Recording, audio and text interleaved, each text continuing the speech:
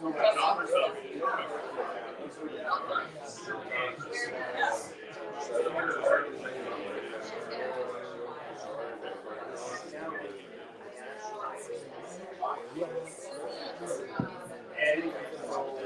because of this, there was no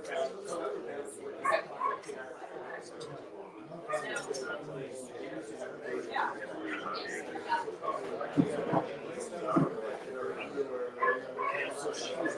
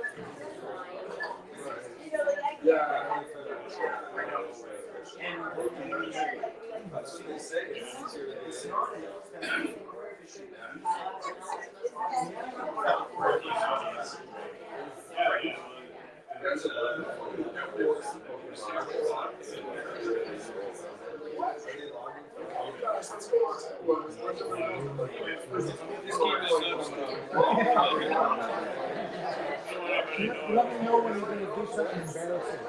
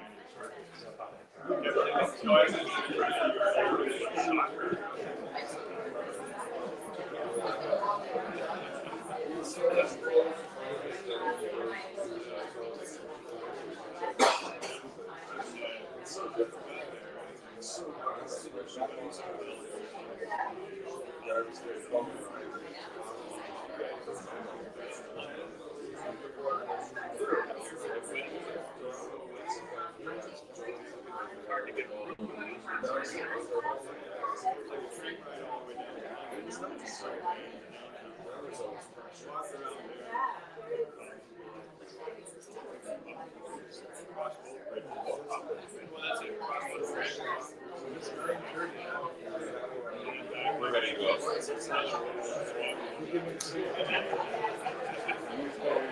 consider it as a All right, folks. Good morning, everyone. It is 9:30 now. We are about half an hour beyond where we had hoped to start. So we can maybe ask everybody to take a seat, and we'll get the ball rolling.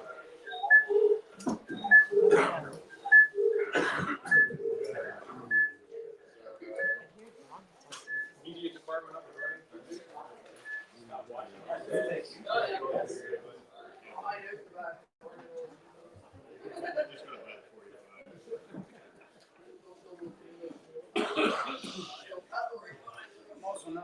Sure, what's going to happen when I join your screen? Whether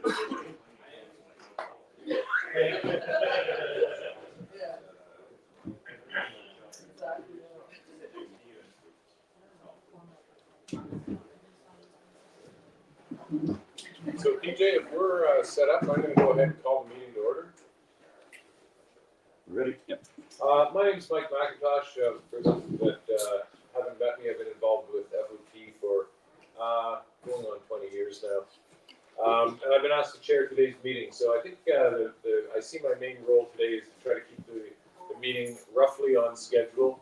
I mentioned we are starting about half an hour behind, so with everyone's approval, maybe with the estimated times that we do have in the agenda, we will maybe just bump those back by 30 minutes, and we'll try our best to stick to that. So with that in mind, we do have Alex Mathias has offered to do our land acknowledgement this morning. Alex, if you wouldn't mind saying a few words. Well,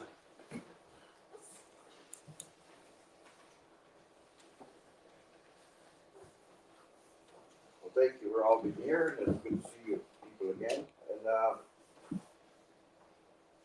just know that traveling through what we call the Temagami region, a lot of people travel, a lot of people respect the land, and I'm happy you guys use the land. And all campers, canoes are pretty tidy. There's never a mess behind. Where there's access to other lakes. There's also mess by people bringing boats and partying and leaving cans and bottles, but as far as the canoes people go, it's always pretty tidy, and I knew we should all respect the land, and want to keep it up and for our future generations. And the funny part of it, I see more canoes than I see my own people traveling the land. So I want to thank you guys for using it and appreciating it. And, Temagami is such a great place. I also am very specialized in other places, but Temagami for some reason is there's more waterways and a lot of places to travel where other places don't have the same freedom that we have. So thank you all for using the land, and thank you all for caretaking of this well. I think that's about all I have to say. We're half an hour behind schedule, so I'll make it short. Thank you, guys. Thank you, Alex.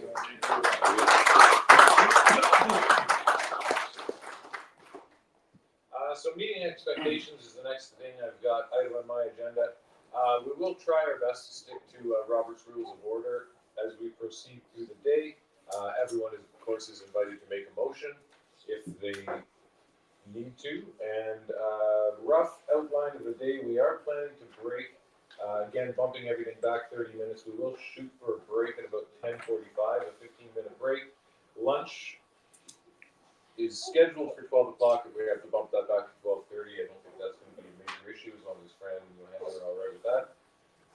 And we do have our FOT social starting at about 3 to 4, and then our guest speaker, Mary Larone, will be here, and then John Wayne Potts this evening with a song circle led by Dr. Ted Mitchell. There's Ted. So it should be a fun day, and thank you all for that.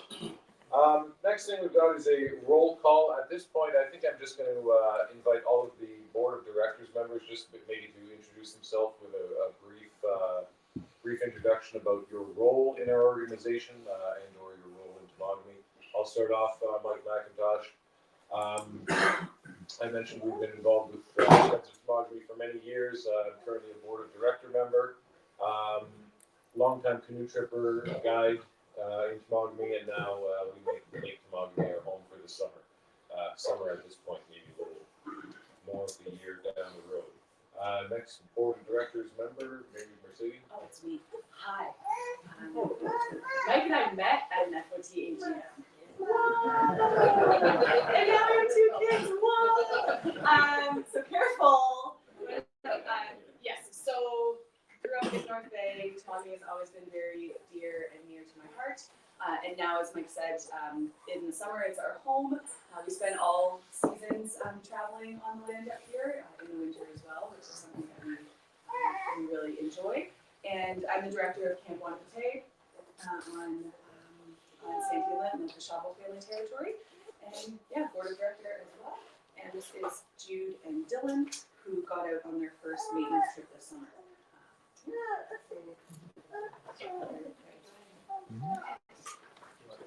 My name is Emily. I am a little bit newer than Mike and Mercedes here.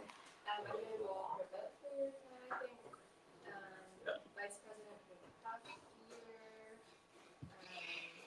I grew up camping and canoeing and got away from it for a bit. And then in 2020, I think I discovered Temagami and fell in love, and I've been hanging around there ever since. Yes, my name is Sonia Wass, and I've been on the board for a year, and I've been in Temagami just a little longer than that, but I really, really come to love it and enjoy the water and tripping through the land and visiting Alex and visiting all of the folks that are associated with those spaces. I grew up in BC in the north, so I'm familiar with being in the wild, but in a very different kind of environment. So northern BC and Prince Rupert and Dawson Creek. So I am so enchanted with how beautiful Ontario is as well. I've been here 15 years, but it still feels kind of new. And yeah, I really appreciate that. Next, I am PJ Justison. I have been on the board for 11 or 12 years now. President for 8 now. Yeah, the Friends of Temagami has become my life outside of my busy merge nursing job. And then Em and I met a couple of years ago, and FOT's become part of her life too. So here are our friends, and this is where our heart is. Paul Jiggers, I'm from North Bay, so Temagami's kind of my backyard. I've been tripping up here, it's approaching 40 years now. And I've been with Friends of Temagami, I don't know how long, a while.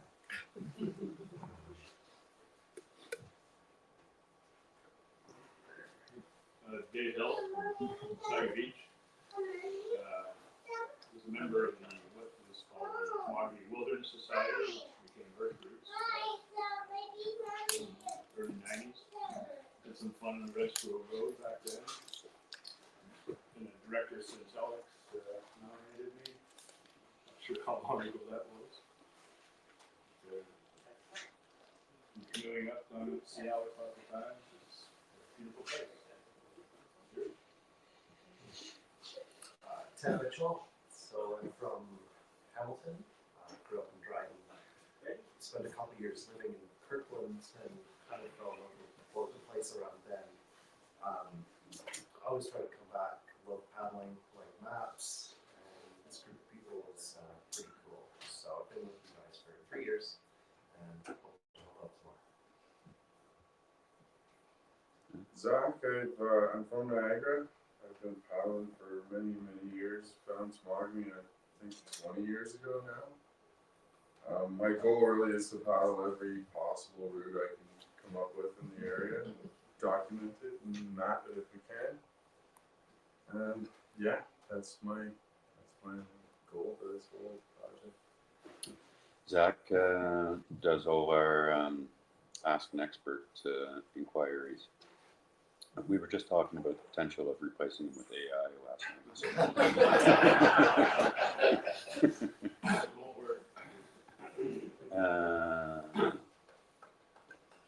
Alex back there maybe needs no introduction, but he is also director on the board.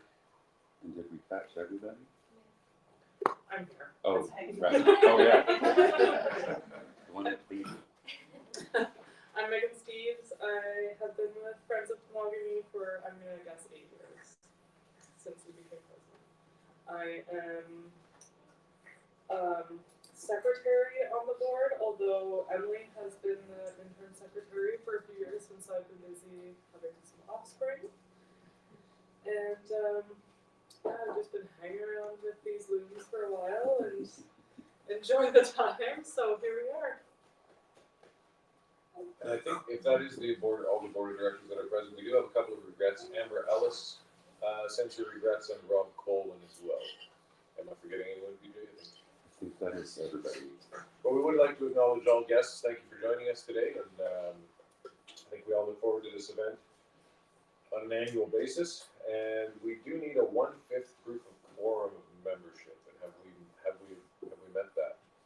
So I need to count the room. I can do that. Okay. We currently, as of just a few minutes ago, I checked, we have 213 current members. So 1/5 of that is 42.6, so let's say 43. We have 25 proxy votes. Quick, everybody move around. 28.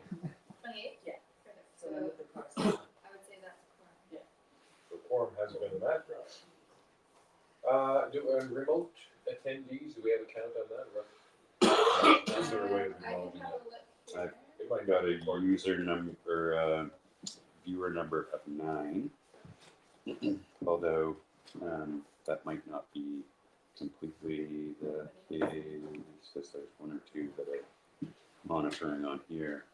We have yet to sort through a good way to have people vote remotely, but that As long as quorum is met, I think Yes. that's just an interest item. Review of agenda, do you have a way of putting that up on the big screen? I do.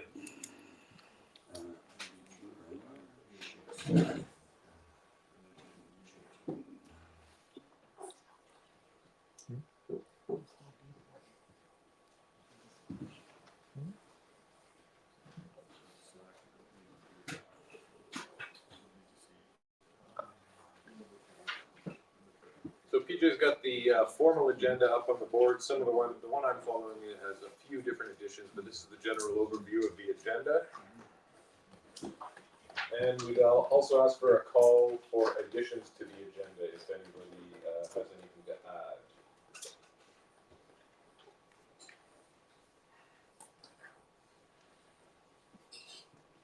I'm going to accept that silence as there are no additions to the agenda.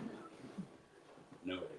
And would we normally make a motion to accept the agenda, or can we just move forward as?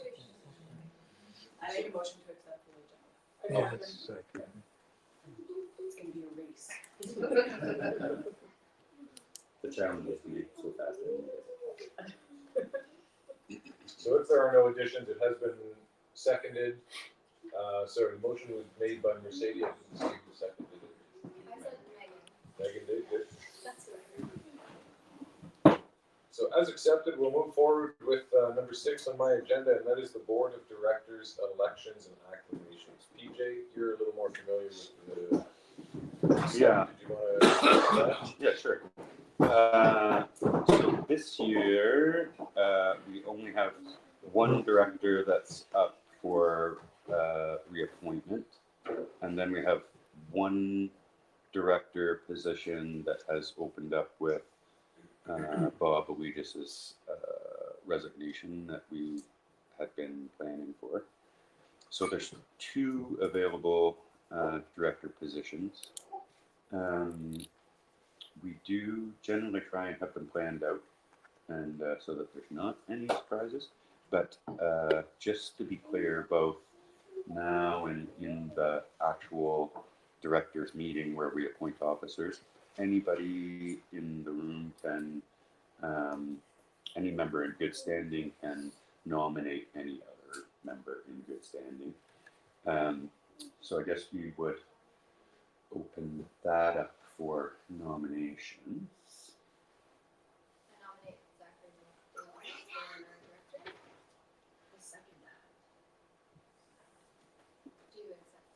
Absolutely. Yep. I nominate Michael Hughes as our board of directors. I would second that nomination. Okay, I accept. Very good.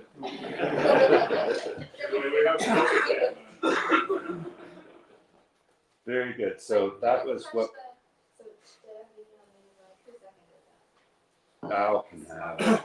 I'll let you guys name in a minute. That was a special thing. So with that said, there we can nominate other directors if anybody would like to. Although you have to deal with the voting process if you do. No.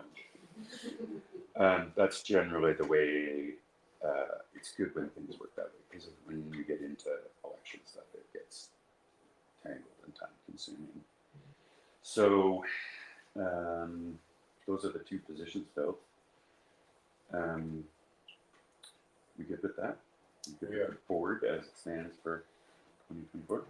And the next agenda item is the appointment of officers completed by the newly elected board of directors, president, vice president, treasurer, secretary, and assistant secretary positions need to be appointed. Those positions get appointed every year. We're gonna look at the bylaws and maybe adjust that so that we don't have to go through this process every year. Much like any other sort of appointment, it would be a challenge to do a president's role for a year and then have to hand it over to somebody else and then have to hand it over to somebody else. But as it stands right now, we do that every year. We do have a couple of changes. I don't know, do you want to, maybe we'll just start from the top and go down. So we'll start with the president. I nominate you. Anybody? Any other nominations for president?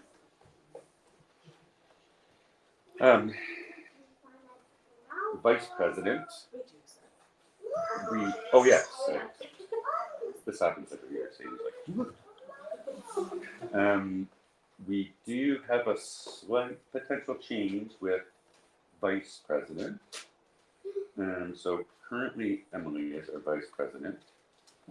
And currently Megan is our secretary. Megan is looking to pass along that secretary role, which has already happened because of maternity. And Emily is interested in taking the secretary position. So we have options for vice president. We can appoint one, we can nominate one, or we can just let that role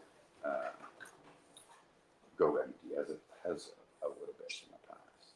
With that said, I will say that the president's role, or the vice president's role, really is what you would make of it. And if you aren't involved or minimally involved, that's no different than what you would do as a director, quite possibly. So on that note, I'm probably going to shoot me for this, but I'd like to nominate Mike McIntosh. I'll second that. And I do appreciate the nomination. My biggest concern is the time that I have to do that position. I'm concerned I don't have that time that should be devoted to that position. Now, if the organization finds itself in a situation where they need somebody to act as vice president, I'd be happy to do that. However, I would like to open the floor to anyone else that may be interested in that position that feels maybe they do have a little bit more time and less children in their life right now. I'm just kidding. I do appreciate that, but I would actually like to make a motion to nominate Mike McHugh if he would be interested for that position. Second that. I just got back on, so I am going to decline. Just feel the water again and maybe down the road. Yes, someone drinking water. I actually nominate Zach. I'll second that. I thought about this before, and I just don't feel like I have the time, I guess, to do it. Yeah, I would turn it down, thank you, though. Remember, it's just as much time as you guys I know. could be spending now.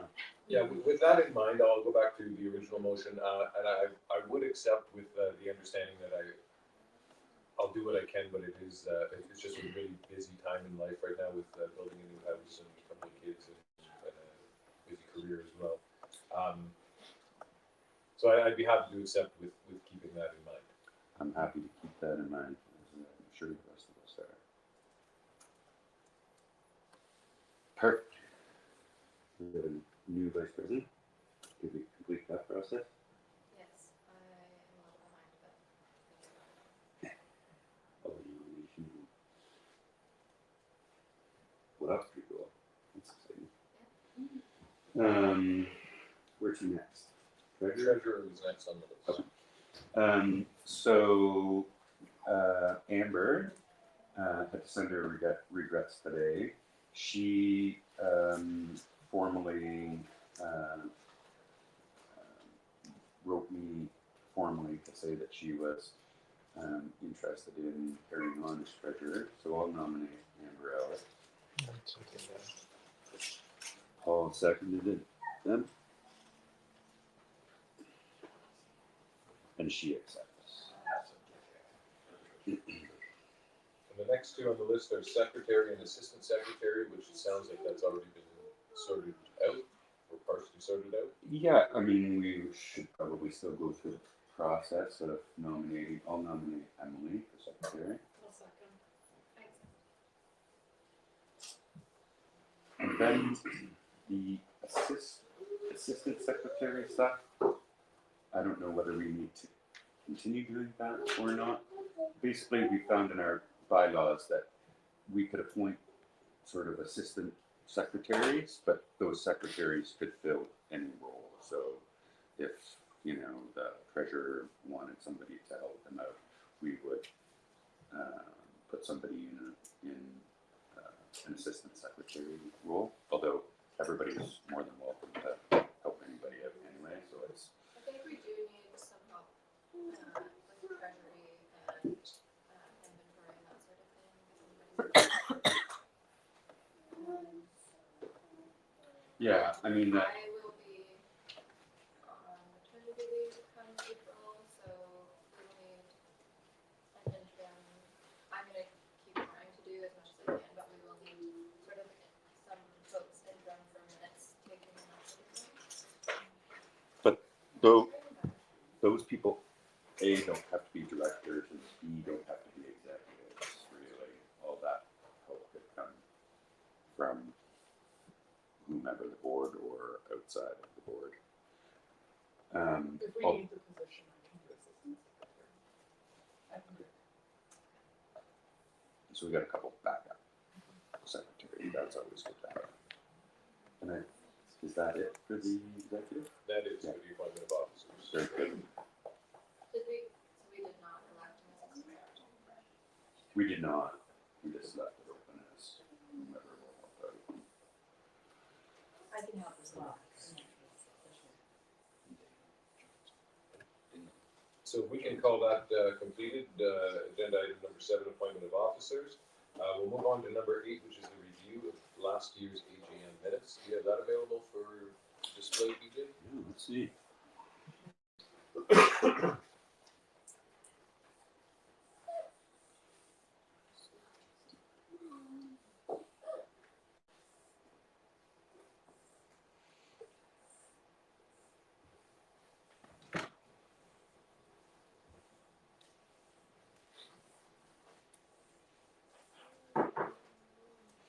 So that'll be it there.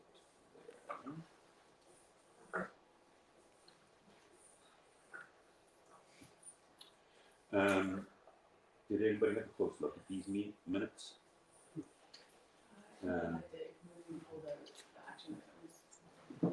Was there anything outstanding or any issue with them? No, I think all the ones that we're seeing have been addressed in this agenda. And or our. These, but I Were see the available difference. in the agenda that was provided. Right. For the AGM, was there anyone who had a look at the previous year's minutes and had any issues that they would like? Or And that leads us to number 9, business arising from the 2022 minutes. And unless there are any issues arising, I'm going to make a motion to accept last year's minutes. Again, I know I am moving quick. Please don't be shy. Interject at any time, but we do want to keep rolling with some of these, I'll say, drier items on the agenda and get to something a little more exciting.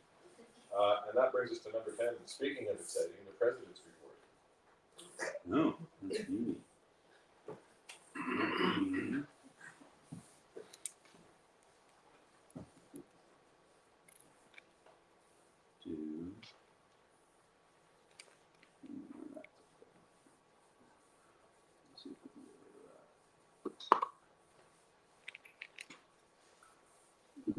I can on the stage. Very good. So, not making trouble. Hang on one second.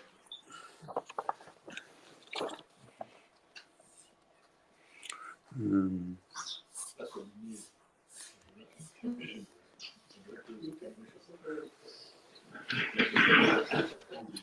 All right. Still got me. What else can we do? I think people should be able to hear me okay without my mic and from that mic.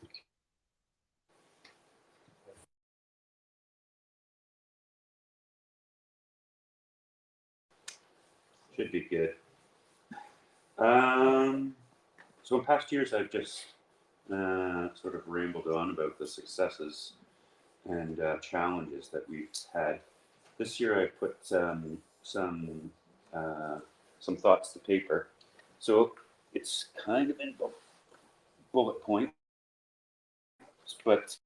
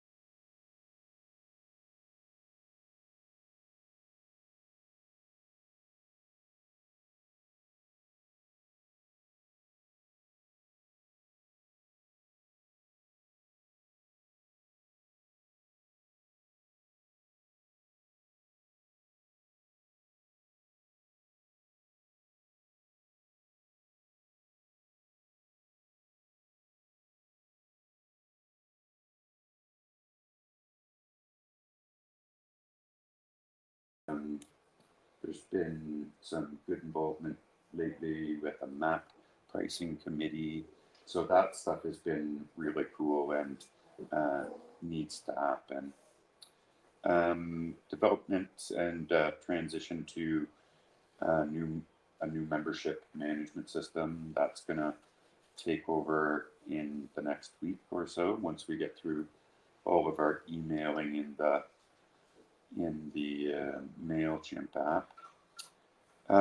Passing on lead roles and sharing responsibilities. Over the course of 8 years, there's been lots of things that I've had to do because nobody else was doing them, and that was tough and time consuming. But I had the time back then. I don't have the time and energy to devote everything to it. So it has been good. It's been a good year for that to start to happen more, and hopefully we can continue with that momentum. Backcountry maintenance has been amazing. Could it be better? Of course it could be better, but we kind of, as an organization, kind of got away from doing it for a little while. Ed McPherson would go off on his own for a few weeks here and there. But we've had some great success with this spring trip, got some new people out on it. We have developed a program that we'll touch on a little later, but that has enabled a couple of members to pick up a light Thunderbox and take it out on a trip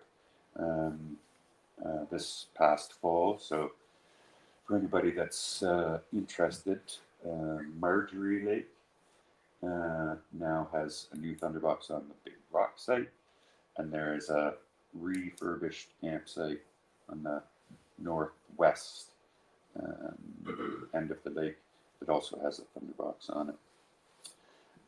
This year we started building our own Thunderboxes, which we've spoken about for many years, and then we bought a few off of the contractor for Ontario Parks. We had a big gathering at Mike and Sadie's in the early spring, built a bunch there.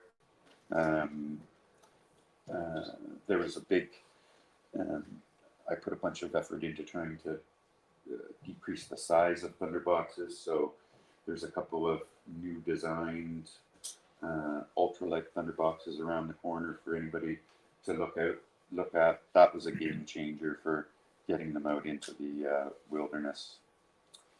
Partnership with the TLA for Thunderboxes on Lake Temagami, that was super successful.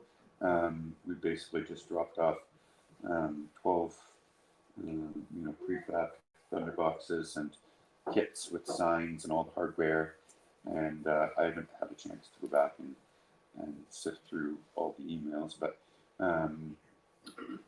as far as I know, they all got put out. So that was super cool.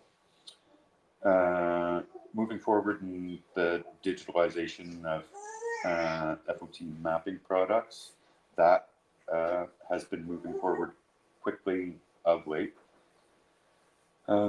We'll have a look at it in a little bit, but Sonia has helped us develop an operational flowchart, which is very cool. I've fallen in love with it. I don't know how much I'll love it when trackers start popping up that I'm behind, but as it stands right now, I'm pretty fond of it. And then the big reprint of the tap map. That was a big chore that Em was able to arrange, and transport trucks pulling up at the end of our driveway and trying to deal with the skid of maps.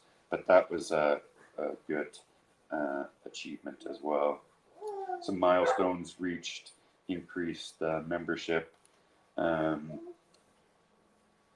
awareness to conservation issues, bringing some pause to development, and that would be directly in terms of the building of that Turner Road.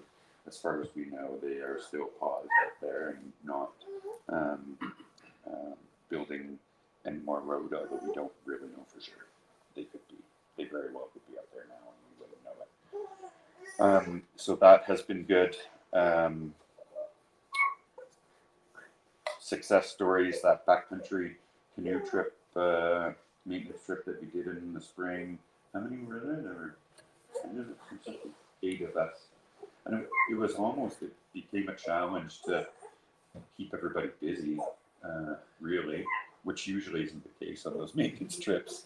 But that was a huge success. We were able to take 5 or 6 of those ultralight thunderboxes and basically took them from Seagram already had a large box on it, but basically took them through Asabi Lake, Talking Falls, across No Name Lake, back into Pine, and then Pine Torch, and Twinkle. And so that whole loop has thunderboxes on them now. There's two refurbished sites. There's a new site on Pine Torch on, I guess it would be the southwest corner of Pine Torch, just beside the beach. And then Twinkle Lake at the north end has a big peninsula that comes out, and there's no ATV access to that area, so it was a nice little spot to put a site and have at the end of that loop. And so, and then the FOT members being able to pick up these Thunderbox kits and be able to take them out on a trip, that wasn't possible before. When, I mean, it was possible with the larger boxes, but nobody was really willing to carry a 20-kilo Thunderbox on their canoe trip. So that's been a game changer. Operational updates, we just covered a few of them. Bob, we just submitted his resignation this fall. I can't express my thank you and appreciation enough for Bob, who has, even though we've not seen him around the last couple of years, has worked tirelessly mailing maps and looking after things, lots of things on the back end. And he wants to step away from that. At least being so busy with that, he's agreed to do some cool little things for us, like picking up our mail in Temagami and forwarding it on to either myself or Amber. And then we had the stuff that you guys just saw. So Mike McHugh added to the board of directors, some switching around of executive, Mike the vice president, Emily the secretary.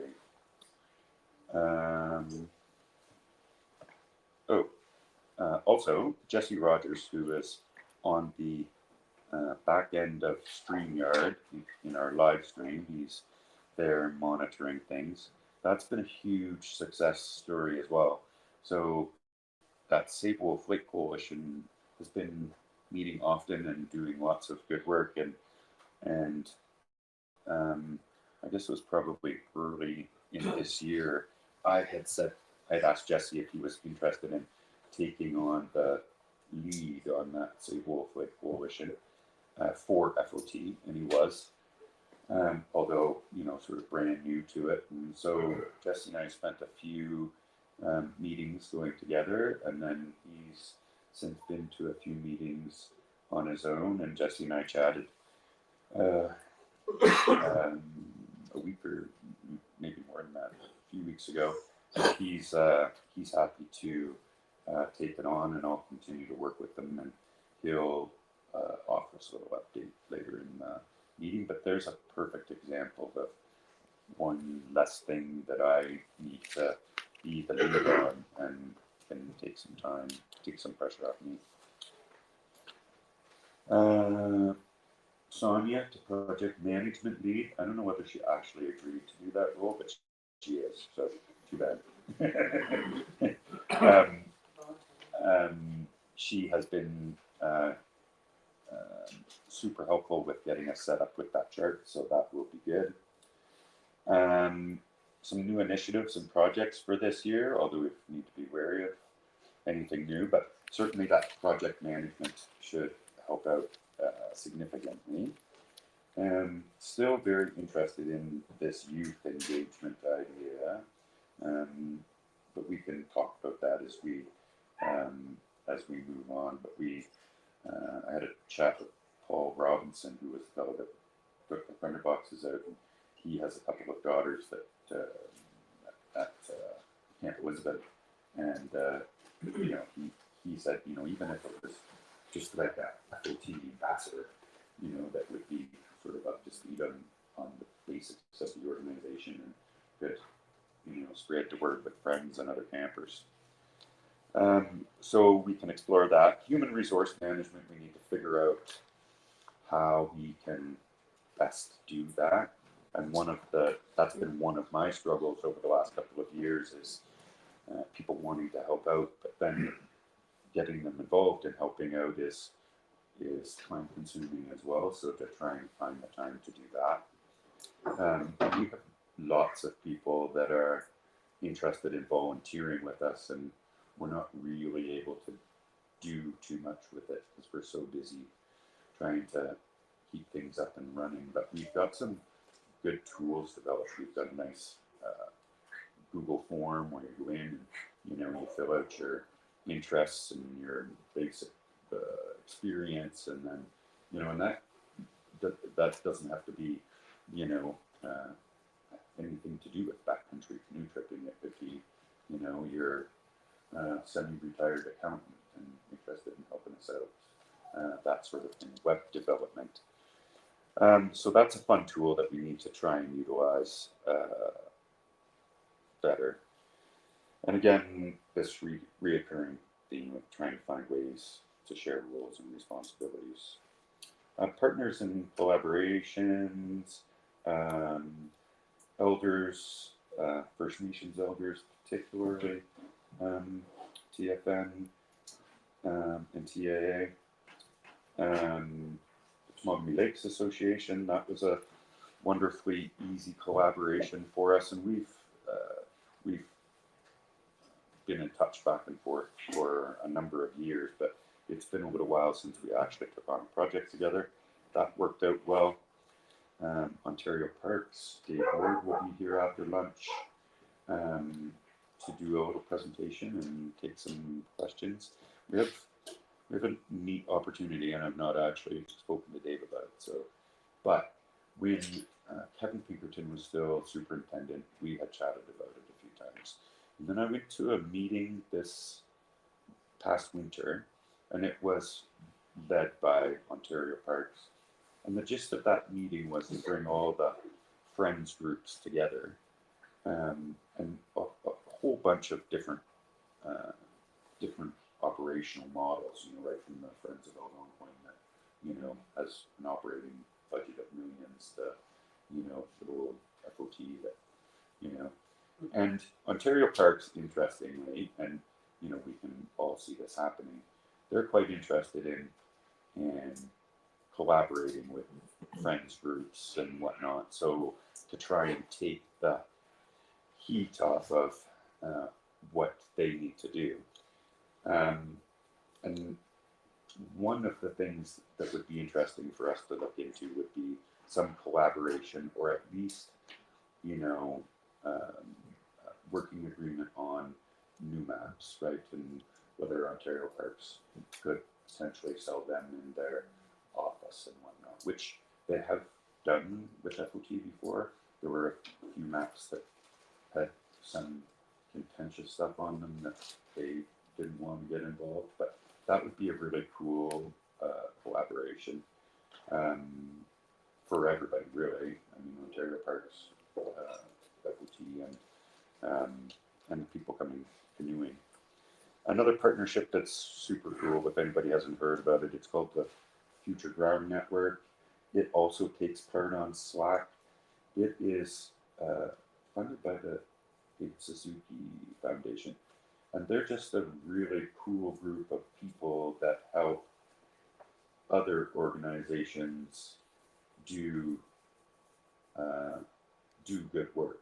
So they'll have social media engagement webinars. They'll connect you, they'll help you out with the or suggestions to do web design and stuff.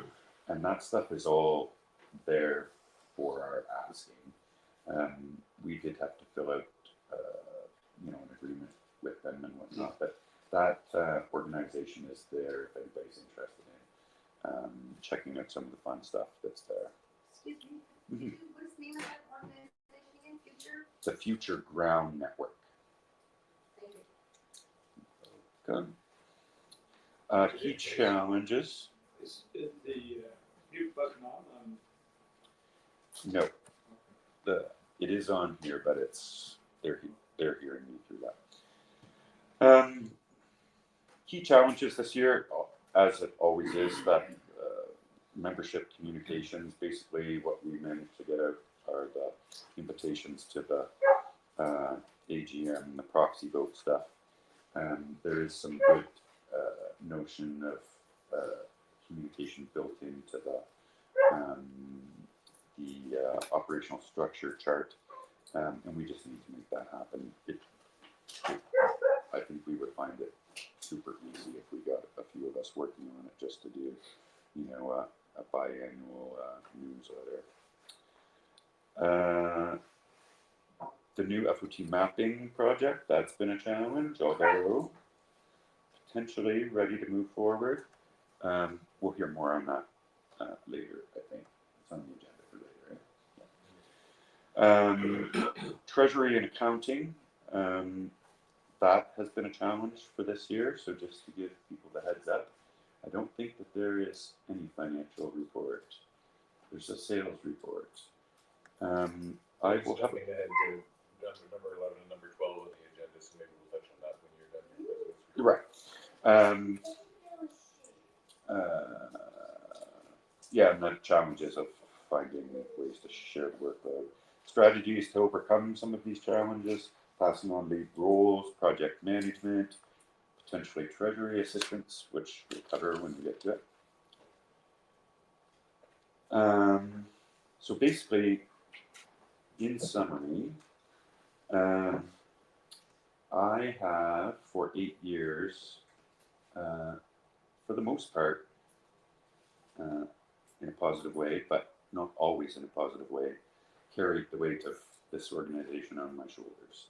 Not necessarily doing everything, but it's just weighed heavy on me. I feel like this organization is so special and amazing. I don't want to see it slow down. I don't want to see it, certainly don't want to see it fail. But, and then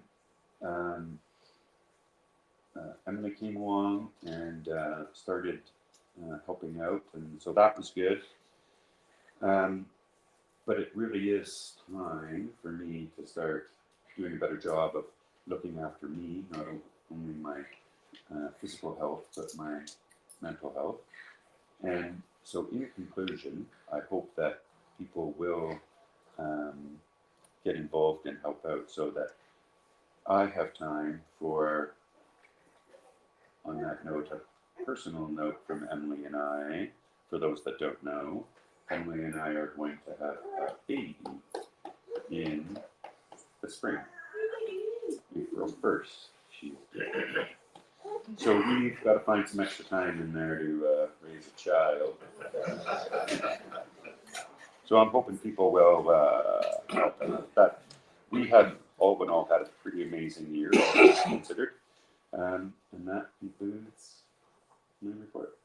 Thank you, Peter. My plan is this year to offer a more formal written report, and we can post it online or whatever. And on behalf of the board of directors, PJ, I think we'd all like to thank you. I know it's often a thankless job that deals with a lot of stuff that nobody else wants to deal with, so thank you on behalf of everybody. We are about 25 minutes into where we scheduled the break, so I think we might actually be ahead of schedule. We have 2 more items scheduled on the agenda before the break, and that's the treasurer's report and sales report. And I suspect the treasurer's report will be pretty quick because it is to be deferred. Amber was not able to join us. On behalf of the board of directors, I would like to just request a very rough estimate of where the budget is, rounded to the nearest couple of thousand. So I can allude to some of the treasury, the basics of the treasury report. So I should have had a closer look. Amber had thought that she was going to get me a cash flow report for today. I checked this morning and didn't see it. And that might have been due to some last minute stuff. The reason it's deferred is Amber is back to school and super busy. And then we had this weird banking glitch where somehow or another Bob changed the mailing address to his place in the bank, and then Amber wasn't getting the statements. And Amber doesn't have actual access to her bank account, so she has to wait for the statements. So that will be addressed. Also, moving forward, one of the things that I spoke with Amber about the other day was she's been wanting to start to use QuickBooks for some time now. The plan will be to start using that for 2024, even if it's just the very basics of it, and then we can, and then at least we can be tracking that stuff going forward. I should have had a closer look at it before today, but we started last year, or at last AGM, we had just under $70,000. This year we have just over $60,000, and a big part of that deficit and that spending is going to be coming from a large TapMap reorder, which that was almost $6,000 right there, I think.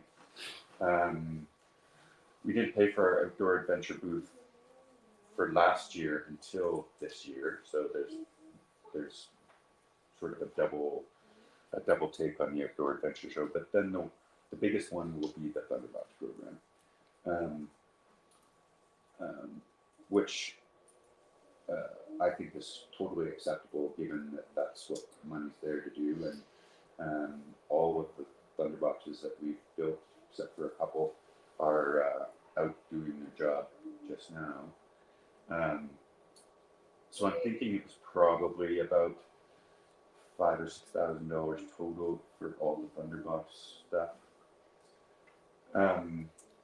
The lighter Thunderboxes were coming out to be about 140 each.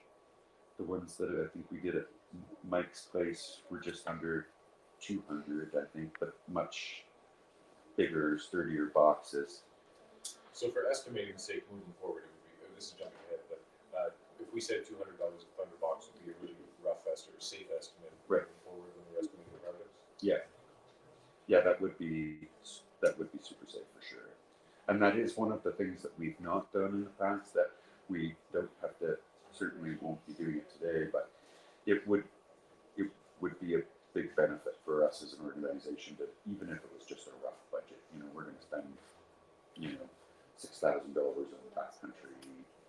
We're going to, because we've not really done that before. We've not actually really spent any money up until this year.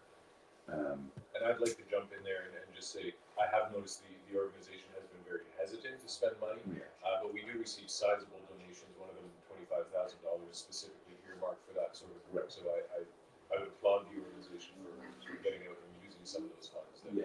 Yeah, and that was a big part of that Thunderbox idea was, we had the means to do it, so we ended up getting it done. And the operational budget was listed under Treasurer's report. We kind of touched on, but is there any 2024 operational budget? There has been no work on that yet, but there needs to be, and we can do that over the coming weeks. And I don't know whether we need to get like super detailed in it, or whether it's we'll just allocate a certain amount of money to certain things, whether it be the outdoor adventure show or the Thunderbox program or what have you. Maybe just do a rough idea. So if that's the Treasurer's report, we can probably move on to number 12, sales report, and that's Emily's going to speak to that. Can you put it up on the table? If there was no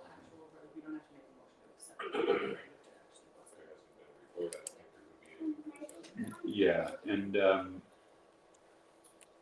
the idea would be to have something this winter that the board could do. I don't know where What's our liability in terms of financial reports? Well, that's a good I question. mean, how does that sit with our bylaws?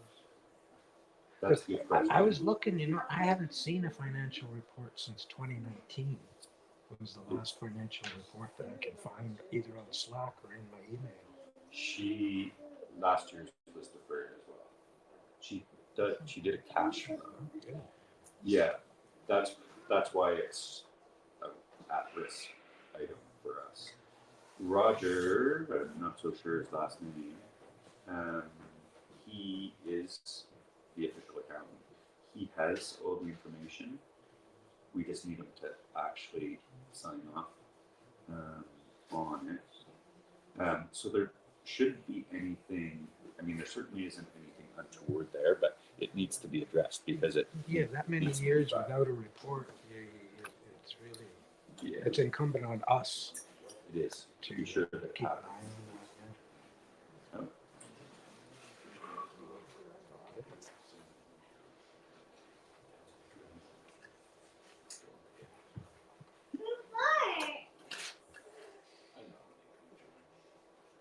That won't be of much use to us. We can just move on. Where was your document? It's on Google Drive or in the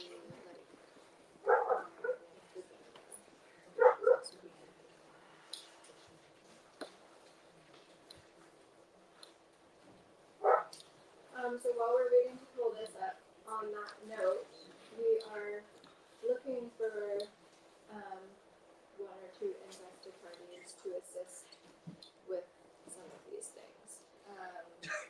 Amber is obviously busy, and we could use an assistant to help out with finances, budgeting, keeping spending on track, that sort of thing. So if there is anyone that's interested, no need to put your hand up right now, but please contact us if you feel like you could help us out. Yes.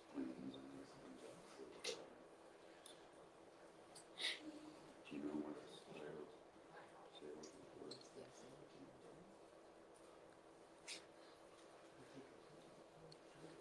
So Emily, it is 10:30. We'll try to. I'm assuming this won't take a full 15 minutes. We'll try No. to go for a 10:45 break time.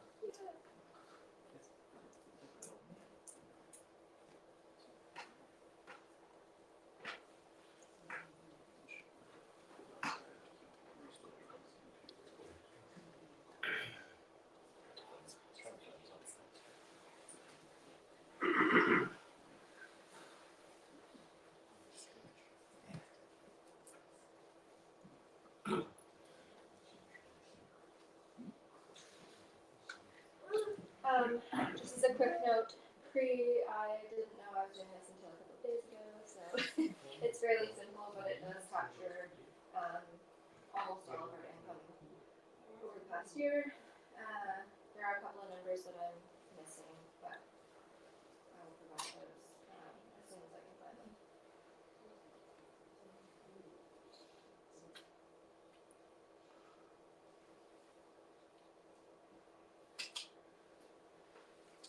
Everything is super slow.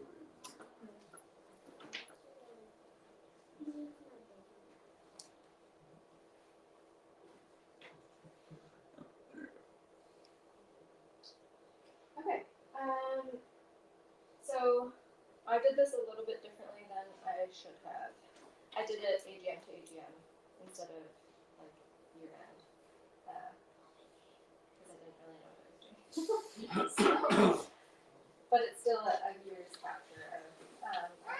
So on Squarespace, which are the sales via our website, these are all of the numbers. So our total sales were $12,391. That's down 12% year to year. I think that likely has to do with selling out of the comp maps and us not having been able to reprint them yet. I think we would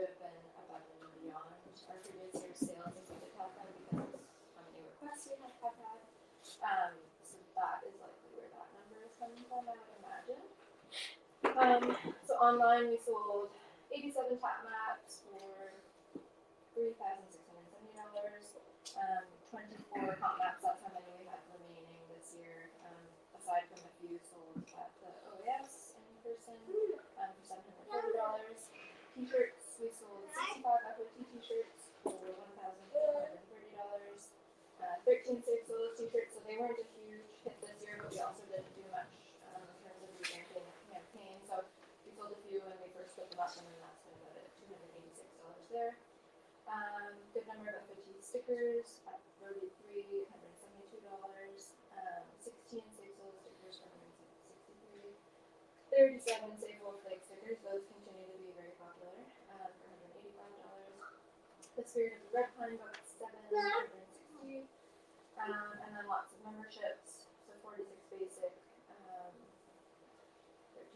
$1,325, 44 supporting, $3,040, 6 business memberships, which is cool, $400, and then 1 new patron member.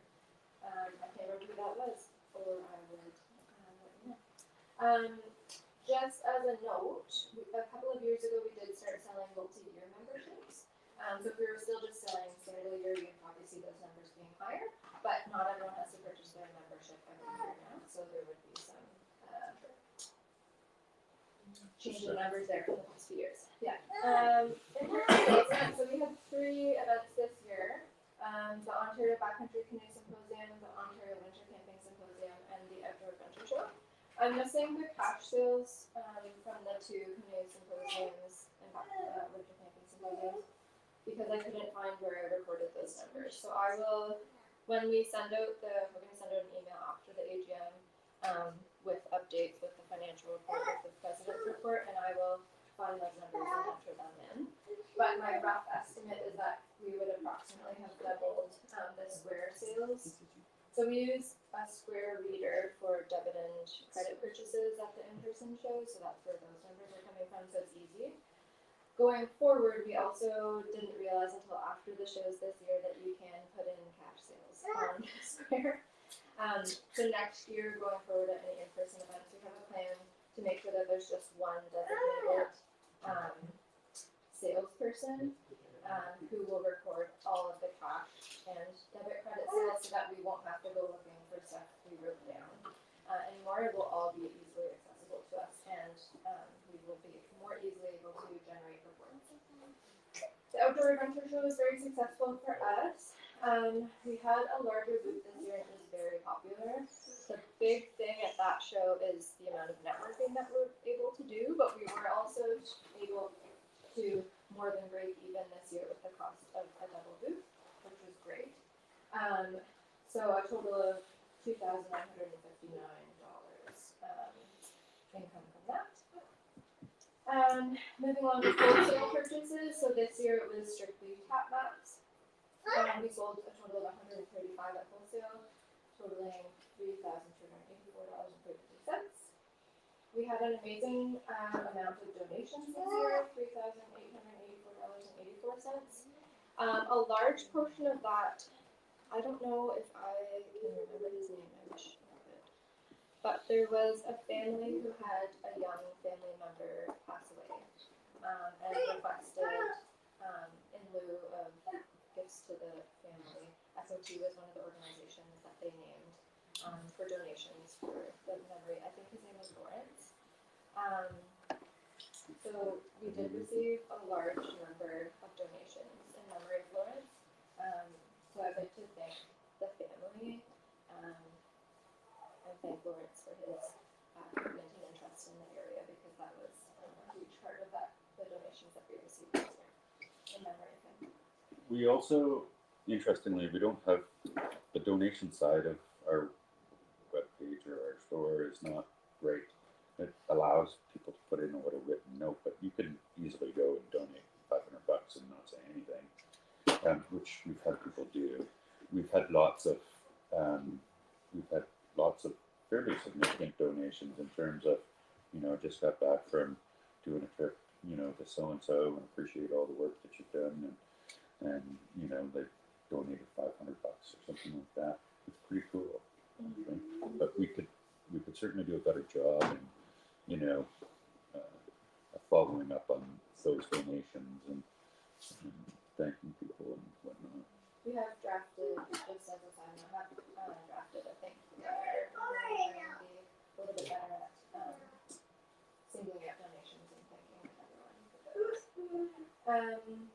Anyway, in conclusion, our total revenue year to year from this date was $23,121.21, minus the cash sales that I have to add in once I find where I recorded those numbers. That's it. Does anyone have any questions, comments, anything? So expenses exceeded that because the balance in the bank is down. Yeah. $9,000. Yeah, We there's a number of things in there. There was the large tap map order. We ordered new signs, t-shirts, stickers. T-shirts, new stickers. However, this is also a different year to year. But all of those My apologies expenses for are that. going to generate revenue. Yes. That's right. Were there any expenses that were just purely operating? Any Yeah. significant purely operating expenses? Yeah, So the thunder boxes were straight up. And signage Yeah. were the biggest, yeah. So hopefully, what will happen when we see Amber's year-end report is that we can well explain what's, you know, that, $6,000, roughly it should be a $6,000 deficit. I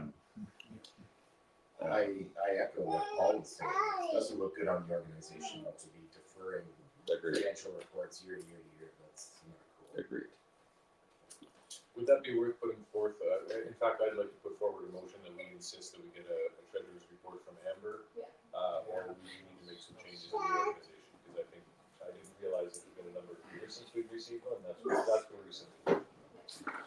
Yeah, I would agree with that, and that was my discussion that I had briefly with Amber the other night. And first of all, whether she was willing to carry on doing it, and she is. She would like, much like others of us that have taken on projects, she would like it to have it in a spot where somebody could step in and understand what it was that she was doing, and it's not. That's not there yet.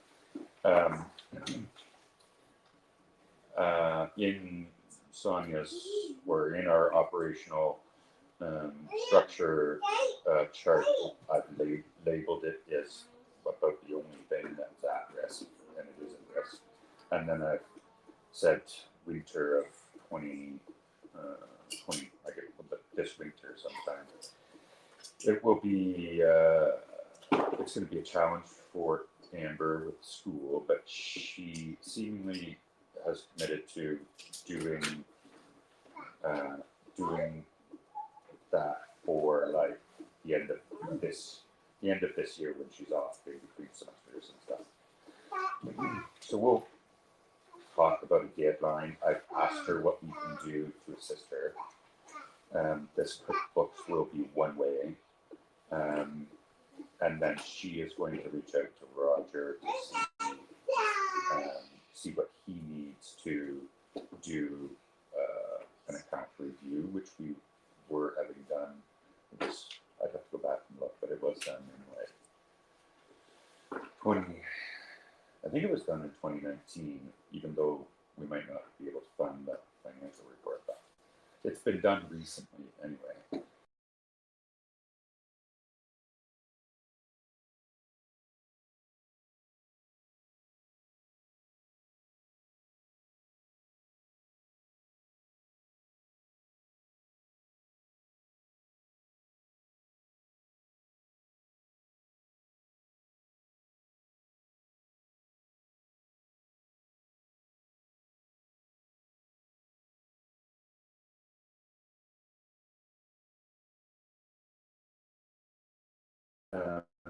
Lots of stuff to keep track of, right? Like if I go to the post office and mail something, I use the FOT debit card and it charges $3.10. But in theory, you charged the purchaser of that T-shirt $3.10. So I mean, that stuff is all happening in the background.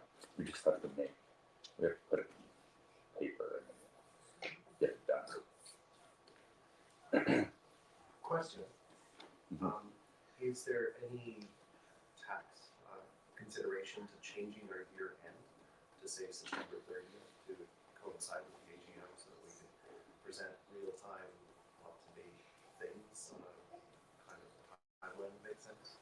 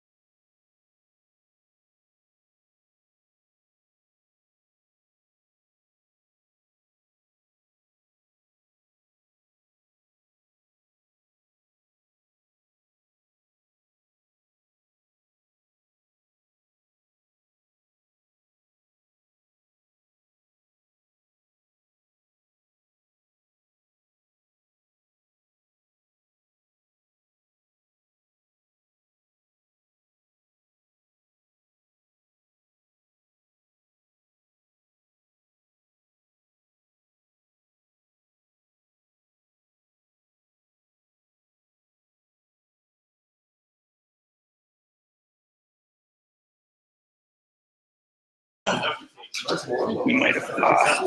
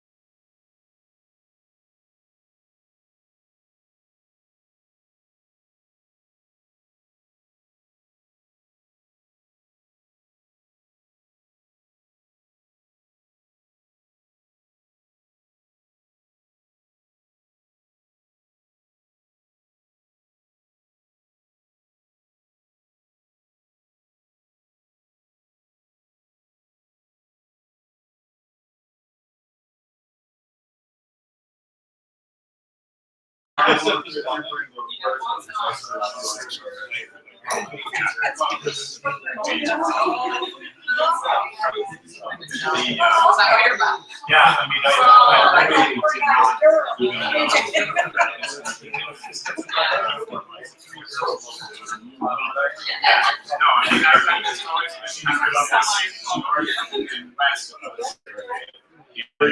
I'm from that, so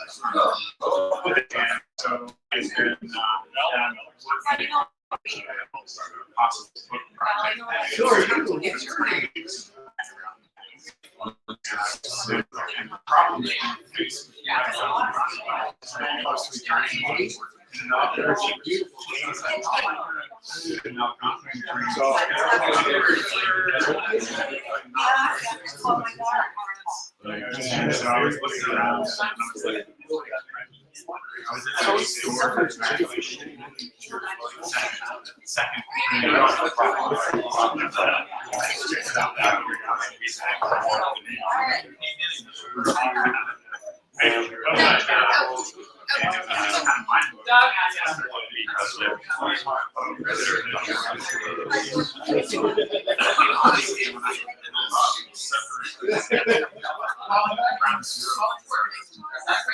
fair enough.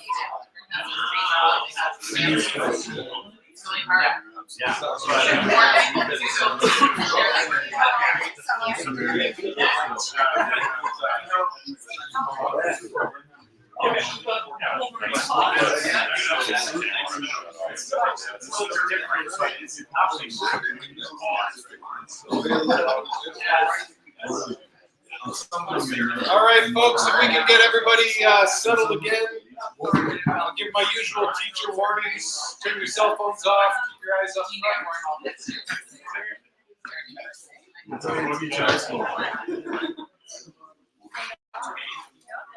Cheer yourself.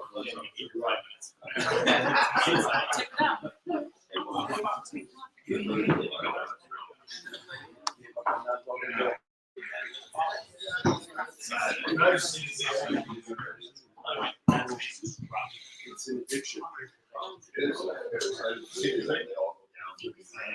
So we do have a bit of a lengthy agenda, taking us into our lunch break with operational structure plan review, internal policy, and the FOT mapping and backcountry maintenance program. So I would like to get it rolling. If we have to defer, Emily has told me that the afternoon agenda is a little light, so we may bump hopefully only one item back to after lunch if we need to. But trying to do, sorry, The kitchen is quite happy to have lunch at 12. perfect. So we will aim for a 12:30 lunch. I'll do my best to keep everybody on track and stick to that plan. Jumping right in, item number 13 on my agenda is FOT operational structure plan, and I think Sonia is going to speak to that. Yes. Roughly how much time do you expect? I think, I don't know how much questions I need, so I'll. So Sonia, the floor is yours. Thank you. PJ, could you bring it up? Okay. Not so sure why our camera isn't working there, but yeah, it's But you picking know, up you'll be sharing audio. the I will be. document anyway, so. I think your problem is it's an iPhone. Um,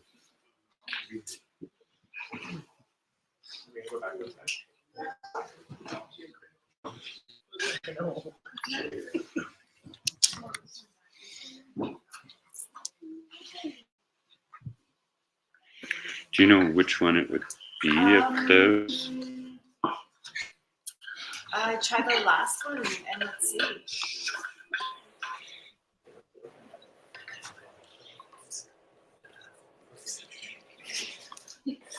No, it's not that one. Okay.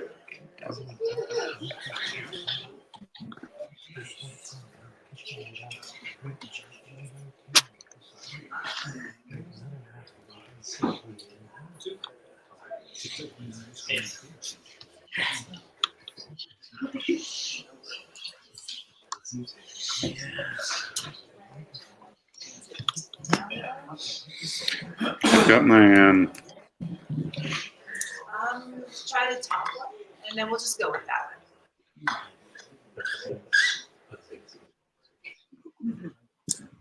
That looks right. Let me just share that screen.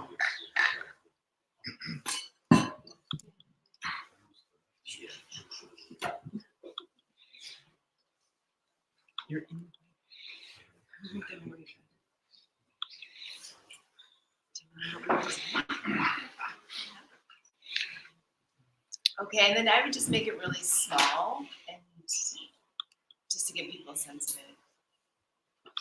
Okay. Yeah. And we'll just go to the 2 tabs. So I'll let you know when we move to the second tab. Okay, so with the intention of knowing what we need to do operationally and then choosing what we want to do strategically, we created this list of all the things that is done for FOT.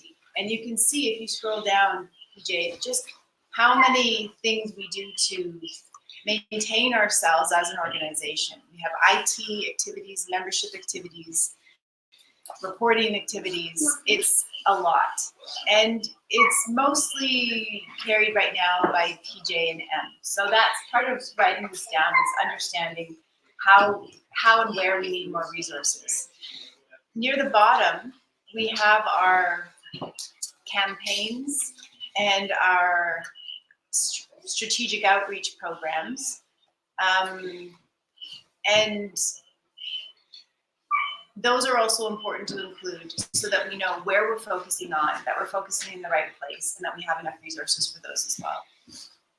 Within each of those, you would have some sort of objective or, plan, right? Each committee member would have, each of these would have a lead. It would be sort of treated like a campaign or a committee, and there would be some sort of plan associated with that, as there is now. It's just that probably much of it is unwritten, and maybe some of that's okay.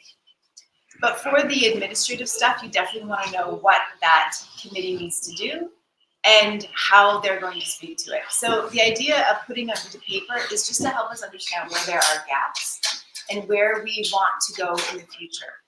So that's the intention of this. And the next steps for this planning process is to bundle activities together. So maybe all the finance activities go together, you define it, you put it on an agenda for the year so you make sure you speak to it. You have a lead and you have a second in order to support that lead. That's the intention of this. And as we move forward, bundling like activities, we'll be asking for more volunteers to lead those committees. So if you have a financial mindset, join the finance committee. If you have an advocacy mindset, join a campaign. If you like to write emails and outreach to new members or those who send in donations, that's your thing, and you can volunteer for that. This isn't an ask for volunteers today, but it is an ask that more volunteers are needed, and if you're interested, to reach out to us and have that discussion. Now, in addition to this looks like a lot, and it is a lot, so how do we talk about it in a way that's got a frequency to it and a consistency to it? So if you go to the second tab, PJ, we'll take a look at one proposal that's certainly not fleshed out very much yet. But when you look at, and go down a little bit, when you look at, we've got 12 months of the year, probably 4 to 5 months are really in those summer seasons where people are tripping and doing maintenance trips and there's not as much activity being done. For the rest of the months, what are we doing that lead up to deliverables, and what are we doing to make sure we're frequently discussing finances or membership or sales? And the idea here is that we would plug into a particular month the topic, and then the committee lead would come prepared for that. So if we want to talk about finance once a quarter, we put it in a month.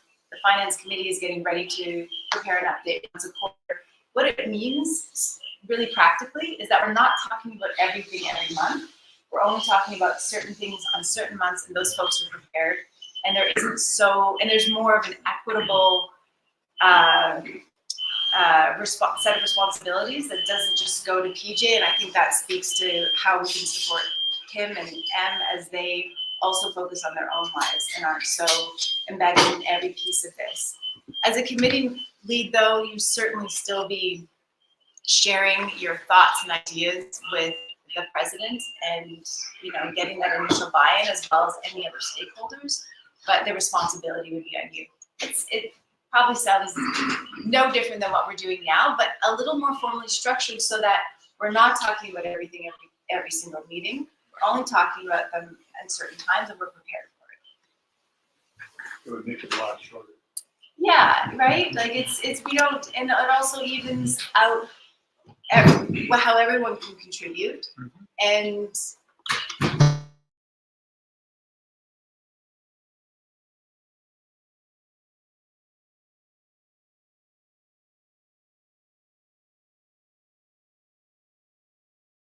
suggestions, because this is just one way to do it. There is a million ways to organize how an organization runs, and this is also going to evolve. So what you see here isn't going to necessarily be the final result, and so we're always open to ideas and suggestions. Okay. I think this is the first example of an actual organizational flow chart that we represent. And I commend you highly for that.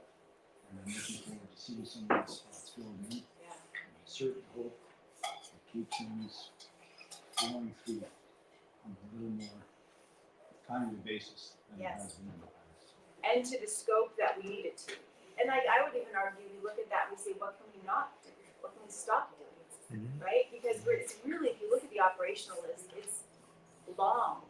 And that all takes human resources, right? And we all prefer to be doing the advocacy.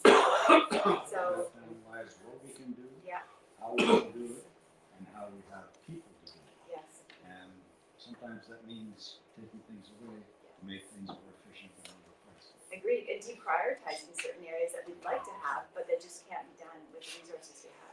And so maybe after we bundle it, we'll know where we're lacking in resources, and then we'll do a call out to the membership to say, anyone with the finance pensions, would they like to join this? And here's what it would look like. Here's the amount of time it would look like. We can do that. Yeah, So you get a lot more volunteers if we know that something needs to be done and when. yeah, you're showing them a structure. Yeah. And they've got a place to go. Like right now, we're saying, yeah, we need help, but there's no specific what is the help we need. And I think it's really important to stress that you don't have to be a director to do one of these jobs. It can be anybody in the membership can step up and do that. Yeah, we'll do that. We'll send that out. Once we've got them bundled and we've got them defined, we'll send them out. Yeah, I think it's not just administrative mumbo jumbo, because this has the real potential to security work, Yes. make us way more efficient. And engage the membership more. Yeah, for sure. That's been one of the struggles. Yeah. People are interested in helping, Yeah. but how do you, Yeah. you know, there's all sorts of things to do, but how do you sort out who?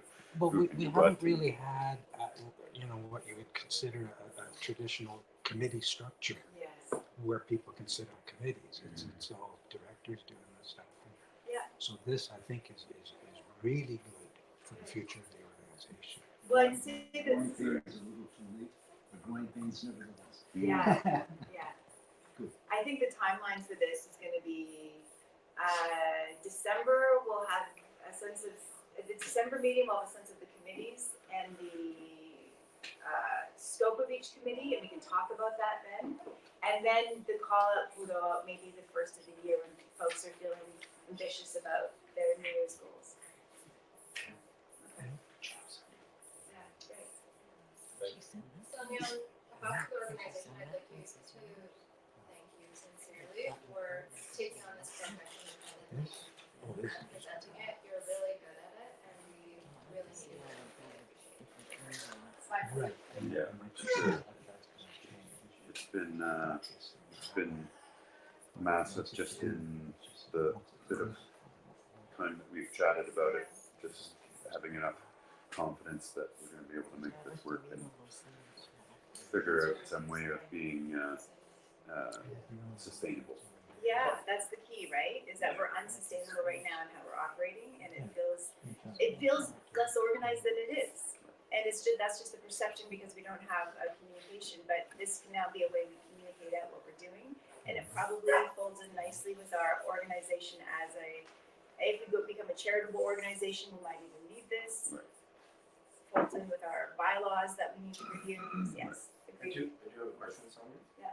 So on the handout that's been circulating around, on one side seems to be a much simplified version of what you just presented, and on the opposite side is something that's quite a bit more detailed. Is that? I don't know, I haven't seen that, so let me just take a look. So there are other portions of And this, flip over. but some Yeah. of it more like board directed. So we just showed the general plan up here. I think I Okay. accidentally put in the whole thing. Yeah, so this is just a summary of the headers. So you just look, there's a whole bunch of admin work which you see in detail on the second and third. And then this is a sense of that we also do advocacy and promotion and campaigns. And I mean that's the way I perceive what we do. If you have a different sense of how we divide our work, let me know. But I think what's telling is that on the detailed section, you can just see how much we need to do to run the organization. That's just simple day to day. You have money, you need to exchange, you need to buy things, you need to sell things, you need to have a website. And it just speaks to how we need to reduce this as much as possible and then have as much varied support as possible so that we can focus on real stuff.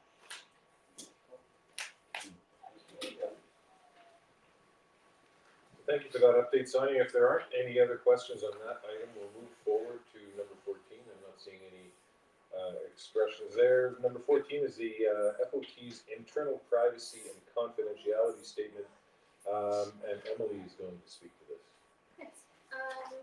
I think PJ can pull that one up as well. Oh, I did bring a bunch of copies of it. If anyone wants a paper copy for their review, they're available there if you want to circulate them. So this is an internal privacy and confidentiality statement. Primarily has to do with information sharing within the board and executive positions, but also for members.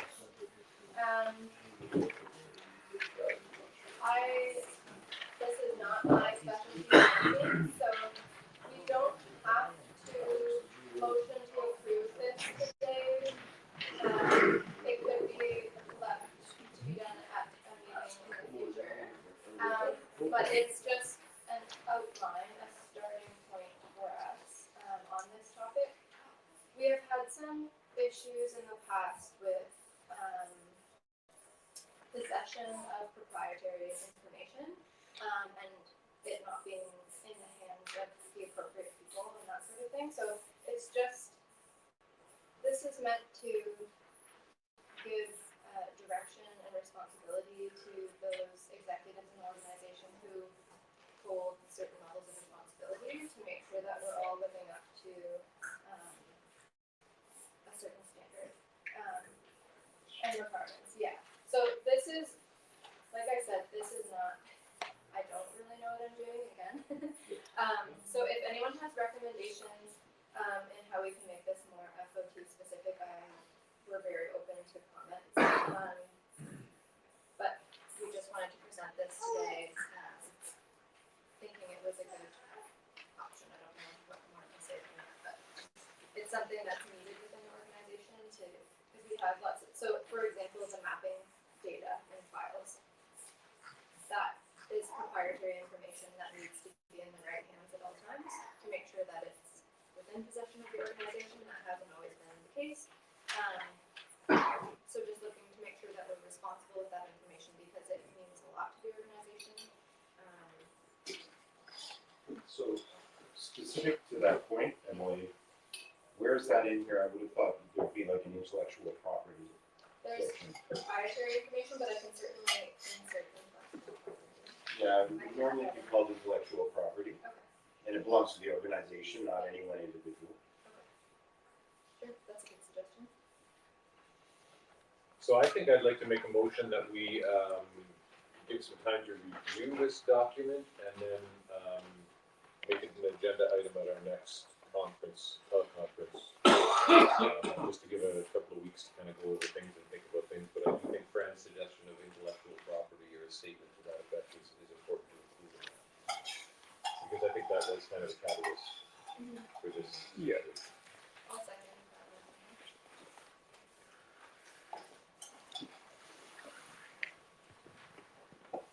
Speaking of which, has that been resolved? Or were we gonna talk about that later? I think we touch on it later. So if that concludes 14, we can move on to the bylaw review, which is agenda item number 15. Sonia, that's you're up on deck once again. Oh, that's right. So Amber pointed out that we're required to review our bylaws by October 13th, 2024. So we have a year. And reviewing the bylaws means it needs to be, the review is because it needs to be in accordance with a regulatory charitable organization, incorporation, set of pronouncements that the government made. And I can't remember the name of it, but I can share that. And I've looked at it, and I'm still understanding what it is we have to do, what we have to comply with, because what they do is they provide all the verbiage, and we do much of it. I don't know if we have to do all of it. So over the next year, there's going to be an activity, and I'd like it done by spring, so it's just ready for September.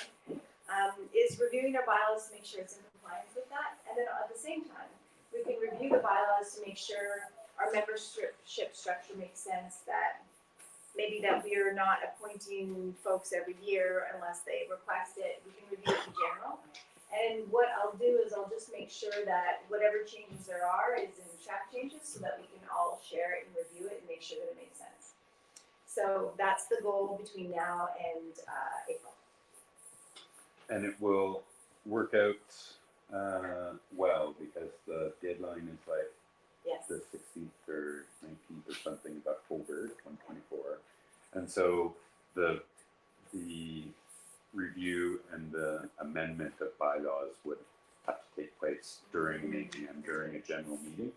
And so that will be that'll be a process that we'll plan for next AGM, where we can, with quorum as an organization, accept those changes. So we'll make sure that they go out to everyone before then, so that review can be had, and comments, because if there are comments that make sense and we can rework it for the AGM to go as smoothly as possible and have a fairly final draft, so we can review it and approve it.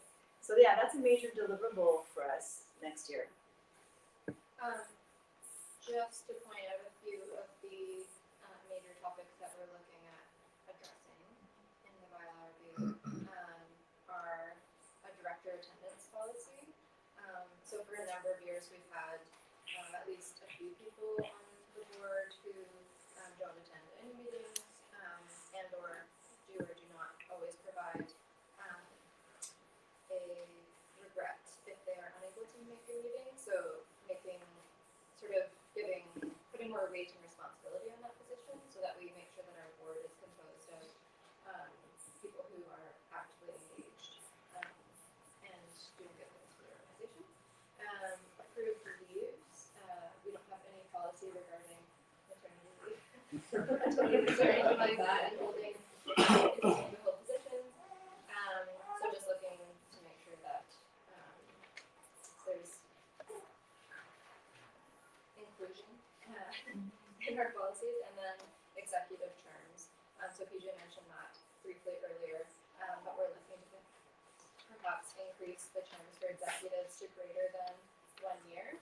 Amber has mentioned that most organizations, it's the same term as your directorship, so for us it would be 4 years.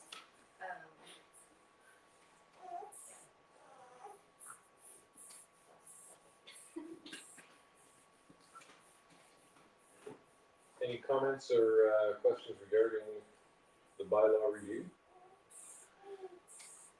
I just have a question. What Yes. branch of government does this come from? Yeah. I've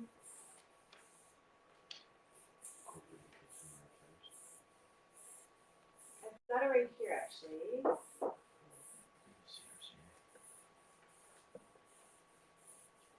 I'm just gotta refresh, I've gotta get the webpage up, but I can tell you exactly what it is. What's telling us to do this.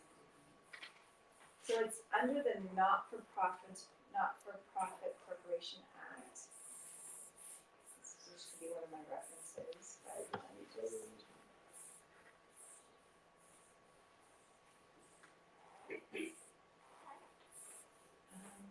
Features of the new act, so it's a guide to the Not-for-Profit Corporations Act 2010. And the Ontario Business Registry launched on October 19th, 21. That's different. So it's based on the ONCA 2010 amendments made, I think it was probably 2021. I can share this with you, I've got the website here. Yeah, well, maybe we can do that later. Yeah. Okay, thank you. Any other questions regarding bylaw review? And Sonia, is that everything That's you it. had? That- Yeah, thank you. Then we will move on to number 16, which I think is going to be a pretty easy agenda item. It's a proposal to award Ed McPherson with a Lifetime Achievement Award for his work with FOT. If I suspect everybody knows Ed, but in the unlikely event that you don't know Ed, he's been a long time volunteer, one of our most ardent volunteers for FOT. He spent months out in the land, Thunderbox, route maintenance, mapping. He's been very active. Straight up hills. Who has made the decision. My understanding was he was urged by his daughters to make this decision that he should probably stop traveling by himself in the bush because he is engaged. So he has kind of taken a step back, but there is a proposal on the table to honor Ed's work with the organization with the Lifetime Achievement Award. Totally. Let's make it official. I'll nominate Ed McPherson I for second Lifetime it. I second Achievement it. Award. Yeah, totally. Very good. Jay made the motion, seconded by Paul Chivers. So we'll do that and try and figure out some nice way. Maybe we can catch Ed up on the back at some point.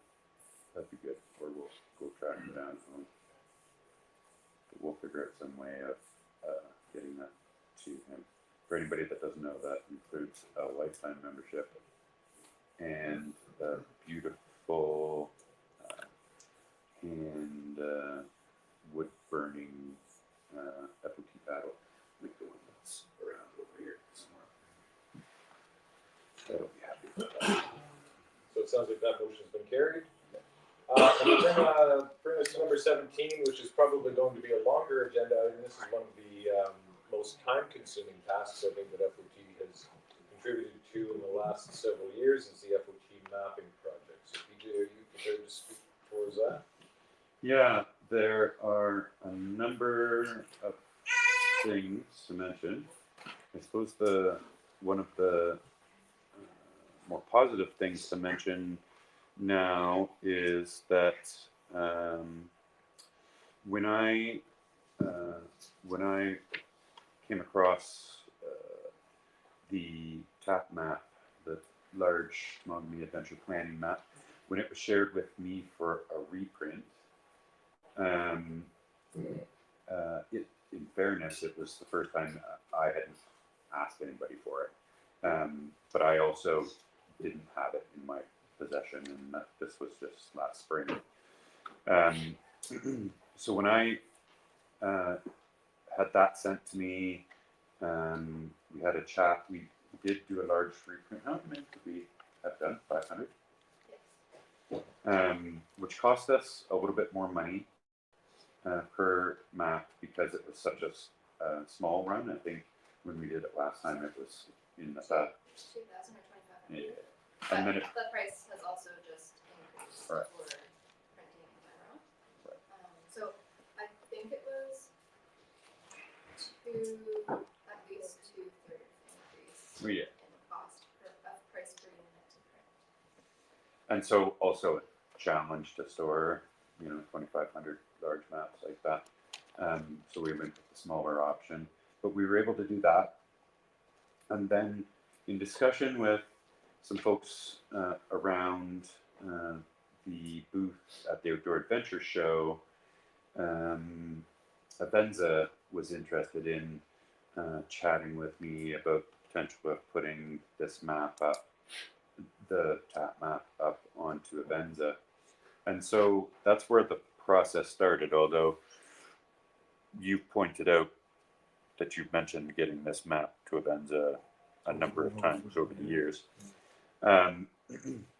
Anyway, that process got started in the spring. An email got forgotten, and we got back to it this fall. The map is now with Avenza, and we probably don't want to go into too much detail about those details, but Rebecca just got back to me yesterday afternoon with some tiling options. Okay. So initially we were thinking that our only option was to put the entire map available on Avenza. It became apparent that that was going to be problematic for lots of people's phones because it's such a large file. And so then we got into a discussion about being able to tile the map. And so it can be broken down into, I think, 8 or 10, maybe not that many, smaller tiles. There's some issues around the photos and the legend and how they would fit in with the tiles. But she's given us a good layout, and I'll share that with the board first of the week. So the idea would be that potentially we could sell the whole map for X amount of dollars, or you could buy these smaller tiles for a smaller amount. But if you were to buy like the next tile over, it would just seamlessly come in and eventually build you the whole map. So there's some pricing opportunity there to do like the whole bundle or section smaller pieces out that people could collect and potentially not drive their phone crazy. I think new phones would work okay. And so for anybody that doesn't know, the former, I guess it's still around somewhere, it's still available on Avenza somehow, or like you've already got it. But the Jeff's maps of Temagami were geo-referenced, and so you could open your phone up and even without any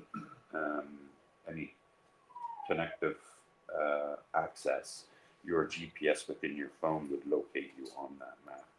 And it's a pretty cool feature. And so that's what would happen with this TAP map of ours as well. It'll be geo-referenced, and if you open it up and you're,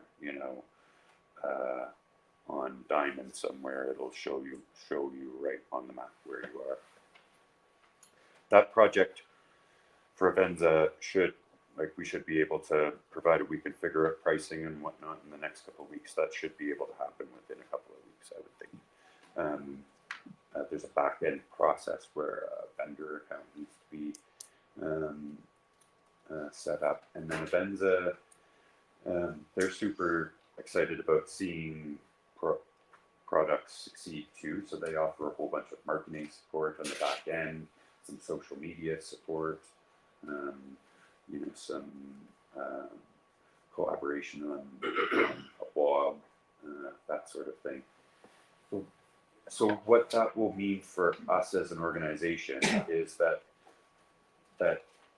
once this is set up, it will be, pretty much a worry-free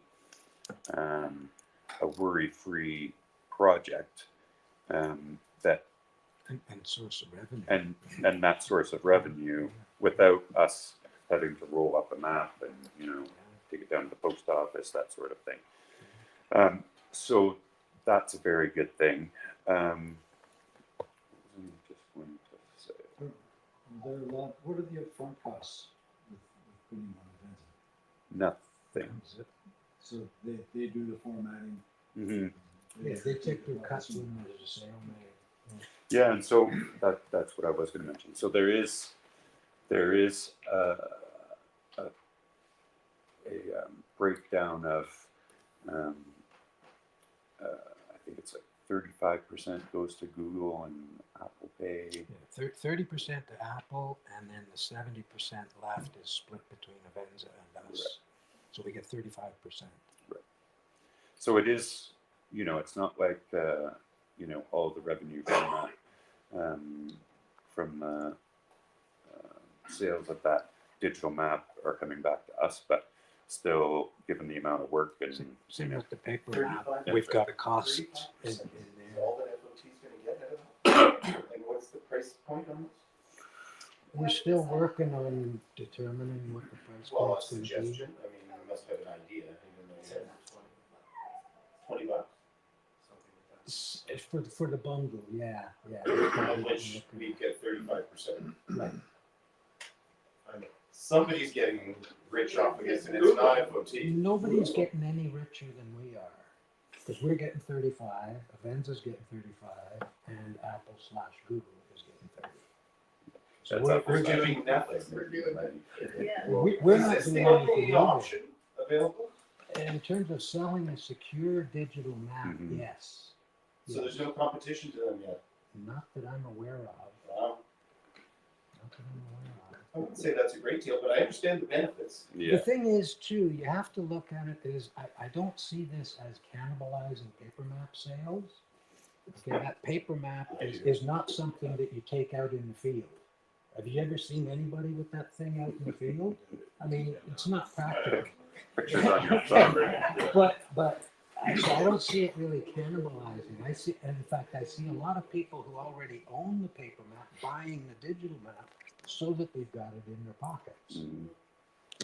They're two different uses. The paper tap map looks great on a wall or spread out on the floor when you're planning a trip in that mode. But when it comes to actually practically using the thing in the field, this is the way to go. For sure. I think that we will see some people who choose. Oh, absolutely. I think it will cannibalize, actually. I don't agree with you. Okay, there'd be some. But Right. I think more people will want both. It will make, so sticking with something that's been brought up quite a bit recently, the original mission with the mapping project was sharing of information. And so it will make that information more accessible to people with a lower budget, which is something that is a positive to consider. I think that it will take away some sales, but I don't think that it will be significant enough that it I think over time, it has the potential to kill paper. perhaps. I think younger generations, I see this. I mean, You know what? Paper's art though, like that's an artistic piece. yeah, but you have to have a wall to put it on. But we also thought that when like Kobo readers and all those ways of reading online would kill books, people are still buying books. So I think there's always going to be a place for the tactile, the artistic in those maps. I think it's like But it newspapers. changes. Well, it's Newspapers odd are- that we're an Printed newspapers are going organization to disappear. that advocates for saving But trees, there's nothing we and can do. I know. we're stuck on Paper. selling dead trees. If I could just, This is a bit irony. John, Gilbridge, It's a question about the map, and it's, to me, kind of unsettled, and I've never quite gotten a beat on why it happened, but our first editions of the map had all the pictograph sites located on it. And then, in anticipation of possible objection from Temagami First Nation, we removed it from the map. We've never gotten an objection that I'm aware of, and I wonder if we should at least approach them and ask, are there any objections to putting these historical sites on the map? It makes it a much more interesting map, and it gives a big insight into the historical workings of the Temagami First Nation and the subtle ways of communication Right. that happened by the way of these little signposts, and how you knew where there was good fishing areas, things like that. correct me if I'm wrong, but I think we did have a formal objection from TFN. Could we look at storing the pictographs to the map I don't think it in was whatever formal. format it takes? I'd have to go back and look. I guess the definition of formal is John? discussion here, but there was some concerns raised. Yes, there were concerns raised. That might be a good way of differentiating the electronic from the paper map. Have those sites available on the paper map and not so on the electronic. So I missed that. Have them available on the. Have all the sites available on the paper map, and not on the electronic version. Right. That way you have the differentiation and you have an incentive to buy the paper map. Another way to approach it might be to ask individual territorial family heads if it's okay for their area to put it on. Instead of approaching it as a kind of a national issue, you put it as a regional issue, yeah. So that information is available from a number of different sources out there. There's a number of different existing maps that have all those same pictograph locations. The Temagami band themselves produced a map. Alex, you've got to shoot me a copy of it with the pictograph locations all over it. So I'm not sure what the problem with depicting that information on our maps is. It's already information that's out there. It's not a secret. It's, you know, nobody owns where something is on a map. I mean, that's a location. I was happy it went on. Yeah. Because, now my people know what the maps are, they didn't know before. Yeah. So after they were upset with it, and just a couple of people were upset about the whole council and everything. Right. But, then they turned around and made a map. Putting everything off, I think the idea was, they were upset because somebody else saw it before them, I think that was just wrong. Well, then, and just a point of interest, TFN has reached out to me to inquire if we have any more of our second edition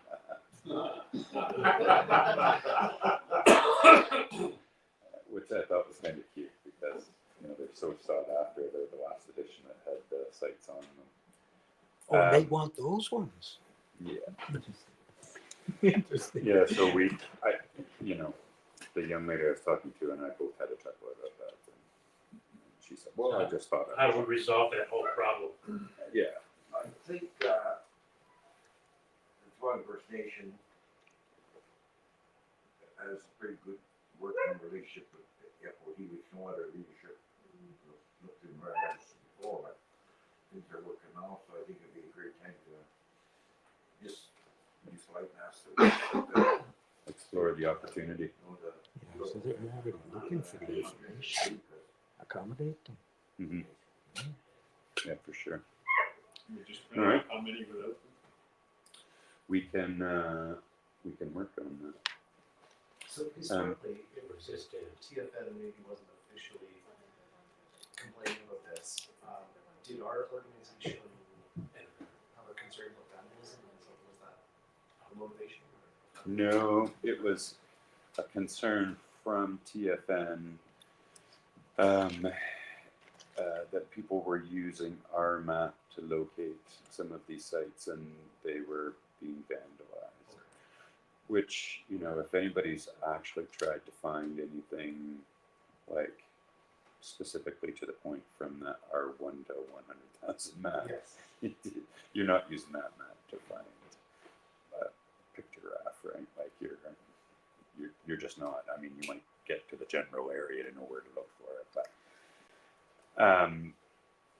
and then the process, it just sort of ballooned without us actually going to TFN or TAA and saying, you know, do you guys officially have a concern about it?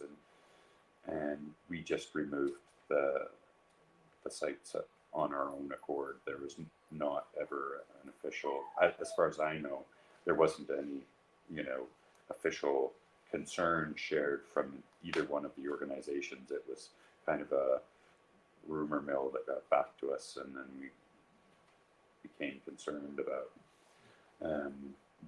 what that meant for the organization, what it meant for the relationship, and when it did happen, you know, there was a firm divide about doing it, right?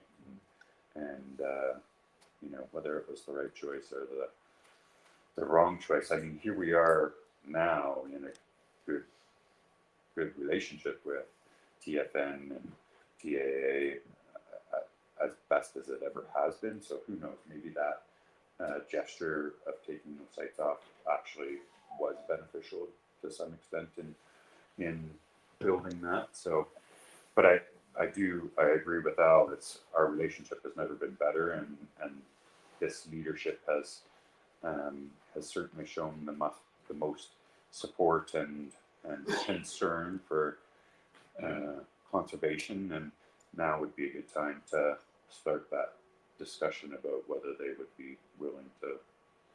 The other thing to consider is that when we started the map project and started gathering information of pictograph sites, the degree of sort of ground truthing, as they call it, I'm thinking about Bill Buchan particularly. We added a fair number of sites that weren't previously known to the government, or maybe even the band, I don't know, to the sort of inventory of sites. So we're part of that kind of process, and if we could include it, that would be a rationale to let us go ahead with it. Right. You know. I think the organization needs to be aware that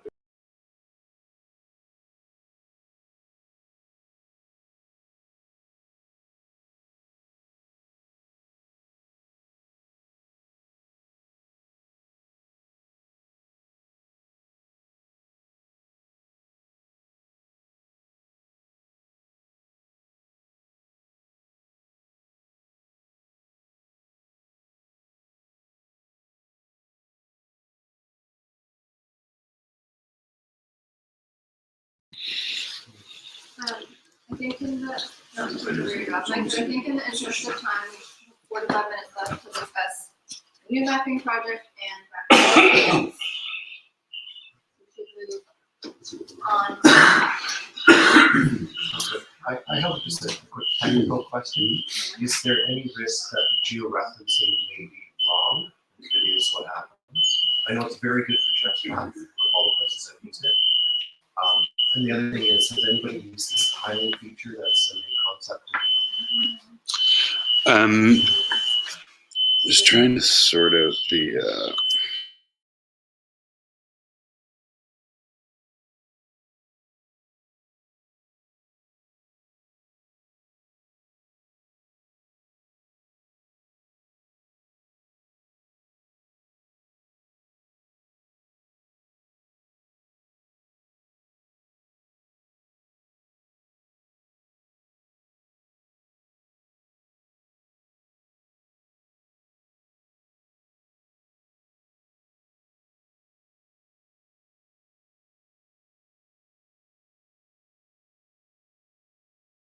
for now. Yeah, it's this one back here. I think the phone keeps shutting off and then it loses the connection. It seems. Just click the logo. Right. That's on your- Yeah, unmute that. Right No, above. no, hit the mute button on that, just above there. No, in that window. In there. Right in here. Yeah. Jason, quickly further to this Venza thing, is Jeff, are we at risk of having Jeff's maps or whatever the subsequent organization that controls that information do exactly the same thing? No. Although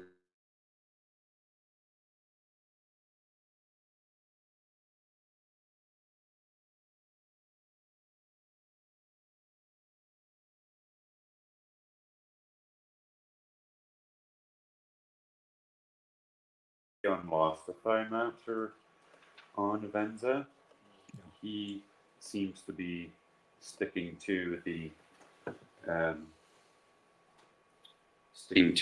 paper stuff. Okay.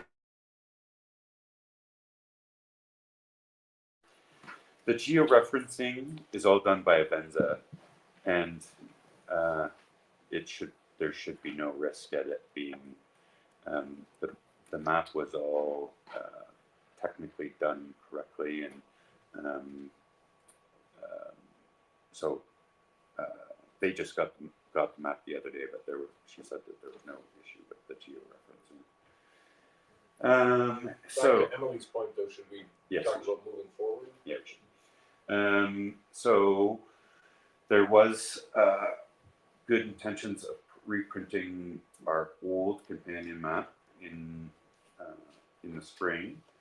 I still don't have that file, which has been long sort of standing issue with the organization about having this information in a central spot and accessible to more than one director or executive, so that it's not, we don't run into this issue again.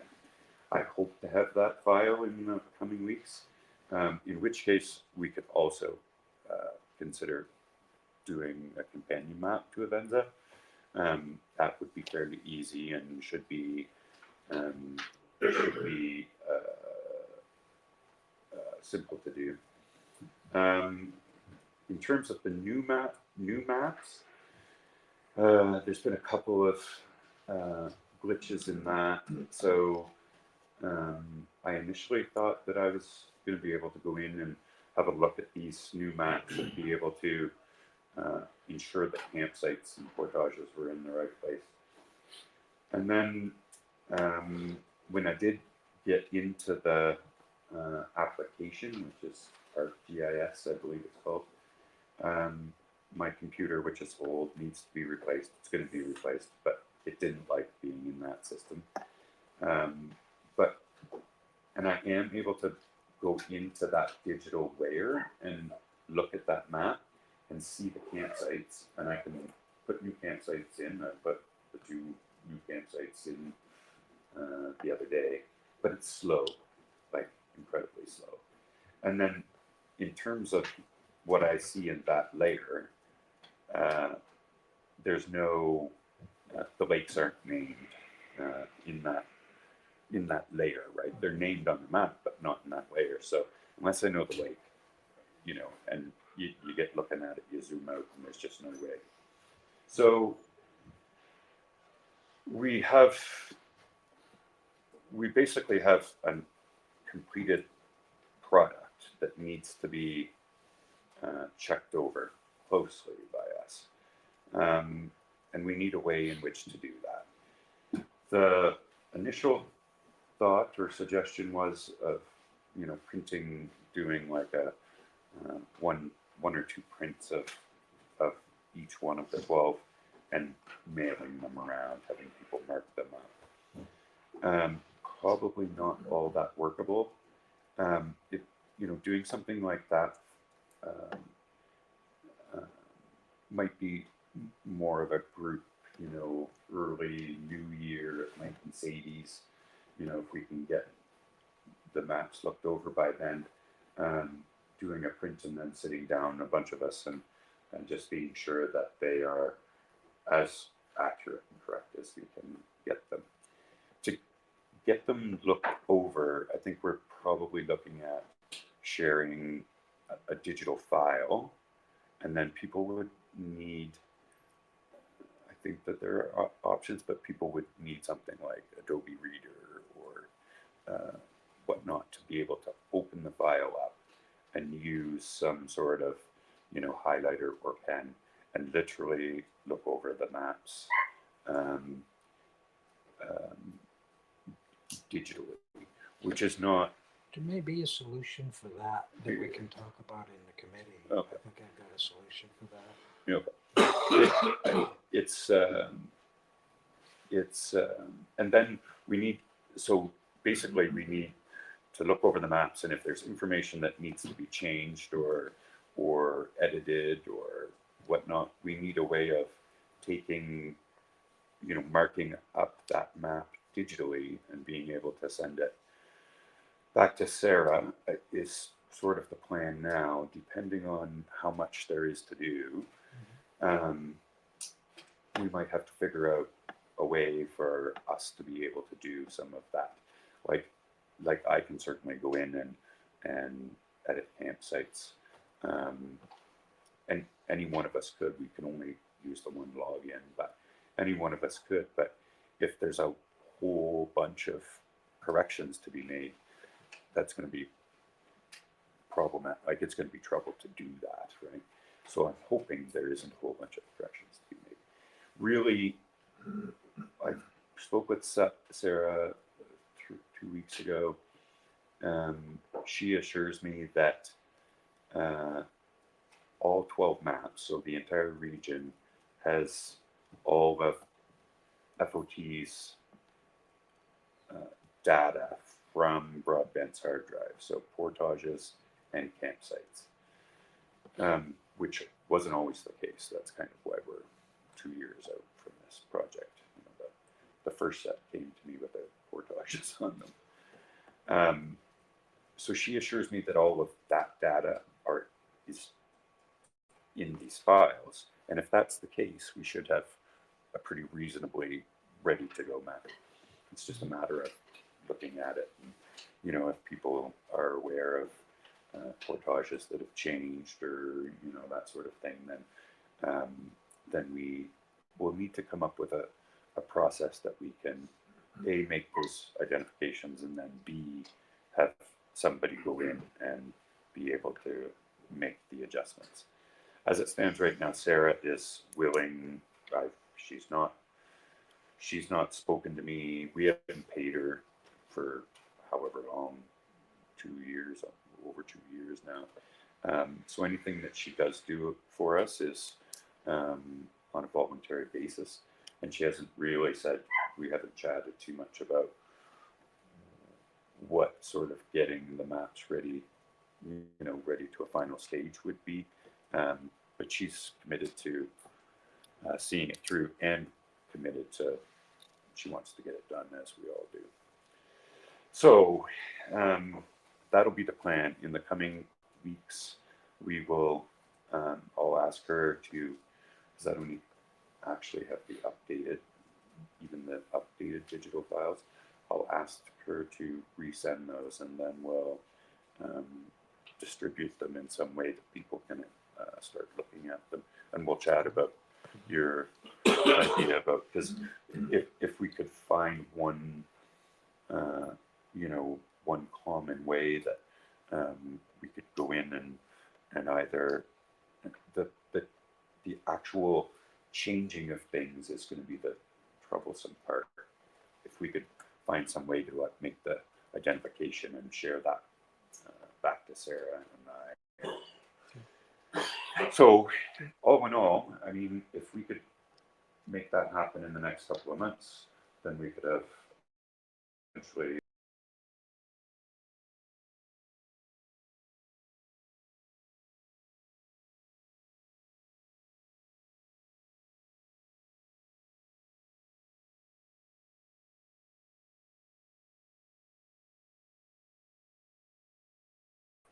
While we are obviously all extremely eager to see this project come to fruition, it has noticed that it's given us more time to be out tripping and gathering ground-truthing information. So we have been able to collect a lot of geo-referenced information by using JUX maps and getting tickets. So that's pretty cool. But the last thing I was going to say was that it sounds like we're going to be doing this by a committee, making some decisions upcoming. So if there's anyone who is not on Slack or who is on Slack who is interested in joining that committee and participating in a review of the new maps, please contact either PJ or myself, and we will get you on and involved. John? You were talking about making changes, sharing it around, collating the information in an organized way. Is there a, you remember the situation with Alan Broadbent and all the information being kind of held hostage in kind of lieu of policy changes, Right. things like that? Is there a repository for the collected information in like a third-party bank vault or something like that, where we could be exempt from that kind of pressure? Yeah, we haven't. We've been moving to that point, and the information that we do have is on Google Drive and with multiple people with access to it, and then I've also been keeping a backup hard drive, and when I do get this hard drive from Sarah, which has sort of been the catch point of getting new maps on the hard drive and then hard drive to me. The plan will be to do a couple of hard drives, and I don't know, we'll distribute them in some way that, you know, but absolutely, that needs to happen where we have, you know, we don't have one person that has control of everything or even one thing that's important to us. There needs to be, you know, there needs to be multiple access, and that was a big part of the privacy and confidentiality policy, is that when we do get around to sharing this stuff, it also means that, you know, we're putting we're taking some more risk in putting that out there, in that, you know, Mike could go rogue and, you know, upload all our maps to, you know, Mike Macintosh mapping.com, right? But in theory, if we develop policies like that, it wouldn't happen. Right? And that's where that intellectual property statement is important. I think that Is there a clear trail of intellectual property rights as to copyright and so on, iteration of the map, or is it, how do we handle the copyrights? When the map is published, we own the copyright on the published map. Yeah, So and the actual piece of paper, that image is what we own. and we do Just have, one- yeah, sorry. we do have a GS1 account. It's one of those hundreds of things that gets maintained in the background, but it's a barcode generator, and so we can go in and we can go in and generate specific barcodes for our maps. There is also a national archive, that you register the maps with as well. So just a quick clarification, the digital file for the original companion map is now in FOT's possession? No. Well, it is, but it's not mine. It's not in my possession. But hopefully that will change in the next couple of weeks. Okay. So are we good to move on to the next agenda item with Yeah. backcountry maintenance? Yeah. A couple of points, successes from 2023 and the Thunderbox program. I'm hoping you'll speak to those two items. Probably could do it very quickly in terms of, I shared it in the president's report, but the spring trip, well, there was a bunch of stuff that went on. So we had a gathering at Mike and Sadie's in, was that April? April. And that worked out really well. It's a little bit impromptu, and you know, we found out that we weren't going to be able to put our hands on, you know, the pre-made Thunderboxes that we had bought, and so we just gathered at Mike and Sadie's, and Mike went out and got a whole whack of cedar for us, and we made some decisions on reducing the size of those boxes. And then the next 2 days we put together 16 Thunderboxes. They all made their way out to Lake Temagami. Mike and Sadie took 4 up to 6.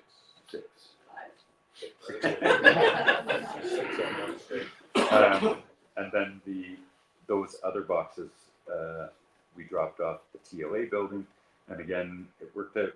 As far as I know, I haven't gone back to look at the reports, but I don't think that there was any issue with the boxes, or the we put in a nice kit together with all the hardware, the signage, and some cord for the shovel, and so they all those Thunderboxes that went out on Lake Temagami all went out with a shovel and a nice sign asking people to move the box. We'll see how many shovels are left later.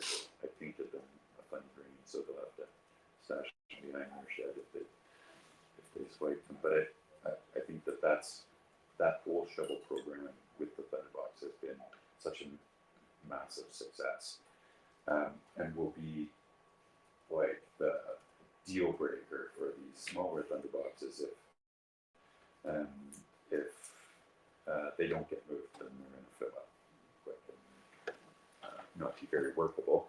So that was a huge success. Can I ask what the inventory is? Are they all gone or spoken for, or do we still have a stockpile of them somewhere? And there is 2 or 3 left on a Babica, one large one, which we were just chatting last night. Ranger Point needs some attention, so that would be a good place for that last large one to go. And then Bran, Bran's got a template up at his place, although he can't get the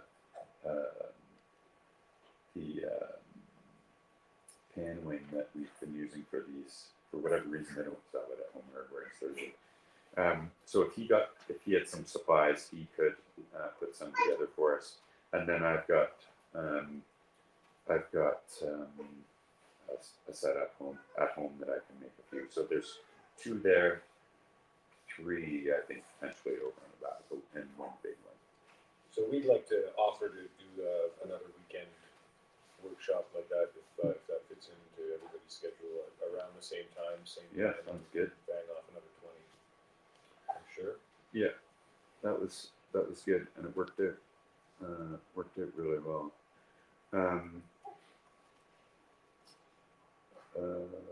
The development of these lighter Thunderboxes was a huge has been a huge success for us. They they're obviously smaller and they're not going to be as durable, and the longevity of them is going to be most likely shorter.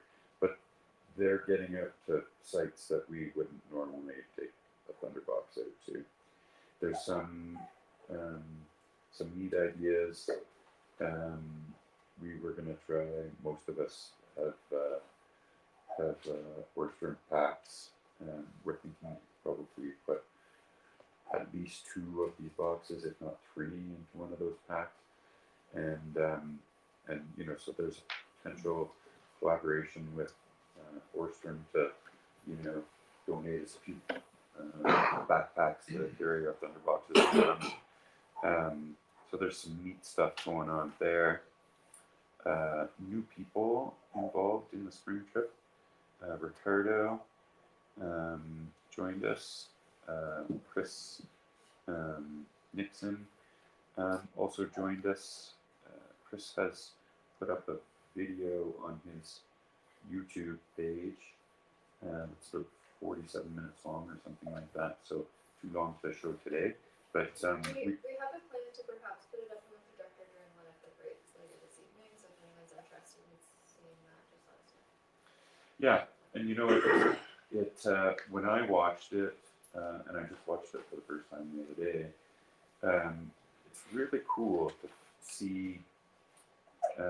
see somebody that is new to the backcountry game and how amazing they feel about it and the emotions that they have about doing it, even though, in a good part of the video, Chris is swatting black flags and scratching his head. It snowed on that trip and stuff. But it was really neat to see just how powerful it was for him to get out and be able to do that stuff, and to appreciate all the people that have gone, before us doing that stuff. So it's a pretty neat video, and then he's got a couple of shorts that he's put together as well. And then the fun stuff with getting these smaller Thunderboxes to members, and now that they're much more manageable, it still sucks. You're still carrying, 7-kilo box and a shovel or a few portages in, but it's like super easy to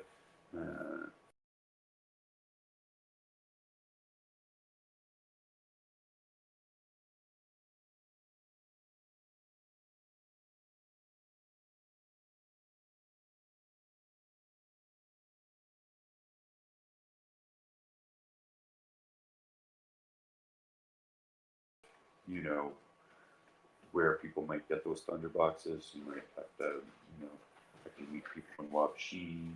We could bring a few up to Smoothwater and stick them outside of the building. If people are going by, they just have to pick them up. So there's lots of good opportunities with that. So I can't really necessarily speak for Camp One today, but I suggest we use that as a depot for thunder boxes. We do have unlimited storage. And it's worked out well this summer, so we could definitely get 6 or 8 there, and anyone leaving from Sandy Inlet could easily pick one up. Perfect. Yeah. So I think next up on the agenda might be the proposal for some. Yeah, moving forward, I'd like to make a formal motion to the board for a summer trip, and a motion with a couple of different levels. Specifically, where it will require some funding and also some volunteer hours. So the motion is a Sertavan Lake maintenance trip. That's for those that aren't familiar with the Sertavan Lake area. Zach and I traveled through there and my family a few years ago, met up on Sertavan Lake, and the routes in that region are in exceedingly poor condition.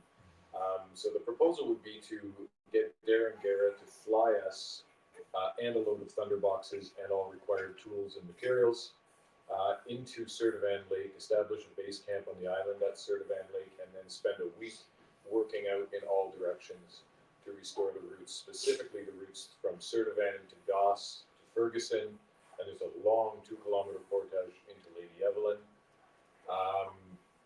And then south of Sertavan, there was about 10 years ago, Ontario Parks did a beautiful boardwalk through there. It was on Crown land, but Ontario Parks did have a maintenance program at that time that went through and built this beautiful boardwalk that has now completely disintegrated, and what's left is galvanized steel spikes sticking up through the ground where the boardwalk once was. The boardwalk is all completely rotted away, but the spikes, it's a hazardous situation to say the least. So that's going to need, in my opinion, a corduroy. Traditional corduroy portage is better than a boardwalk. That's what's been used for thousands of years on these routes, and that should be reestablished on that particular portage towards Walsh Lake. Beyond Walsh Lake, everything's in very good condition, but between Sertavan and Walsh is going to take some time. And Zach, you can comment on the portages east of there. I haven't traveled there in a few years. So we did a trip through there second week of August, and we cleared from Walsh all the way to Lynx pretty well. We did a pretty good job. We didn't have any big tools, but with hand snips and bow saw, we did a pretty good job there. It does require some more, but they're in better shape than they were. But we did note the death spike portage. So my proposal from the board would be to use a really rough estimate. We'd have to talk to Darren because I know prices have gone up, but probably $2,000 to fly in with 1 canoe, 2 volunteers, the load of thunder boxes and all our supplies, and then paddle out, spend a week on Sertavan, completing all that work, and then paddle out via Aston Lake, finishing at Camp 1 of the day. Dates to be determined, sometime in the summer, I'll really say whatever. I would suggest sometime in July, maybe August. We're fairly flexible in that respect. Any chance the province would get us a waiver to do this with? That's an interesting suggestion.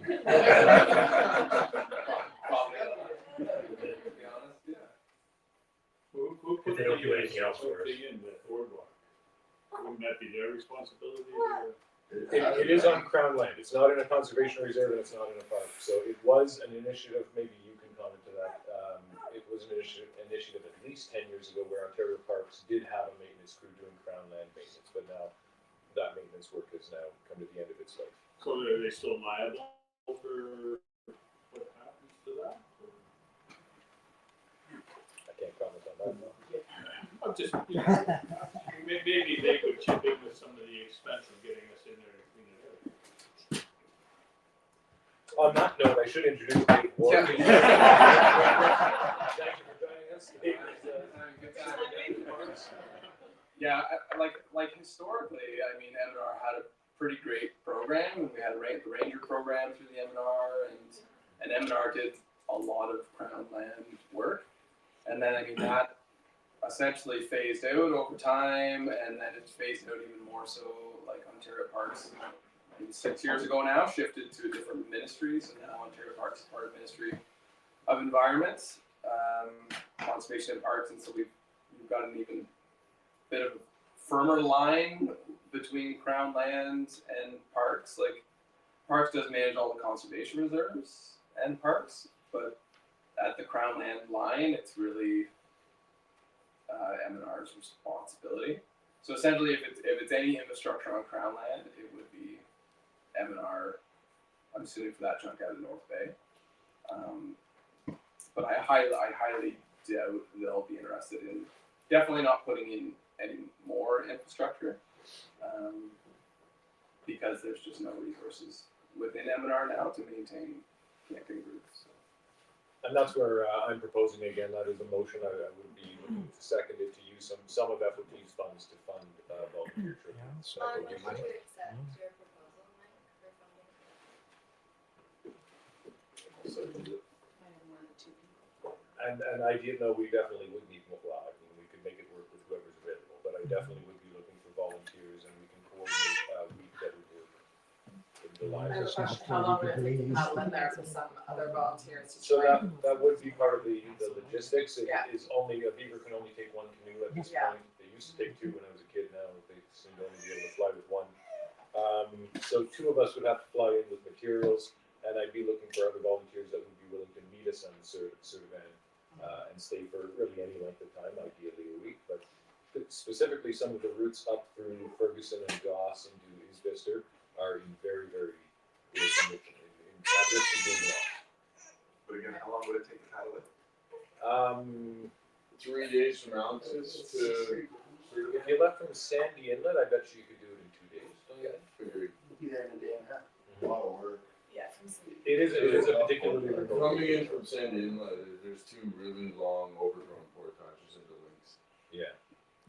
Oh, we clean them up on the way in, right? Yeah, they're well used. They're just very brushy. Like there's lots of stuff coming in the face all the way through. But they haven't been cleared in a long time. There's some big trees, but lots of go-arounds. The camps must use those routes on regular. People do use them, but they are in rough shape. So I'm suggesting it would be at least a day from Certivan to clear the Goss, Ferguson, and Isbister portages, and probably a full day on that long one into Lady Elwood. Yeah, if that's even worth doing, we should reevaluate that. Well, the reason I think it's worth doing is because it is marked on both the FOT map and Craig McDonald's historical map. Oh, yes. So I definitely think it is warranted to maintain that. Someone has blazed it in the last, well, since, that's the only way I got through it, is someone had recently blazed it, probably that same year. Other than that, I don't think it's used hardly at all. And it's got everything. It's got clear cut, U-cross, it's got swamp, like knee deep swamp in areas. It's a rough go. So I think it's worth spending a day with some volunteer hours to keep that open. Because, like I say, it is noted on some important maps of the area, so I think it is worth keeping it open. Anyway, that's my proposal, and it sounds like that was carried. Yes. Thank you. And then I have a quick proposal before lunch, which should only take the 2 minutes that we. Do you mind pulling up the design? I just sent it to you by. Or it is linked to the full agenda.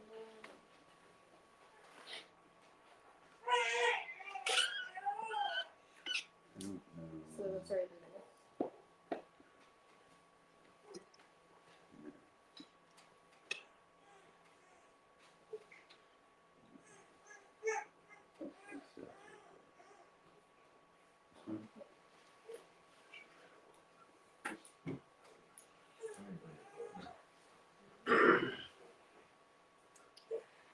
I'll start introducing and then we can pull the image up in a sec.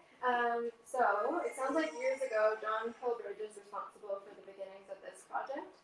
I don't know where it all started, but when we're doing maintenance, oftentimes we will mark the ends of logs with an FOT with the chainsaw. It's just kind of a cool, mention that we were there and we're the ones who did that maintenance. John did a little pencil drawing years ago of the end of a log with the FOT in it and proposed that we could do something with that in terms of merchandise production. So I passed his drawing and some photos of some logs that PJ has done recently along to a graphic designer, and we have come up up with a new logo that could be used for stickers and perhaps some maintenance merchandise. And also maybe as like t-shirts as a thank you gift to the folks who spend time volunteering with us. So this is the image, this is the basic design. The thoughts would be that logo on the front of the t-shirt with or without Friends of Temagami underneath.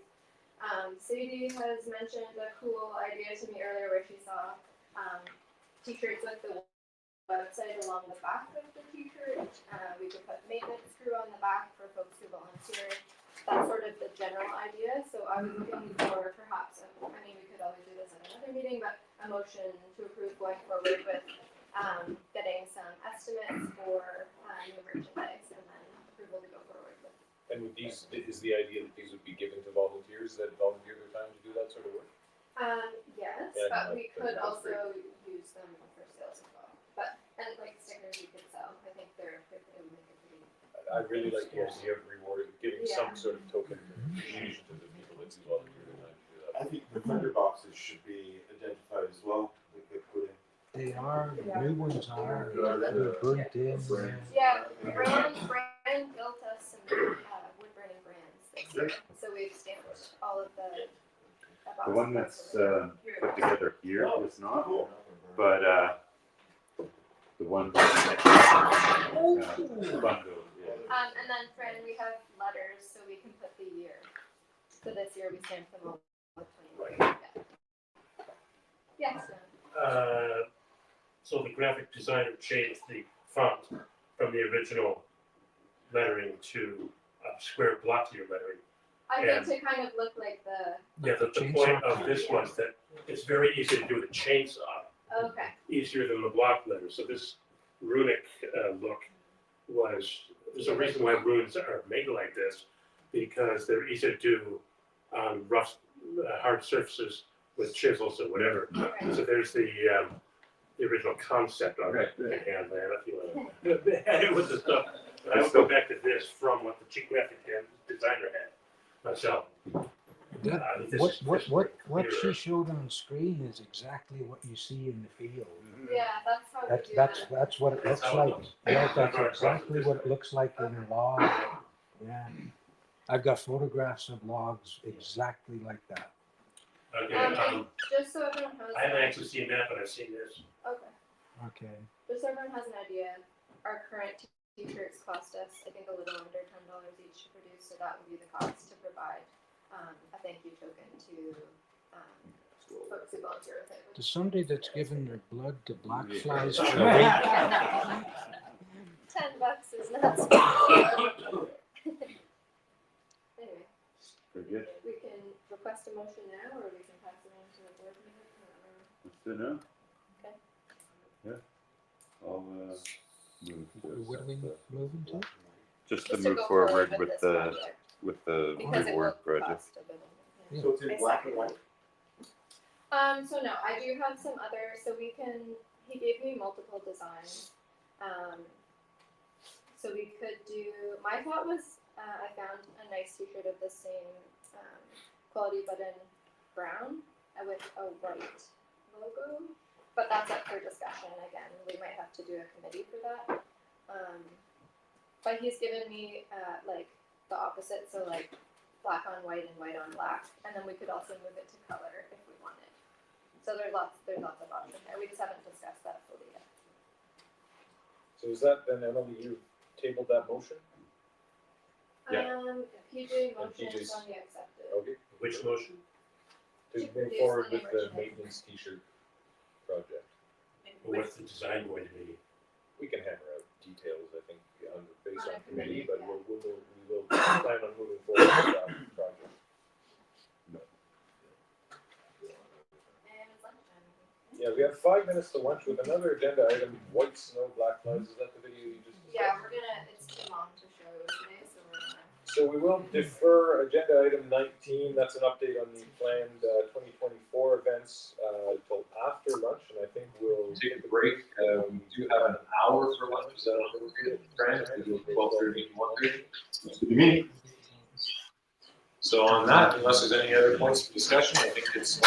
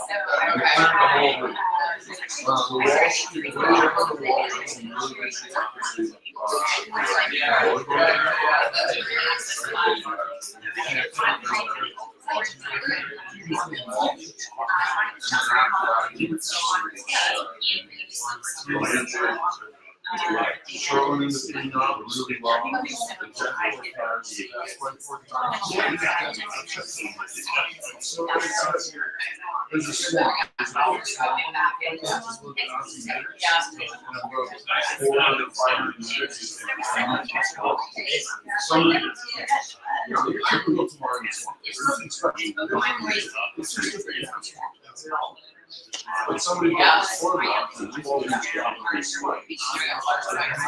is gone. Moms, spikes are still sticking straight up on the top.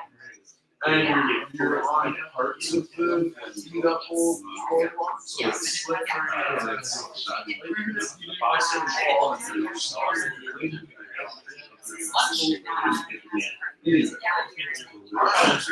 My suggestion is you to move forward 6 feet left or 6 feet right and not even move that. Because you're not on those small spaces. Sometimes you just do the fourth and start. Or do a really thorough emergency. It's not traditional. No, the one, no, the little lake. So you're up. Let's go to India.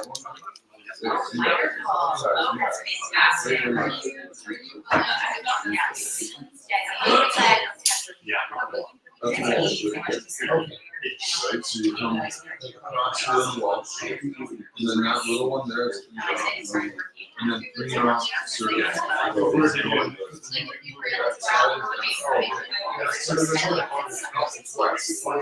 Well,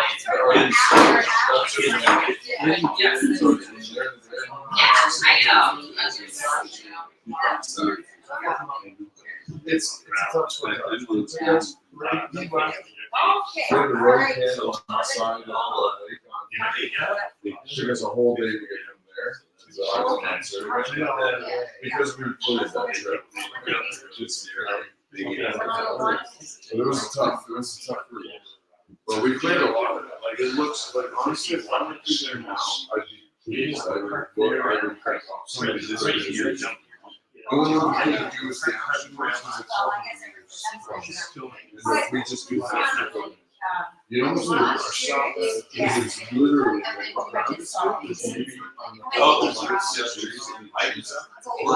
else. That's like alders or other deer. Yeah. It's just, it depends on how many people you have, what kind of equipment you can bring with you, because I only had a pair of hand shoes. I actually made 2 pairs of hand shoes, which went really well, and then one broke. So then we're down to 1 pair of hand shoes. I was a little bit in this. Yes. Yeah, but yeah, that's great, and I would love to do routes that are out of Surrey and North and North and West. They need some serious, like intense. As far as when I first traveled from the West Coast, it was walk as far as I can go, put my gear down, look for the next place, figure it out, pick up all my gear, walk to the next place, set it down, go to the next place. That's how hard it was. So if we cleared that, that'd be great. But it needs a swamp crossing done, which is a massive swamp. And there's no. There could be, but you'd have to really look at it. But I think the idea is to follow the traditional route. Yes. Right? As soon as you detour something that's not traditional. Yeah. No, it's not. I agree with you, but is it something we can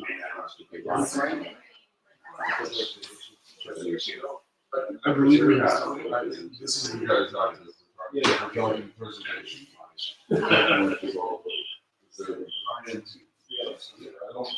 I'm only suggesting.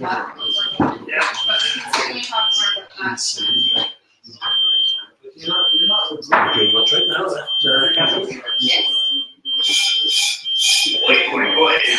I know that this week,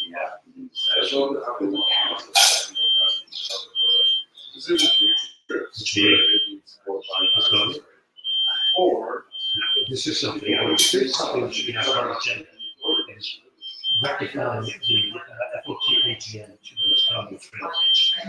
They're all the same week, the same day.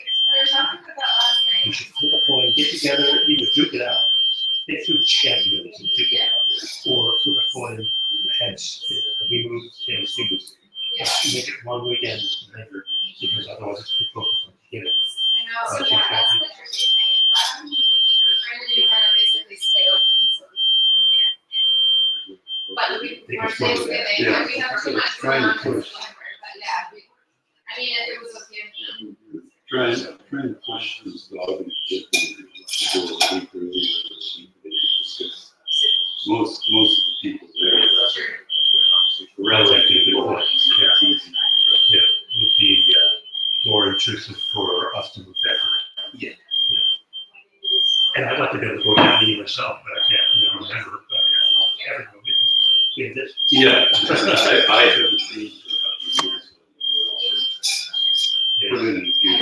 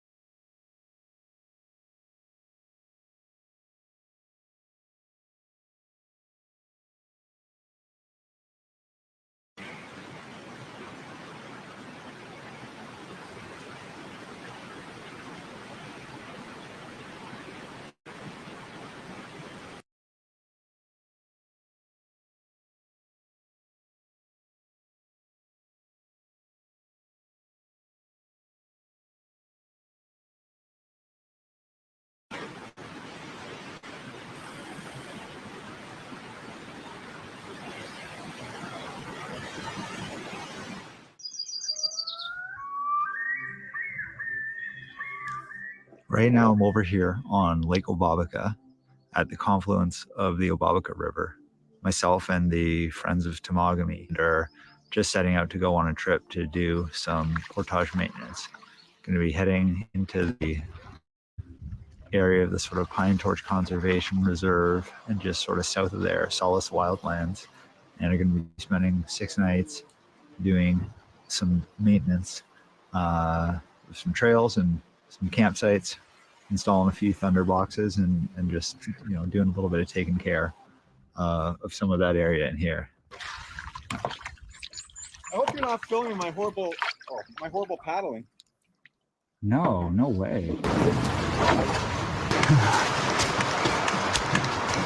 Just making the portage over from Linger Lake to Seagram right now. Following along a nice stretch of river here.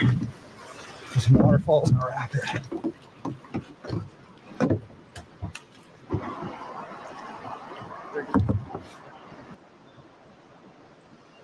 Just about to approach our site on Seagram Lake right now, and it is absolutely stunning. It is sunny, it is warm. It is good to be back out in Temagami. I was surprised coming up here that spring has kind of only just started. It is now into late May, and right now, knock on wood, there are no black flies out, no mosquitoes. It is completely bug-free at the moment, and it is sunny and warm, so I expect that to change over the next couple days here, but we'll definitely take it while it's take it and enjoy it while it's still here.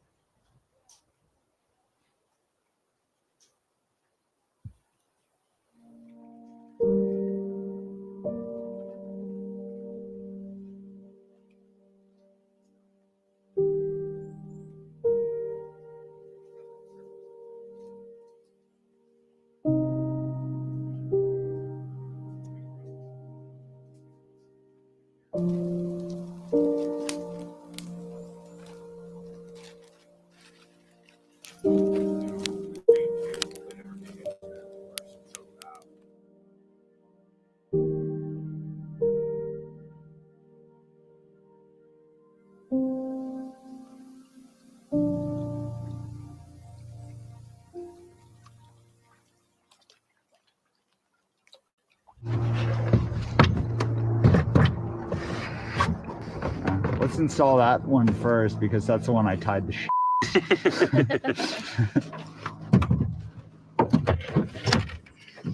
That okay with you, Chris? Shove me off.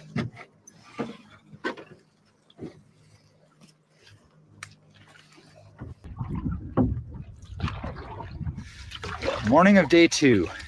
Just setting out from Seagram Lake, and the goal for today is to make it to Talking Falls, which is a few lakes away, maybe 5-6 portages from here. And the plan is to stop at a campsite on Asabi Lake and check out the condition of the sites, possibly install a thunderbox or 2, clean them up, and just give them a little TLC. Calling for some nastier weather coming in tonight, but hopefully we've made camp and are well situated by the time that comes in, because it's supposed to be some pretty heavy rain coming at some point. Still no bugs, so still no complaints. I'm excited for today. This type of trip is something that I've been interested in doing for a couple of seasons now, but it's not, of course, anything that I have the skills or the know-how. So it's really great to be able to come out with people that are like really passionate and into the conservation aspect, and to just give a little something back. So yeah, I'm really excited.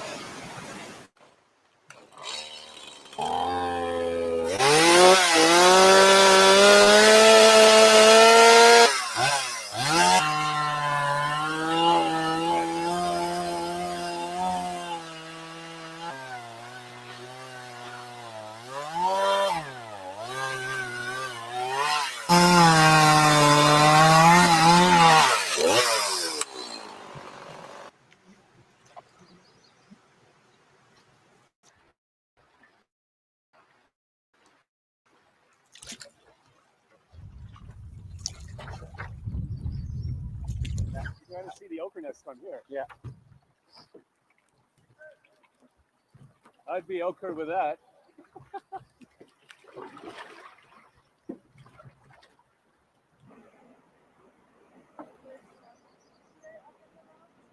Fine if it's more down there, but it is beautiful. This is, we suspect that this is kind of the main one because it's Yeah. like you can just bend down and scoop it up and. Yeah, I want to pop off and look for sure. If you want to go up, Chris, we'll watch your canoe. Just pull up in here.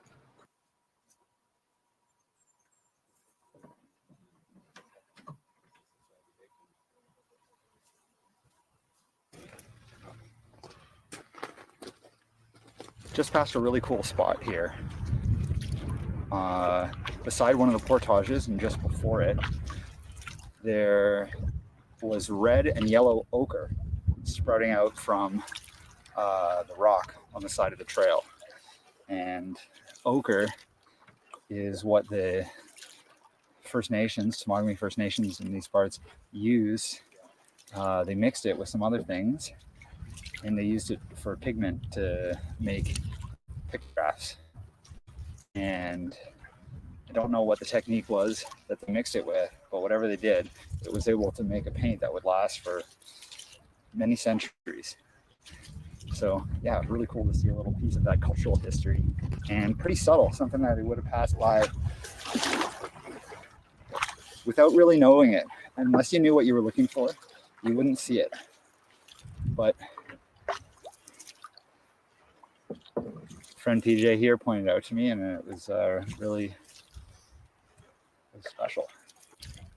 Really, really interesting to be able to see where they would have sourced it from and to appreciate how resourceful you would have to be able to do this, and how familiar they would have been with the environment in order to recognize it. It's really, really impressive, actually. Black flies came out a little bit on that last portage, but could not hold them off forever.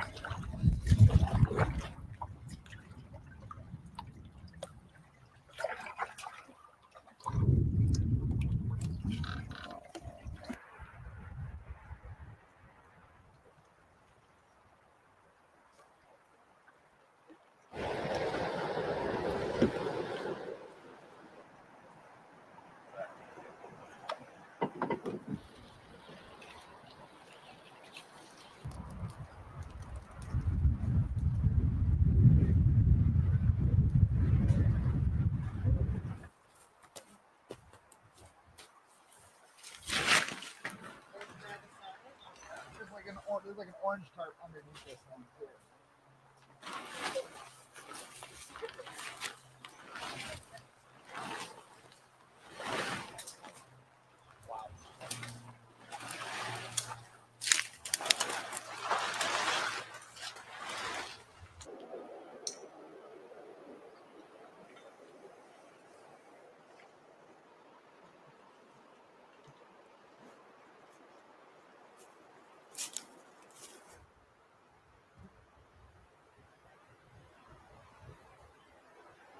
We just finished a lunch stop on Asabi Lake right now, and we are continuing on our way up to Talking Falls. The wind has started to pick up.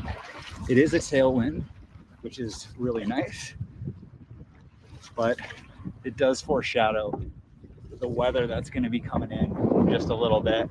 So it's just a little bit of extra motivation to keep moving briskly and get into camp and get situated before these heavy rains come in tonight.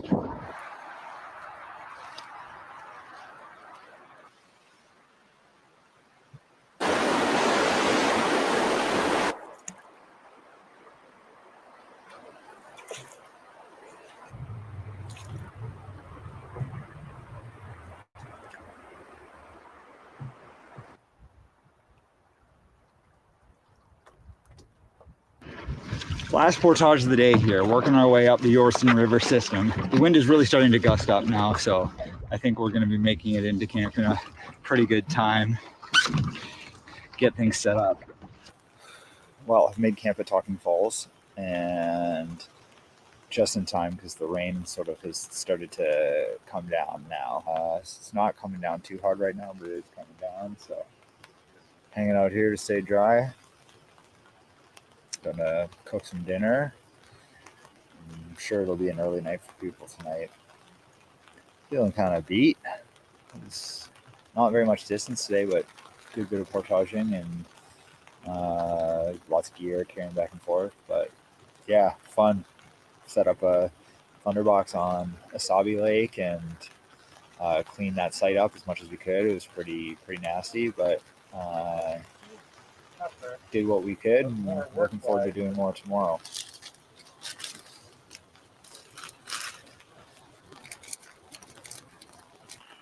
Okay, it's supposed to be a pretty cold night tonight. Some winds coming in, might be going down slightly into the minus with wind chill, so we'll see how tonight goes.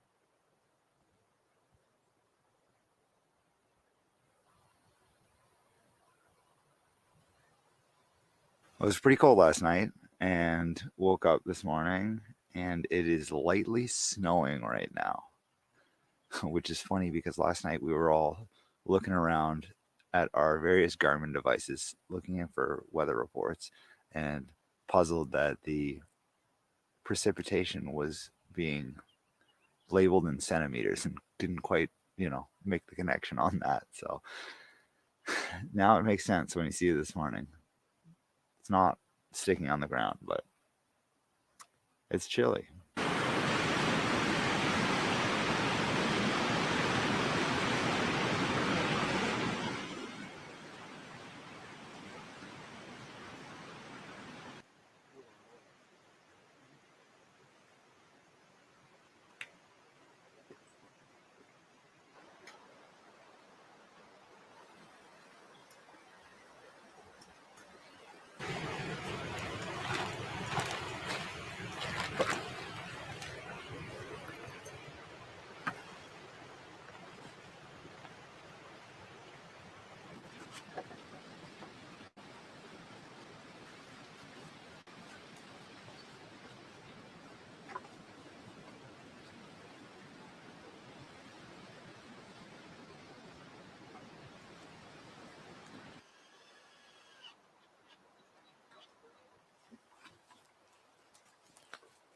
Okay, let fly.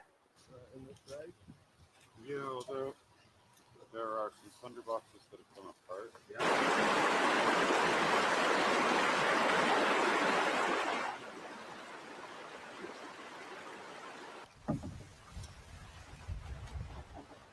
Nice.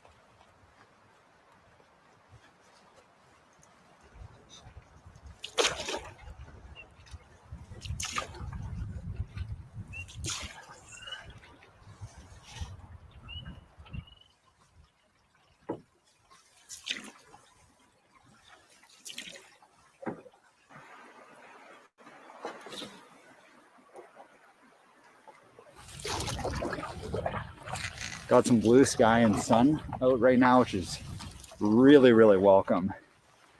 Oh, I had a chill this morning. I was quite cold. That snow was, it was an unexpected development. And while it was really cool to be a part of, it made getting out of camp in the morning, getting going a little bit tough, getting into some wet, sweaty paddling clothes again. Mixed bag when you're paddling in shoulder season. You're not necessarily expecting there to be snow in late May, but there you go. So come prepared. Spring comes late up here. Plan for the day is to head up to a lake, an unnamed lake that has a site on it. It's probably in need of some maintenance and in need of some work to make it suitable. And that's only a couple lakes away. So shouldn't take us too long to get there.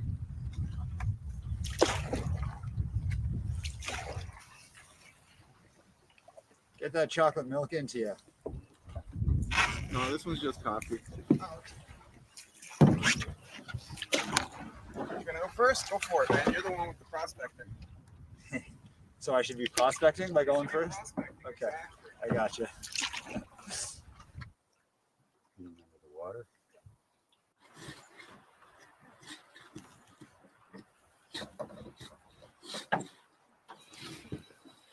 Getting it? Yeah. If I don't fall down.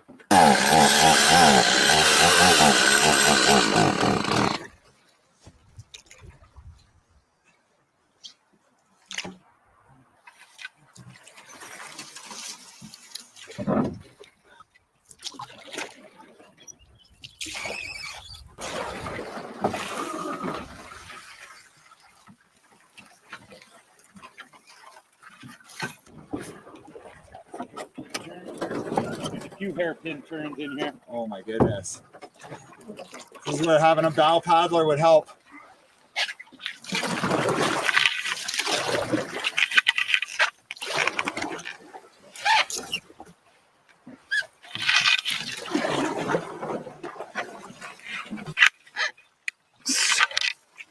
So tight in here.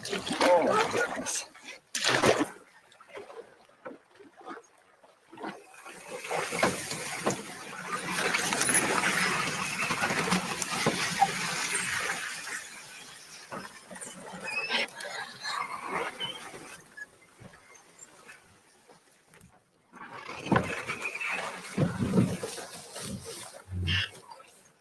Oh, we're almost at the end of it.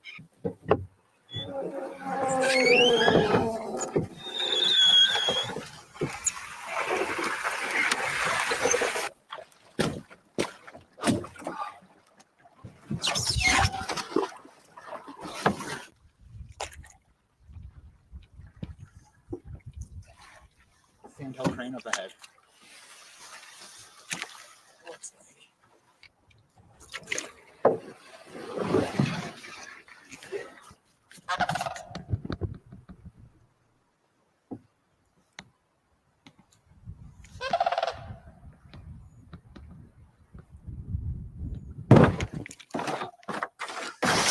Oh, piss off.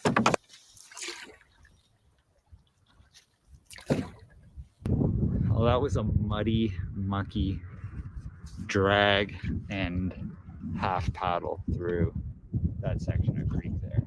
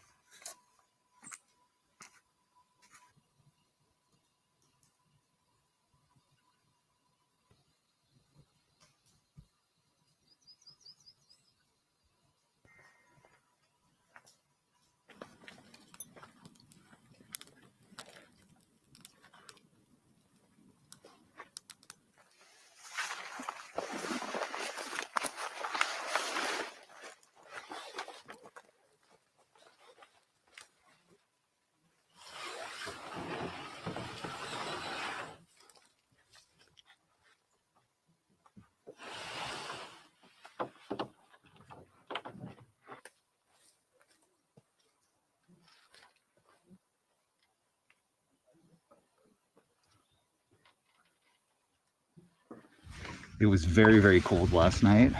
There was frost on all of our gear when we woke up, and there was some ice in my water bottle.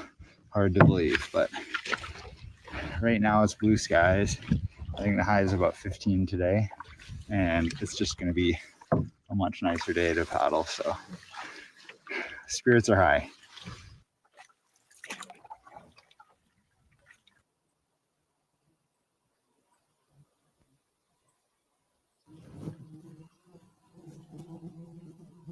Just at the portage, heading into Akik Lake now.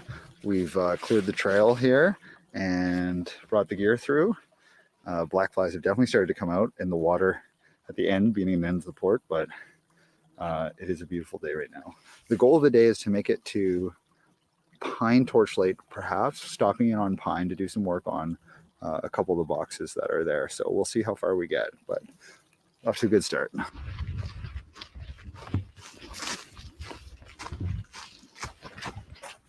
Just getting assaulted by black flies in there. Whew.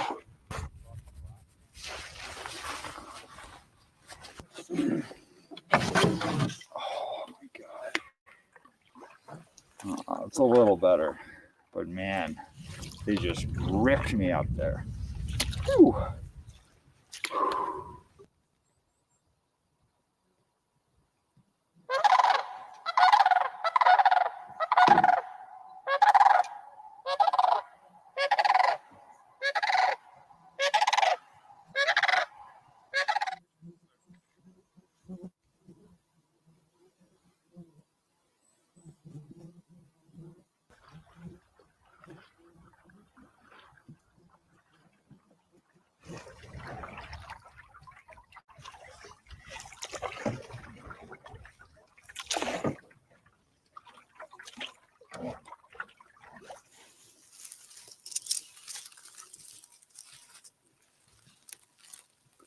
Tiniest little flowers.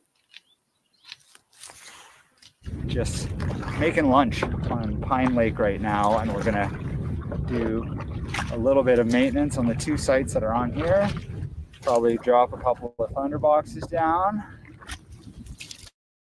and just clean the sites a bit if they need any work. And then it's looking like we're going to continue on to Pine Torch Lake. I'm excited to see Pine Torch because it's supposed to be really beautiful, and I have not seen this lake yet, so I'm pretty stoked about that. Springtime in Temagami does not disappoint. It's really interesting. Things are just kind of starting to grow back in again. Of course, there's the greenery of the trees, but when you paddle the creeks and sort of marshy areas, it's very much still kind of a yellowish brown. Hasn't quite come in yet. It's not quite that like beautiful, vibrant summer green colors, and it's still very much early spring here, but it's a quiet, peaceful time to be up here. You got a fish on? Oh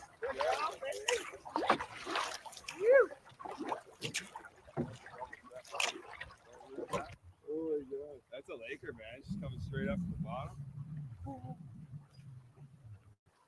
A big Laker.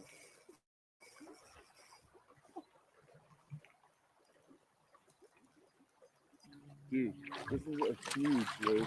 Oh!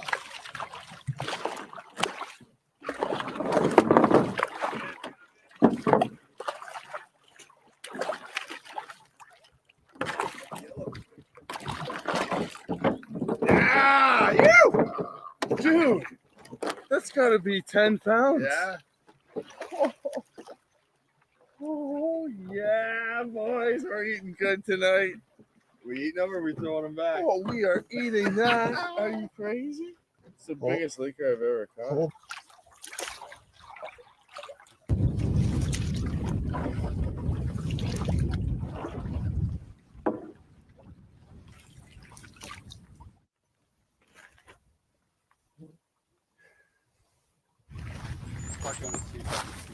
Is the plan to have lunch and then do the digging and all that stuff? I'm pretty hungry, so that was my plan. That's a good idea.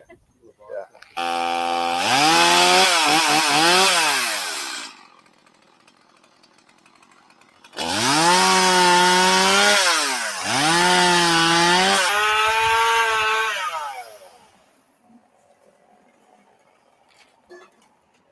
hot enough to butter. This is how.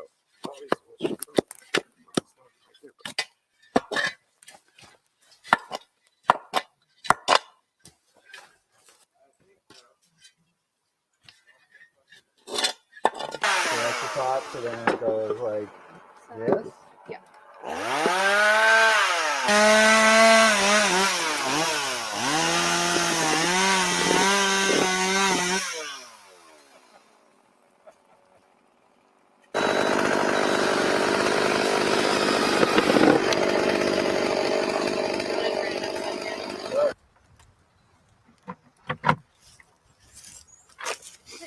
Right there, here. Usually we wrap Yeah, it no, more. not to the nail, yeah. Yeah. I don't think it's And then straight down from there. Okay. ZB.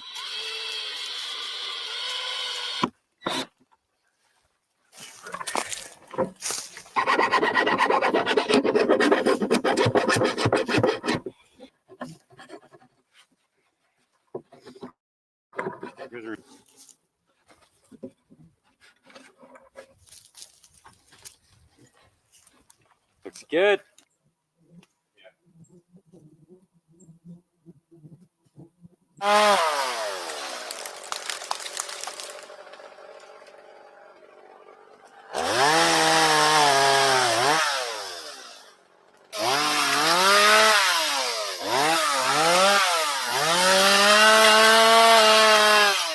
And then we're continuing on to Pine Torch, which will be our destination for the night,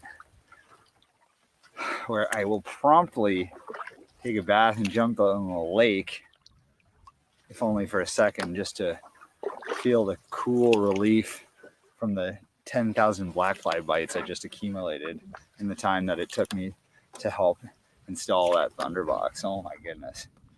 Just roasted. Really makes you appreciate the work it takes for other people to get out and do the hard labor of maintaining portages, installing the Thunderboxes and such, signs that when you're just tripping through this type of country just for pleasure, you really just take for granted, right? You don't see all the hard work that other people do behind the scenes on that, right? But it takes quite a lot. So, not that I wasn't appreciative before, but definitely even more appreciative now that I see what goes into it. So, if you see people doing maintenance on your favorite canoe route, just say, hey, thanks.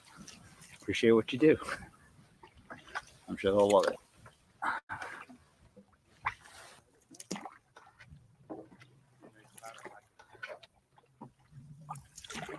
Made it to Pine Torch, which is where we will be spending the next 2 nights. That last portage was kind of tough, and bugs are starting to get me a little bit, but that's okay. Gonna make camp tonight. We won't have to move tomorrow. Might be a bit more chill tomorrow, or at least, you know, pace of work will be good. We won't be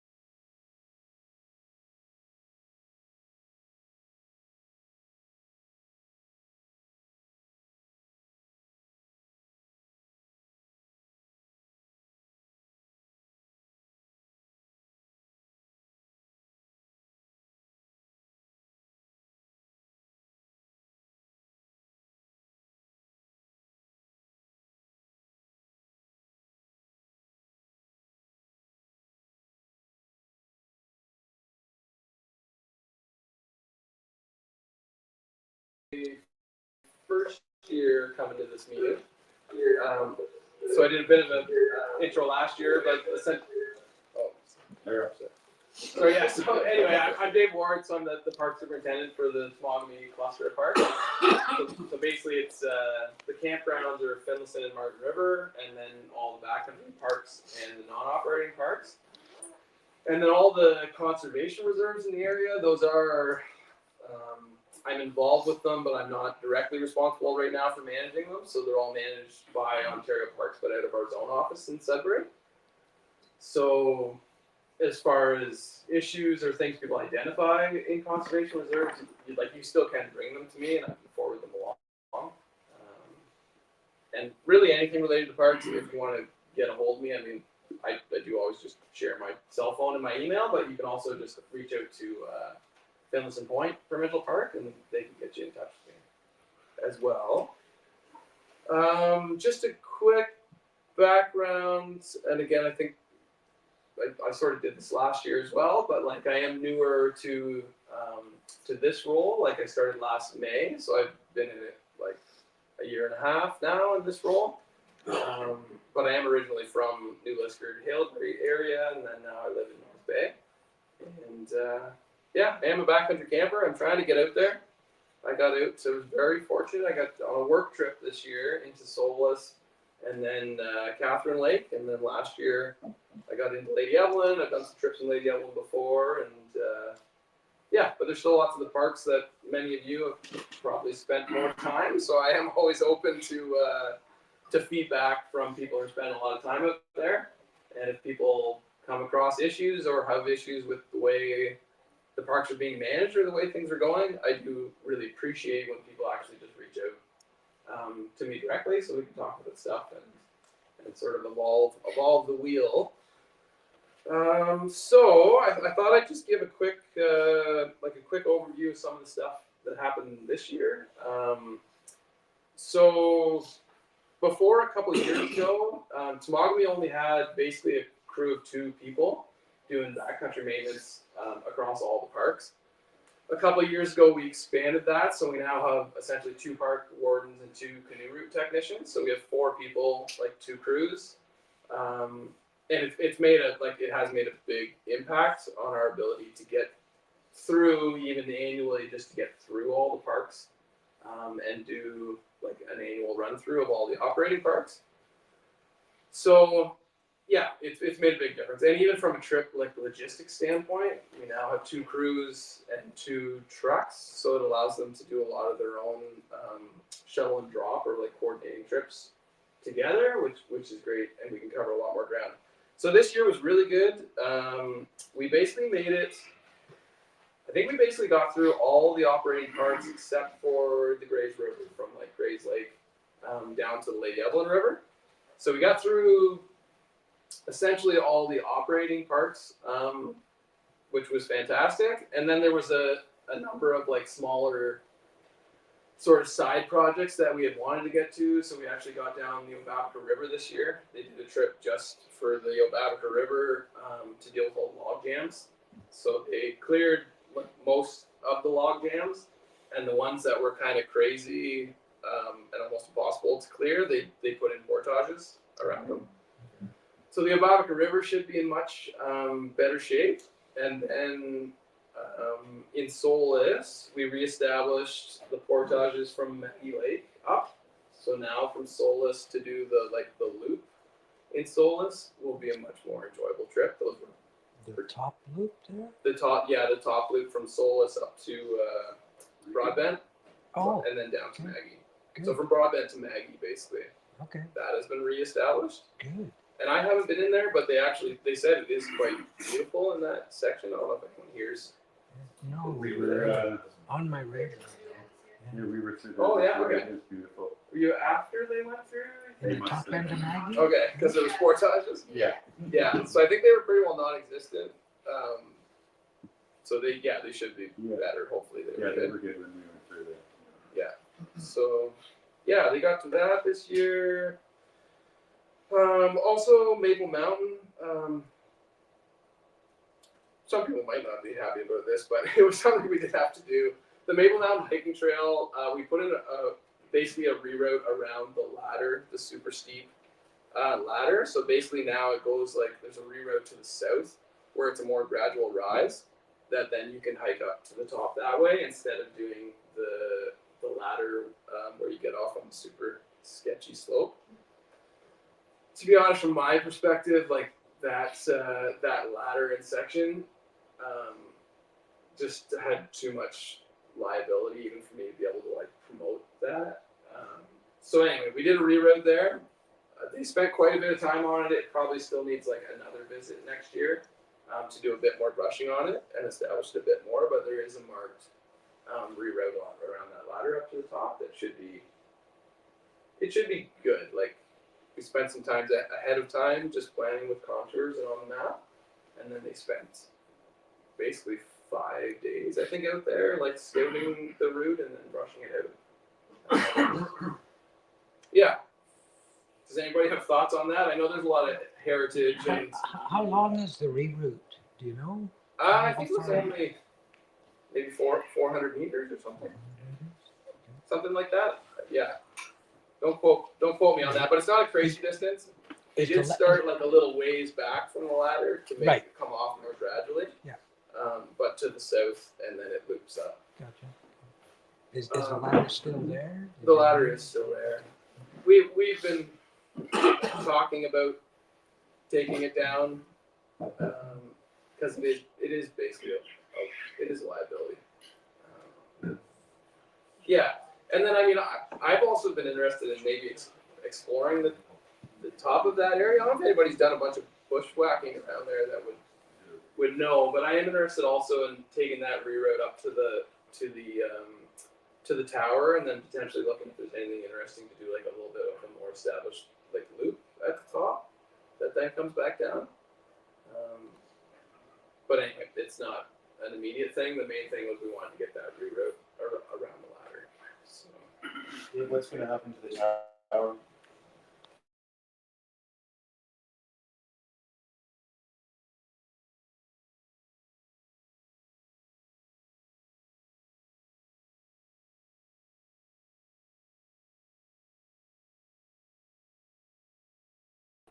On the four corners of this completely gone. Oh, it was. Yeah, Okay. it's the same. Distribution on one of the lakes is pretty much. So you guys have a budget for really? restoring the fire towers, right? To maintain them as a tourist attraction? So, yeah. So anyway, M&R Fire owns the towers. I know that M&R is doing. I know they were doing work since that tower came down to basically make plan for fire towers in Ontario because there's like hundreds of towers across the province. It's pretty massive. It's a pretty massive project essentially for them to try and deal with. So I don't think any of those towers have been identified as something like they're going to come down overnight, but I know that M&R Fire is trying to make a plan for what to do with them, and definitely some of them will come down. But yeah, I'm not super involved, and I don't have a ton of information about what the plan is, but there are hundreds of them. And I would expect that their priorities are going to be ones like Annamanipsing that are unsafe and are easy to access. So I don't think Ishpatina and Maple Mountain are going to be at the top of their list for doing removals. But yeah, it's something to think about over the years of what. There will never probably be money to rehabilitate fire towers. You know, even like the fire tower in Temagami, you know, the cost of that to the municipality to have like a functioning fire tower that people can climb and is safe probably won't be realistic in other areas. So I think it is good for us to think about, you know, long term, what might be realistic solutions to sort of preserve fire tower heritage and history.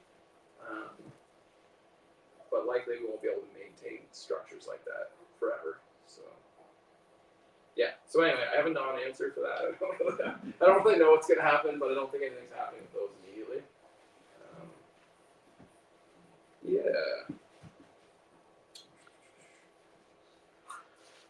We also did a bunch of work this fall.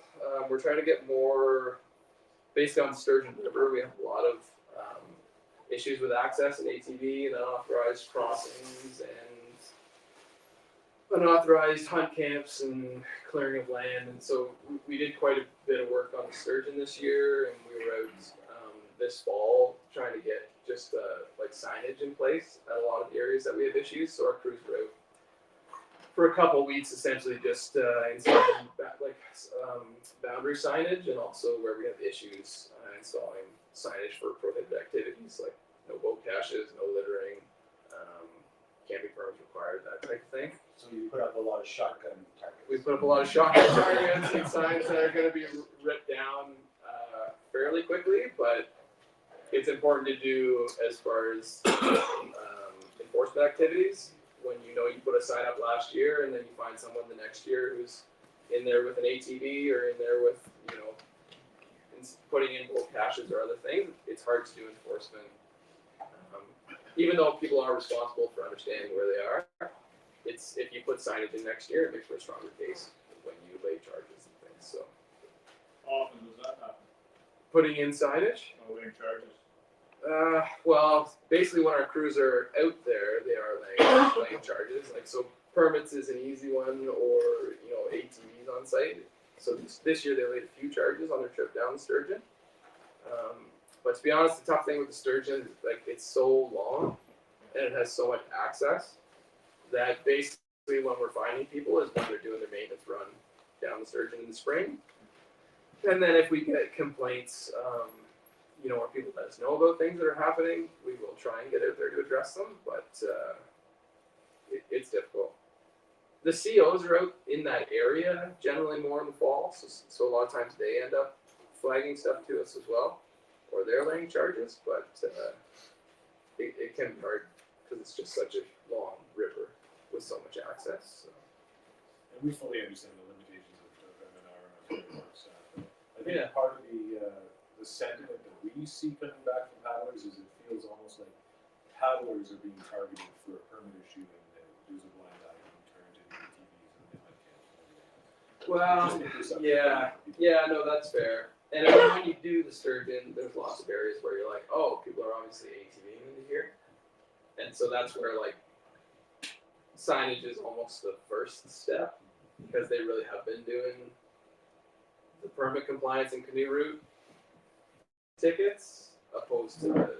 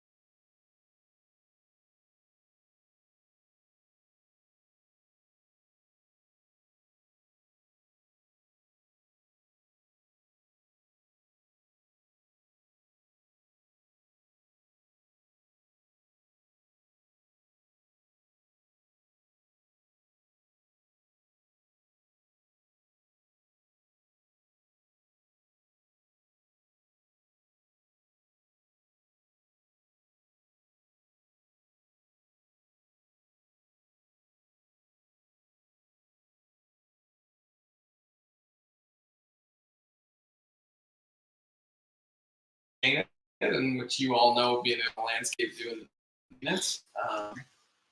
It does take a lot of work, and it is costly. And I think a lot of people also don't understand what it costs. Like to have 4 people out on the landscape basically costs $120,000 a year by the time you pay people salary and have vehicles to get them there and equipment and food for when they're on trip.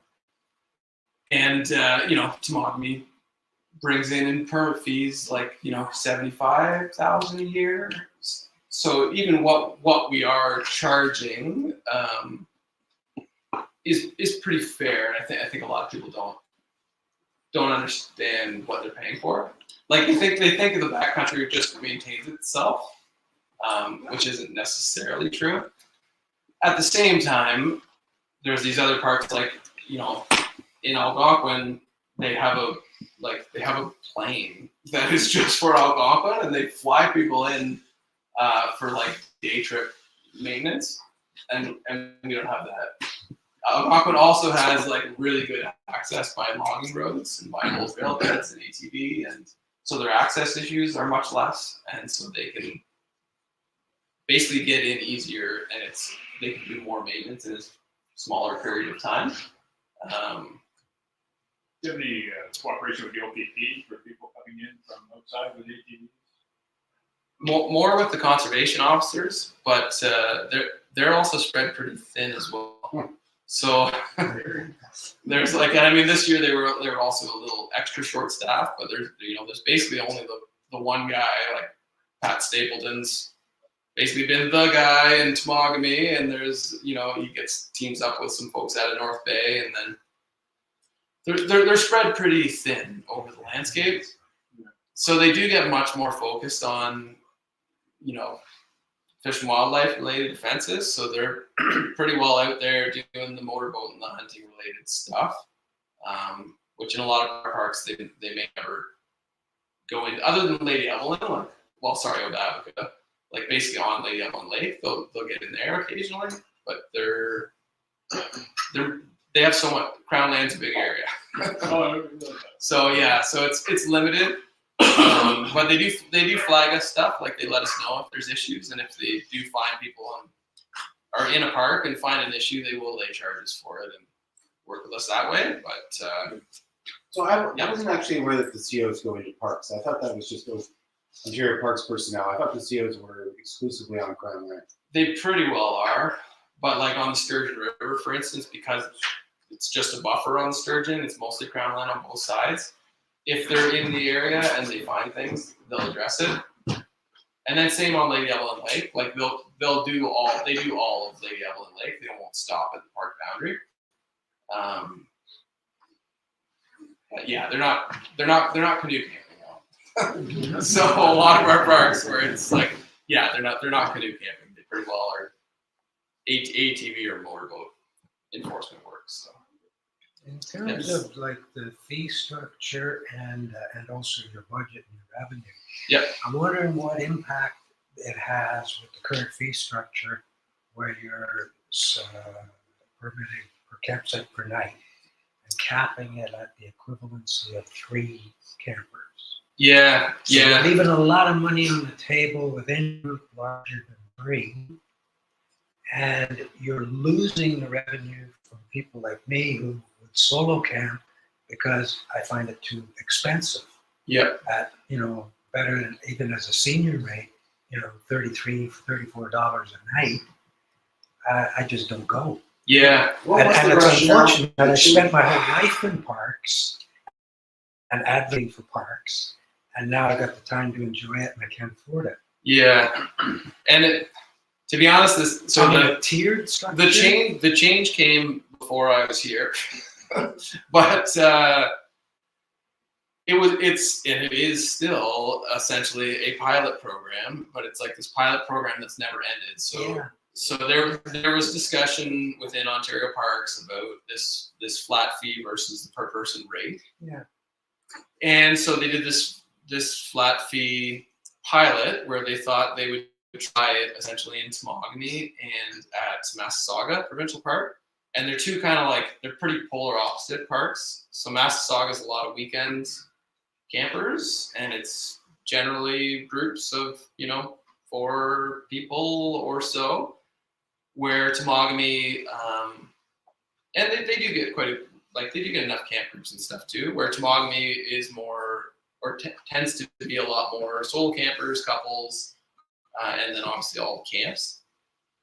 So they wanted to kind of pilot this at these 2 very different parks. And I mean, Massasauga, even as far as like amenities, like almost every campsite in Massasauga has a bear bin and a fire pit and a picnic table, and it's almost like borderline front country. So it started as a pilot, and then COVID happened, and this pilot never ended, and then it's gotten stuck out of my hands to do anything about it. What's the best way to express ourselves about the way it's been set up right now, given it's a pilot and given that there obviously has to be a decision whether you go forward or you end the pilot and you go back? What's the best way for us to this? I think it is people like when it started and there was a switch. I think it was a very big pushback about the move, and then things have definitely like quieted down. I think since that first year. Because I don't go there Yeah, that's the people thing. change their habits and stuff. Or I make sure that I'm going through a park in a day. Yeah, and I think just sometimes when things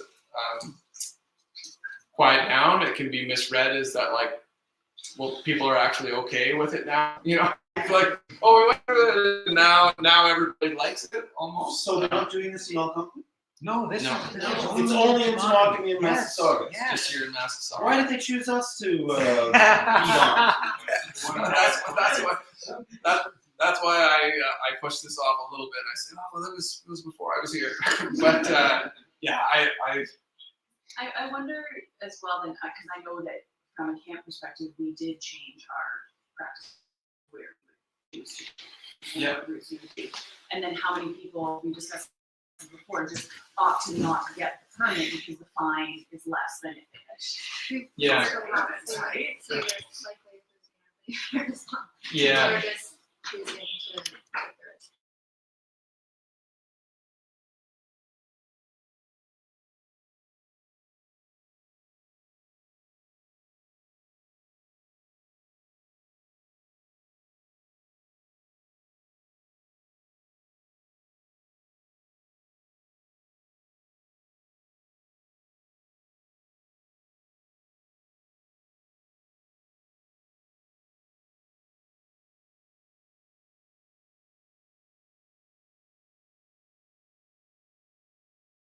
It's not teaching people the right way to do things.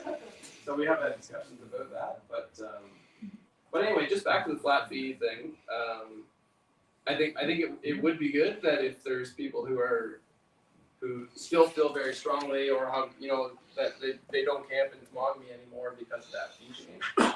It would be really good to send me a formal letter saying that so that I can so that I can essentially because I personally also like per person fees because I feel that it's a nice fair way to charge camping fees. But so when I say I think we should go back to per person fees, if I have some support from the public that can go behind that, it's helpful, opposed to I think we should go back to per person fees, and then I get pushed back to say like, well, is anybody complaining? And it's like, well, no one's complaining since we made the change. So you're going to be getting lots of letters in the next week. Yeah. What would you think would happen if Algonquin Park went to the same? Yeah, I think people would be very upset. Well, they lose the plane for one. Yeah. So anyway, it's like I think it's important to remember that is still a pilot, and there's a decision has not been made on where that will go.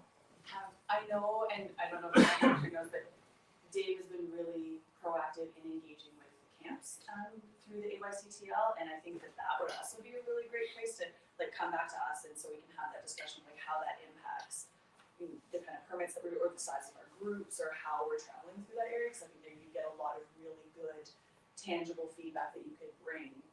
To bolster that case. And I think there's an assumption that like that the changes being looked at is like, oh well, there will be winners and losers. You know, like it'll be cheaper for camps because they have large groups, but the solo paddlers will pay a bit more, and in the end, everyone will be just as happy. So it is important to hear from all groups too. If you're still putting a cap of 9 people on a campsite, a camp that runs groups that have sizes of 12, but still only has 3 tents, which is reasonable for like that. Okay. But you have 12 people, we now need 2 campsites, we need 2 permits, and so we just try to avoid doing that because we like our obviously our group numbers aren't gonna increase. Yeah, So yeah. I think there could be good conversations to be had around. Yeah, so I think it's good to basically send me fresh feedback about it, because then I have something to work with. Where right now I really don't have much, because essentially the change happened, and there was a lot of pushback on it, and then it's blown over, and so people kind of assume like, oh well, people just didn't like change, and then now they realize it's actually fine. But if that's definitely not the case, then yeah, if people send me a bunch of emails with some personal experiences or things like I don't go to Temagami anymore because I'm a solo camper. But I try to stay out of the parks. Yeah, or that Try feedback. not to camp in the parks. Yeah, for sure. And yeah, and even we kind of talked about the fees and people, feeling the fees aren't worth it. We are trying to do more maintenance to try and get Temagami caught up. It's not going to be Algonquin standards, and that's not really what we're going for. It's a different experience, but we are trying to, you should be able to do most of the portages without going over, a ton of blowdown, and it shouldn't be a battle out there, or it shouldn't be the same as it is on Crown land. Like you should notice a nice higher level of maintenance through the operating parks, so that people feel like, yeah, no, this is worth it. There's a nice privy, and the hole's dug, and there's no garbage, and I didn't have to fight across the portages. So, Any plan to make the Temagami River operational?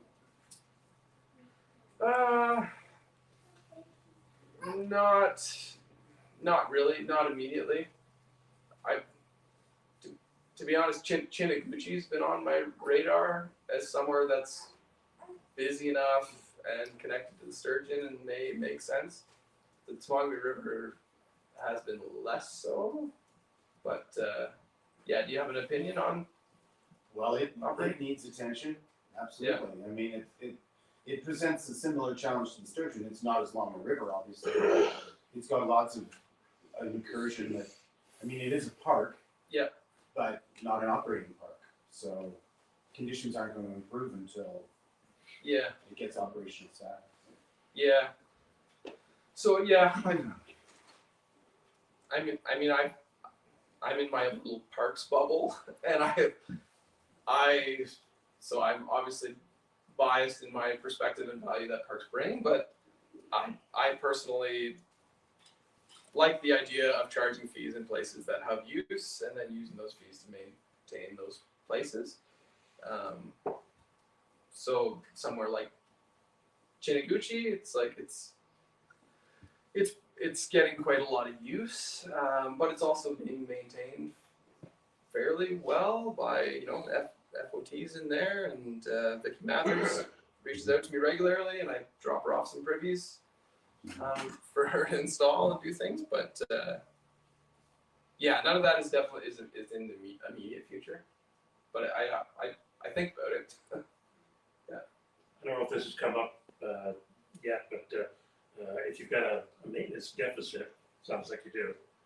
Is that right? Did I hear that right? Like we spend more than we make to run the backcountry parks. Yeah. Why not bring in volunteers and have them make up the deficit?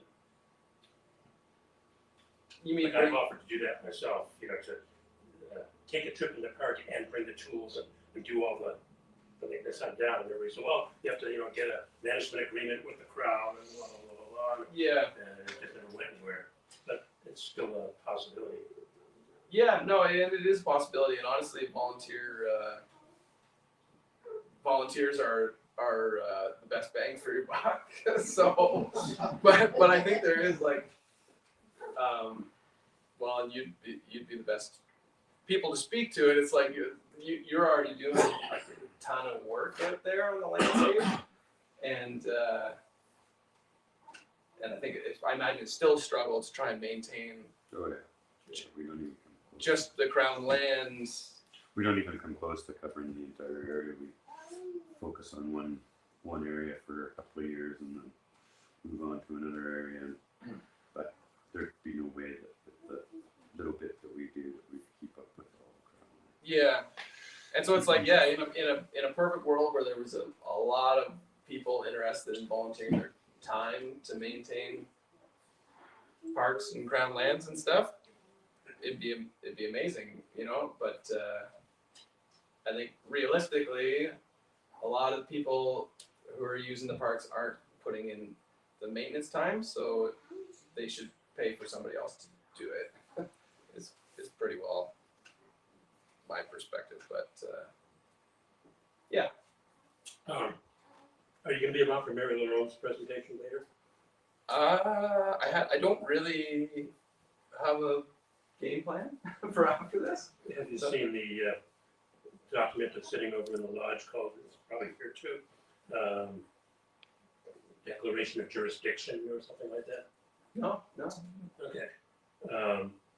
No, take Okay. with you and look at it, because it's basically a declaration of independence, and it's a refutation of the Supreme Court decision as to the jurisdiction over the area. They're asserting sovereignty over the entire area and saying unequivocally anything that goes on here is going to need our okay.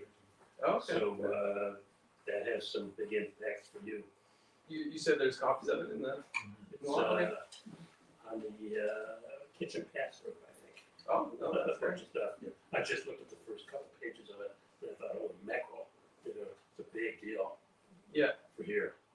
To summarize, and I don't speak for TFN or TA or Yeah, but yeah. it is a notice of jurisdiction that essentially says just that anybody taking any sort of undertaking on and documented needs the explicit approval of TFN and TAA. Okay, interesting. Yeah, no. It's to be honest, like a lot of parks do have essentially working groups or advisory committees that work with local First Nations to make decisions on the landscape, and so it's it makes a lot of sense to me that TFN would be involved with management decisions in their ancestral homelands and stuff. So this goes yeah, beyond so thank that. you for flagging. Yeah, This goes way beyond that. This isn't like advisory. This is like it's our place, and we'll tell you if you've got a park next year. Yeah. No, that's great, and it's on my list to reach out and start building the relationship with TFN as well. So,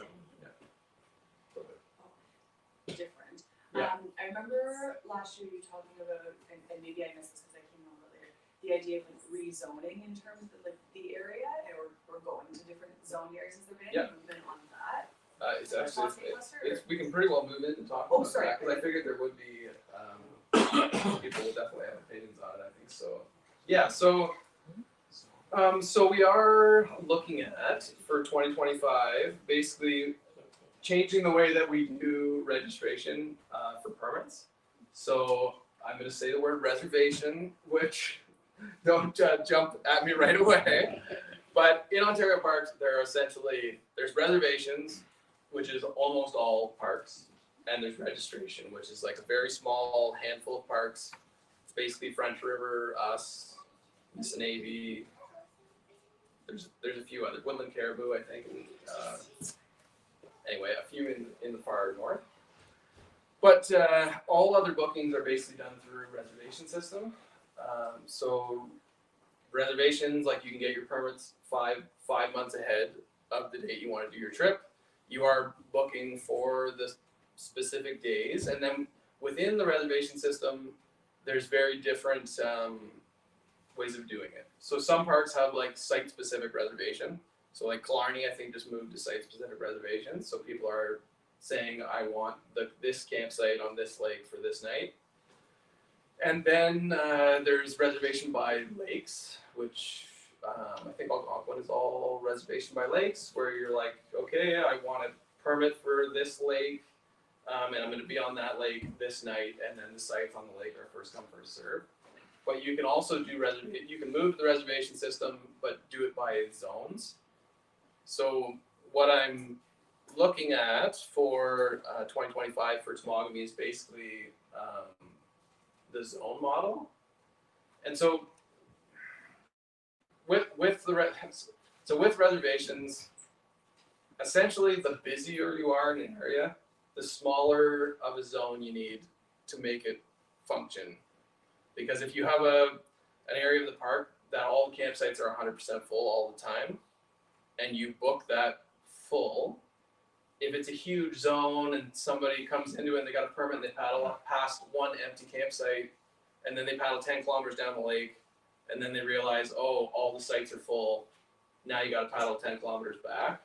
So the busier it gets, you have to get down to a certain size really for that system to function, so that person could paddle around that area and actually get a campsite without doing these crazy distances. In Temagami, I don't think there's probably only a few places where we're actually at capacity. So I would start with like very large zones, so that there's still a lot of flexibility for people to do. So I can pass these around. I printed like 20 of these or something. I don't know how many people are here, but maybe people can just kind of pass these around. Oh, yeah.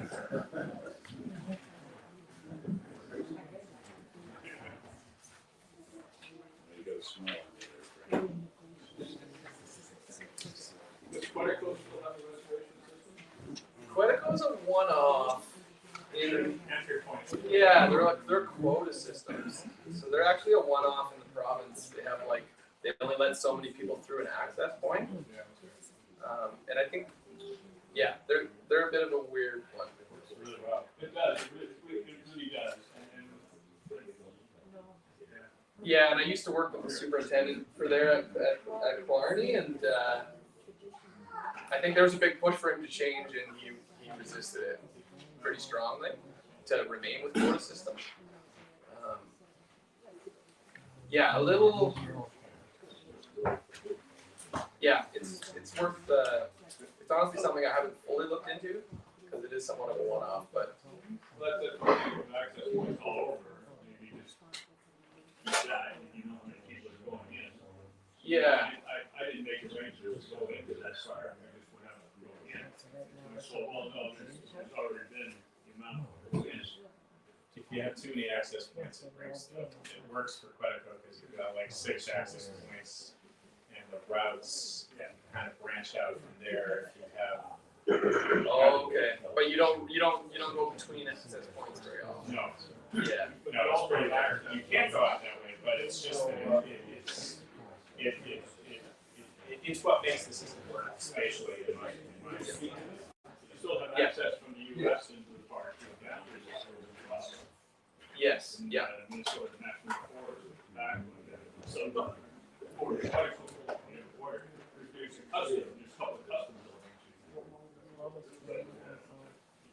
That doesn't control how many people, unless they're pilots, separate, totally separate. So most people have a copy. So anyway, this is like a starting point for zones. So the larger green zones are essentially areas that I look at those parts of the park as being they're pretty quiet. So in the Makobi, Truthui, Makobi River, there's really no reason to have smaller zones there. For the most part, we're not nearing capacity. So it'd be very similar. If you wanted to camp in Makobi, you could book 5 nights in Makobi. All your nights would be in the same zone and be in the Makobi zone. You could go and camp on any campsite you want within that zone. The areas that and again, this is all just proposed, so it's good for people to see it now, and then I can get feedback from people, again, because you're out there on the landscape. The areas that I think are busier, are into the Diamond, the Lady Evelyn, North and South Channel, top end of Obabaca, like the loop through Bob. Those areas I was looking at slightly smaller zones. And so what that means is that the biggest change is that people do need to have a rough route. So you need to know, I'm going to spend 2 nights on Diamond, and then I'm going to be the 3rd night on the north end of Obabaca, and then the fourth night coming back through Lake Temagami, or you have to have a bit of a route plan, which in my opinion most people should. Like you should be somewhat close to where you plan to be. Things do change, you know. You get on your route and you decide, like, you know, whatever. I don't actually want to. We're going in and out of the same access point. I don't actually want to go up the Lady Evelyn River. I'm just going to stay on Lady Evelyn Lake. And for the most part, like, we want people to be in the zone that they've said they're going to be in.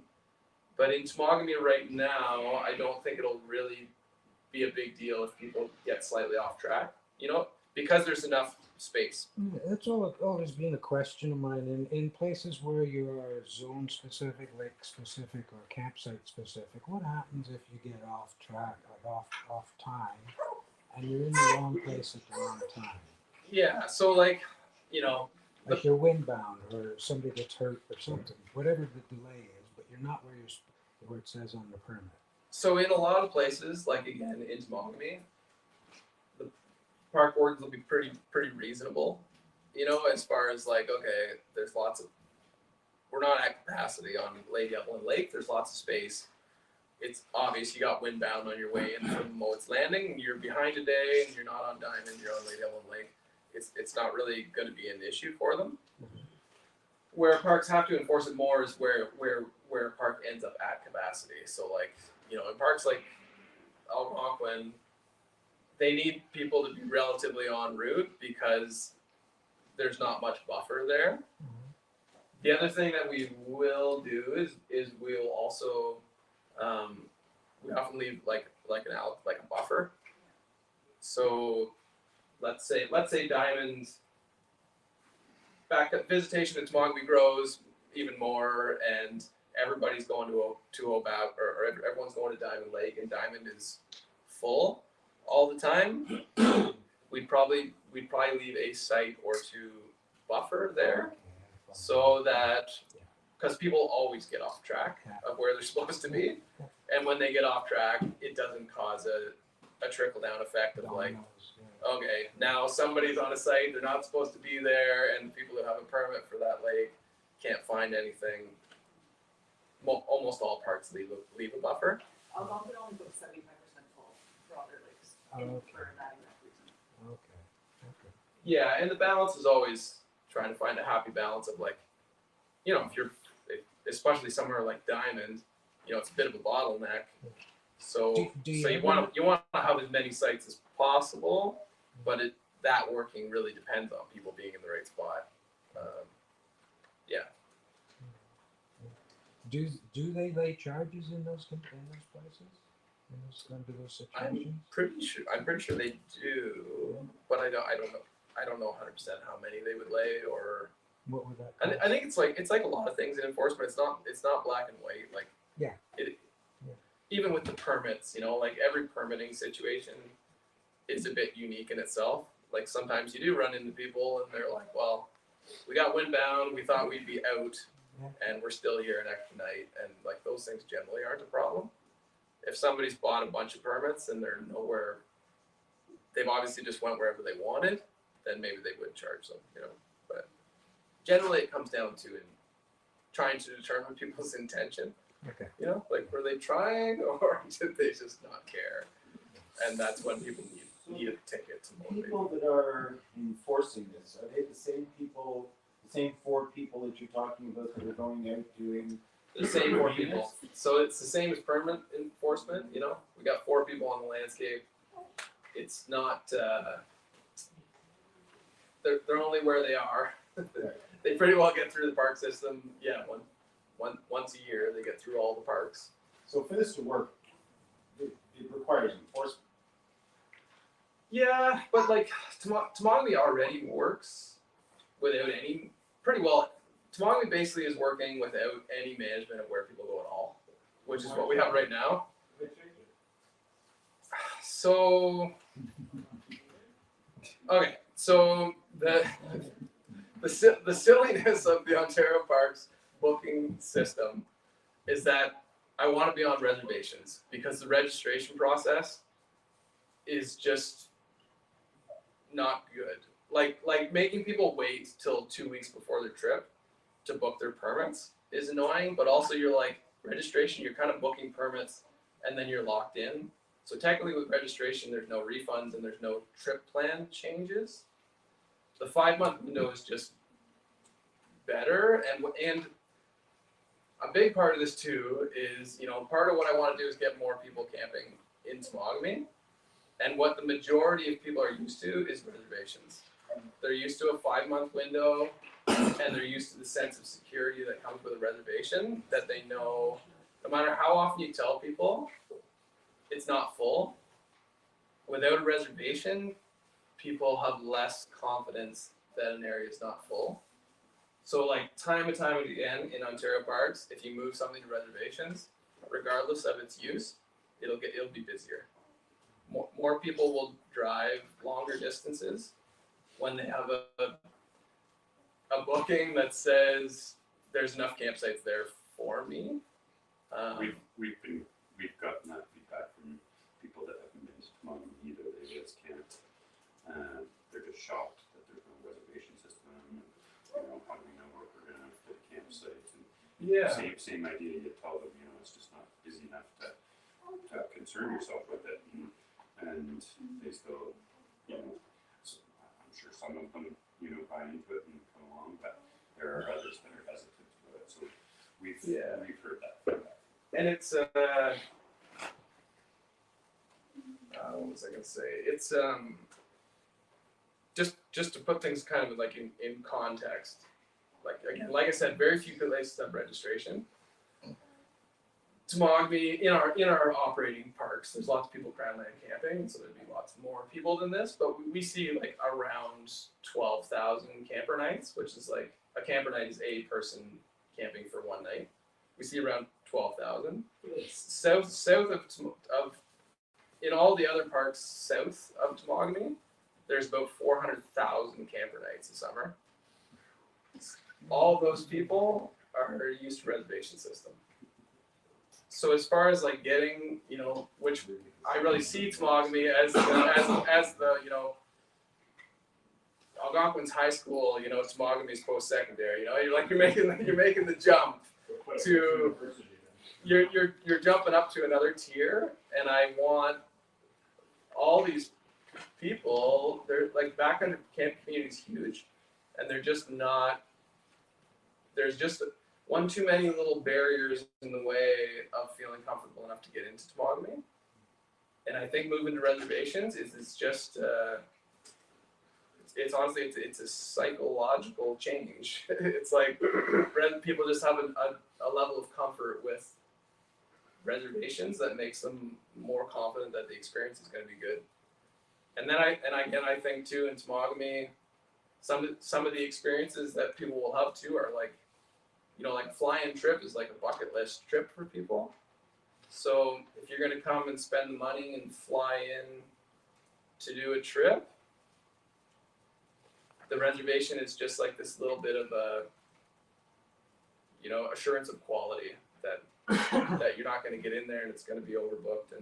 And like most of these people, if you've only camped in Killarney or Algonquin, I think it's hard to wrap your head around that everyone's not that busy. Like I think it is. It's like what you're saying about how people just can't grasp that it's not full.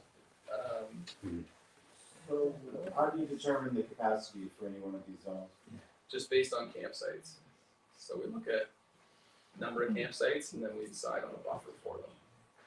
Now, how does it work on the provincial park side, like on land and all that stuff? So if you're camping in Temagami, one night you might be in a provincial park, the other night you might be on Crown land. How would you book that online? It's very similar to how it is now. So basically, when you select your zones, there'll be like an out of park zone. So it's already built in this. It'll be built in. Yeah, it'd be very similar to what we have now, except right now you're basically just picking your access point.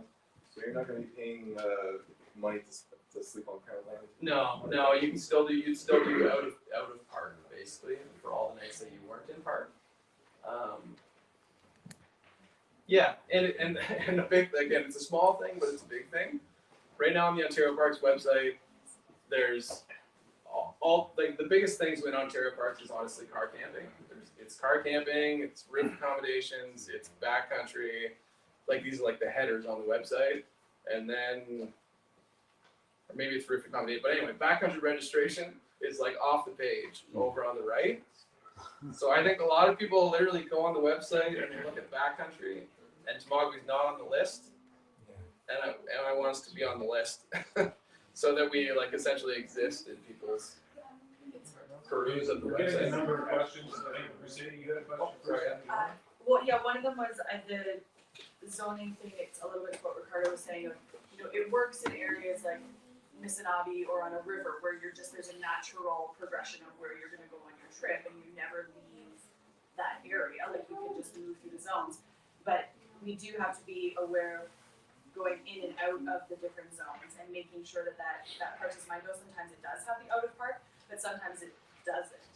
So for example, if you book in Woodland Caribou and you say that your entry point is Red Lake and you paddle in, there's no option to say that you paddle out. Like if I'm going to the Blood Vein and I'm just paddling out of Woodland Caribou, there's no way to do that, to make that note. So I'm wondering too if that's possible for some of this, because I can see a lot of these routes that then there's no exit point, right? Like I just would be leaving the zone now, or I'd be leaving that part. So just to make sure, because I think that a lot of people would find that confusing. Often there's like instead of and oftentimes like just having to put fly-in access because wherever you're based out of, but maybe just looking at those little drop down options of For sure. through. And I know this is very, very preliminary, but I think it would be really great to just keep the conversation going and getting a lot of feedback about how we can have the reservation process actually can be made easier. Yes. Yeah. No, definitely. Yeah, and I think one of the biggest things that I would need from people now is like taking a look at this map and giving me feedback, like sending me feedback on if you think that those zones aren't going to work for certain reasons. So like, we tried to kind of find like rough ways of having the zones be identifiable on the landscape, so it's sort of like, okay, Diamond Lake, well, at the lift over and at the bottom end, and then maybe we divide that lake into 2 zones because it's fairly busy. But if people have feedback like on the zones, Sorry, I think John was still waiting on a question. Oh, sorry, yeah. So this is a pretty swell map. It's all, there's a lot of thought in it. It's a high level of organization and shows that the park is really an established operating park. When the park was set up, Smoothwater Lake was exempted from the motorboat ban, and you can still take motorboats into Smoothwater Lake. It's in the park. We're at a level of development of the park. Why don't we rescind that ban? Because those of us who paddle in don't want to see motorboats on the lake, and it reduces them and it blows your wilderness feel. So what's that still doing as a motorboat lake? Yeah, and unfortunately, a lot of this, essentially the management plan as it is, probably won't change. So something like that, it probably won't change until it goes back out for consultation and gets reviewed again. And I doubt it's going to happen anytime in the next decade. So the stuff that's a pain in the ass to us, that's things that are annoying, against this, but this thing here, but are permitted in the management plan will probably exist. is that a legislative change or is that an M&R policy change? It's basically really a management. It's like it comes down to the management plan. Like, so the management plan becomes a legally binding like you do a management plan, and then things like motorboat permissions, and really it's more the motorboat bans get adopted in legislation under PPCRA, like the Provincial Parks and Conservation Reserves Act. So banning the boats would need to come through a management planning process, and then it would become law. But it's you're stuck with it for a while longer. It's an So we should anomaly have planned because for it's this 10 not years allowed ago. in that class. Yeah, I know. So how about It was grandfathered. It was and grandfathered. could we get a commitment from you to try to push in that direction for the soonest possible date within the structure of M&R's plotting bureaucracy here? if our management plan ever makes it back to the top of the list to be They redone. used to be reviewed, what is it, every 10 years or 20 It's supposed to be every years? 20 years. 20 years, yeah. But They don't happen. they don't Yeah, happen. yeah. And unfortunately, they're not like forest management planning stuff happens every 10 years, Yeah. and it's like legally binding, and they do it every 10 years. Yeah. Ontario Parks plans are more recommended they be done every 20 years, and they are like Ontario Parks is way behind in doing those. I think Killarney's plan is still like 85 or something, like 1985 it was done. So our plan's new, being done in mid 2000s. So. Is there any other questions or Ted's has his hand? Go for it. So I was just wondering, like, it sounds like you can either have site-specific, lake-specific, or zone-specific within a certain park. Do any of them do hybrids, and would that be useful for you? I don't know of anywhere that does hybrid. If anywhere was going to do it, it would be probably Algonquin because it's quite big. But I don't think they do. I think they're still lake specific. I think, and honestly, in our context, because we're essentially not at capacity. I'm really just trying to get us over to reservations, have a little bit of a better sense. Like through doing slightly smaller zones, that is all really useful information for me to know actually where people are camping. So by some of the areas that we, generally can agree are busier, if we can do slightly smaller zone, it'll give me better information on like how, if we even are close to capacity, like on Diamond Lake. But really, I want to have big enough zones to try and maintain the flexibility that Temagami offers. Like, so anyway, that's the balance. So I don't think we would ever need site specific. Yeah, it sounds like Clarny would really make sense to have, site specific for, within 5K of an access point. And lake specific everywhere else, but they can't do that. And it's like, if you had local control of, lake specific for the really close access point, and then large zones for otherwise. Yeah, I don't know. Yeah, it's something I'm not 100% sure about. But it is a good point in that, like, generally site specific is nice for things that are very close. So like when I was at Restoule has a very tiny little backcountry, has about 12 campsites. It was essentially first come first serve. Nobody used it. We switched it to site specific, and now like again I think they had like 3,500 camper nights or something like that last year. Which for 12 campsites is like amazing. They're basically booked all summer.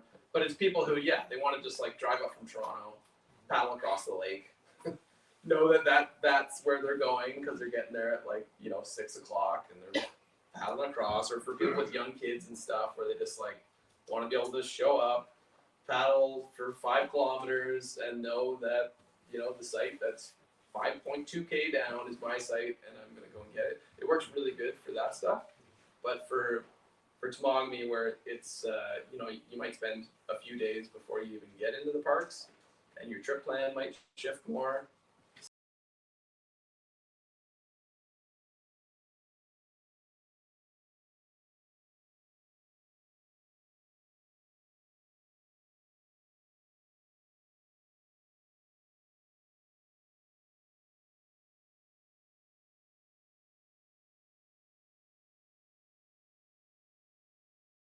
The beach, there's no way they all had permits. Or you would be like, wow, Sweetwater makes us $1 million. Yeah. And that is good to know. And like sometimes there are certain user groups that may be breaking the law in other ways. Reluctant to pay? And sometimes charges for other things like whatever, bringing in ATVs or cutting down live growth or causing other damage. Being able to charge people for that sometimes is a motivator. And even Ontario Parks and our campgrounds, like Ontario Parks and campgrounds and clientele has shifted a lot from 20 years ago when campgrounds were like much much more in a lot of places where kind of go to party spots. And it is through enforcement changes that it's like, if you want to do those activities, you need to go somewhere else. So you can shift things a little bit that way, but yeah. So just as an example, let's say you're on a Lady Evelyn river trip. So in that yellow zones, you're coming down the river, you're in the Lady Evelyn South Channel one night. And so you go online to this proposed system and you want to camp there that one night, and it goes, yeah, okay, you can camp there that one night, great. So then you go down and you say, okay, on the second night I want to camp in Willow Island, and it goes, can't camp there. What then does a person do? Say, okay, I guess I'll push on to Lady Evelyn Lake Central and see if I can camp there that night? I mean, how does this actually work in the real world? That's how it works in a busy park. It's sort of like, oh, good, it's working. Ah, it's not working. I can't go there anymore. Like you know, La Plush Hiking Trail, for instance, which is so busy and popular in Killarney. It's like, it can be very difficult to book a trip, and sometimes it is that it's like, oh, 2 nights work, but I'm not going to do a 25K day, you know, to get to the next campsite.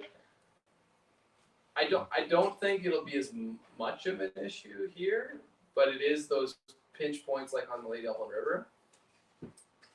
Now, at the same time, if it doesn't work when you're booking, it does mean that it's full, and it means that it wouldn't have worked when you were out there anyway. You know, like if it's that busy when you book, if there was no booking system and you did that trip and it was that busy, you wouldn't find a site anyway. So it's an attempt to manage where people are, and in an area that's full, like so if you go online and you're like, okay, I want to do Diamond up through Willow and do North Channel, South Channel, and you go to book it and it's full, at least then you know it's full, and you start looking at other options, and maybe you're like, oh, maybe I'll go just do Lady Evelyn Lake for 5 days, or maybe I'll go and check out Maccoby in the north, or so like it is one of the better tools.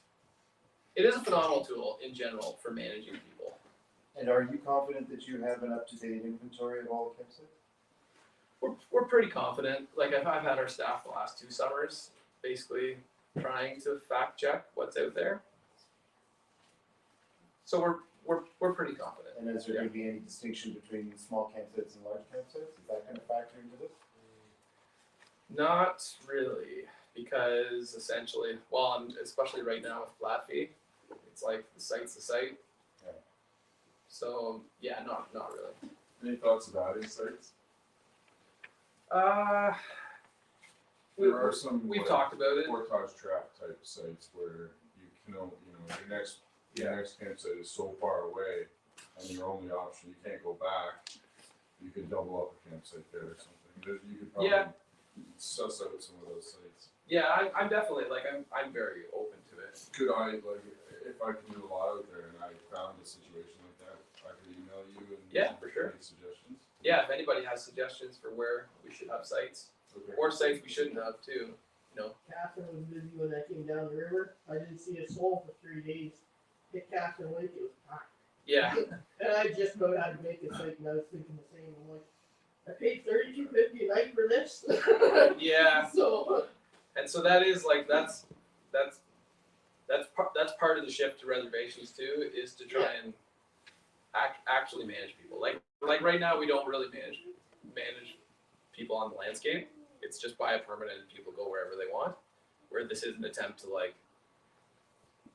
and again, this one of my goals to I want to see our numbers up. I want to get more people into our backcountry parks, and you can't do that without managing where they go. If you increase visitation, everybody's just going to go to Diamonds, and it's not going to work very well, and it's going to create a bunch of issues. So this is sort of getting ahead of it a little bit, and making the shift, but also trying to do it in a way that finds a balance.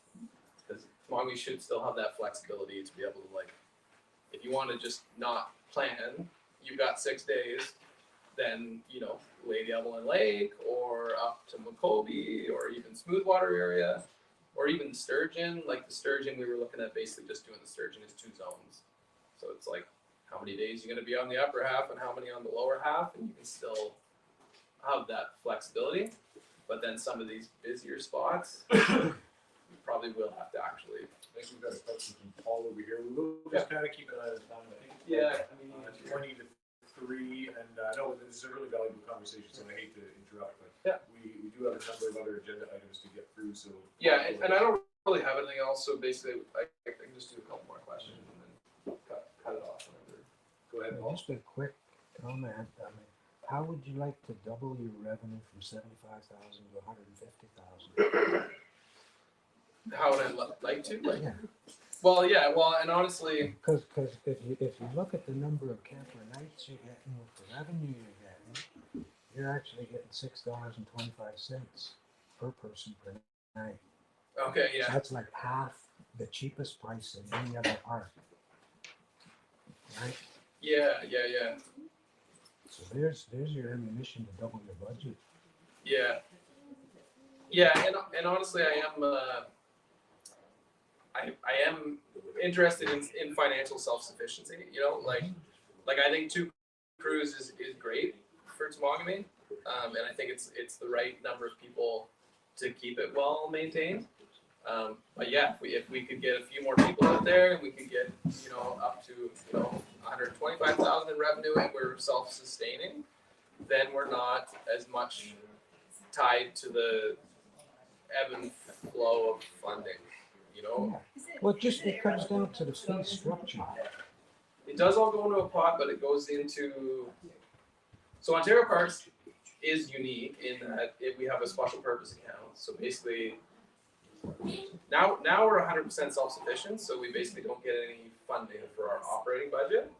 But anything above and beyond that we don't like more than what it costs to run the system provincially goes into this pot. And so the last couple of years, we've done very well provincially through COVID. Like we had basically a big camping boom, and so the pot's full. But then you have a couple rainy summers and visitation's low. It still costs you the same. You still have the same number of staff on essentially. You don't lay people off when it rains, so it still costs you the same to run it. And then we pull from that pot. But it's still a provincial pot, so it's not like the revenue from Temagami necessarily. Like if we brought in twice as much as it costs to run the backcountry, we won't keep that. It goes to the larger pot. But definitely being able to say, this is what it costs, and we bring in enough to sustain that, just means that we won't have anything cut. Like basically, if we went into a camping dip and Ontario Parks wasn't doing as well financially and our SPA was drained, then when they say, okay, where do we find money? It's like, okay, well, Temagami's backcountry brings in 75,000. You can go back down to 1 crew, where if we're kind of covering the cost of maintenance, then we're able to say we're going to keep the money. We bring it in. It's going to stay in Temagami. From the people that get charged and the actual convictions or payments or fines, what's the ratio there? That goes into the provincial court system. So we actually don't see any of the. You don't get anything from that? We don't get anything from the fines. So to be honest, I'd much rather have people buying permits than laying charges out there. Yeah. I can't argue that, but I mean, Yeah. But yeah, no, it basically all goes into this provincial court system. Are you guys or the COs using drones yet to help you with enforcement? We haven't fully gotten into it. The fire really has led the way on drone usage. So fire uses drones quite a bit for searching out hotspots and doing other things with forest fire management. And then the conservation officers now use them a bit. I think they have sort of like trained people in different that will like come up. Like I don't know if North Bay has somebody trained to use them, but if they have an investigation or something, they can bring somebody up to do drone work. But you think like a CO in any given area could multiply what they can surveil by using drones rather than trying to like drive their ATV down some logging road or whatever. It definitely is, like it is expanding. And M&R Fire has really led it because they're like the aviation specialist essentially. And so they actually have a program now to train people in other branches of government to set up their own programs. So I know the COs are doing it.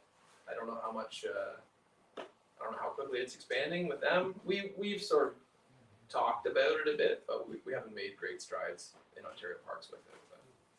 Yeah, I have a question about, there's reservation full and then there's actual full.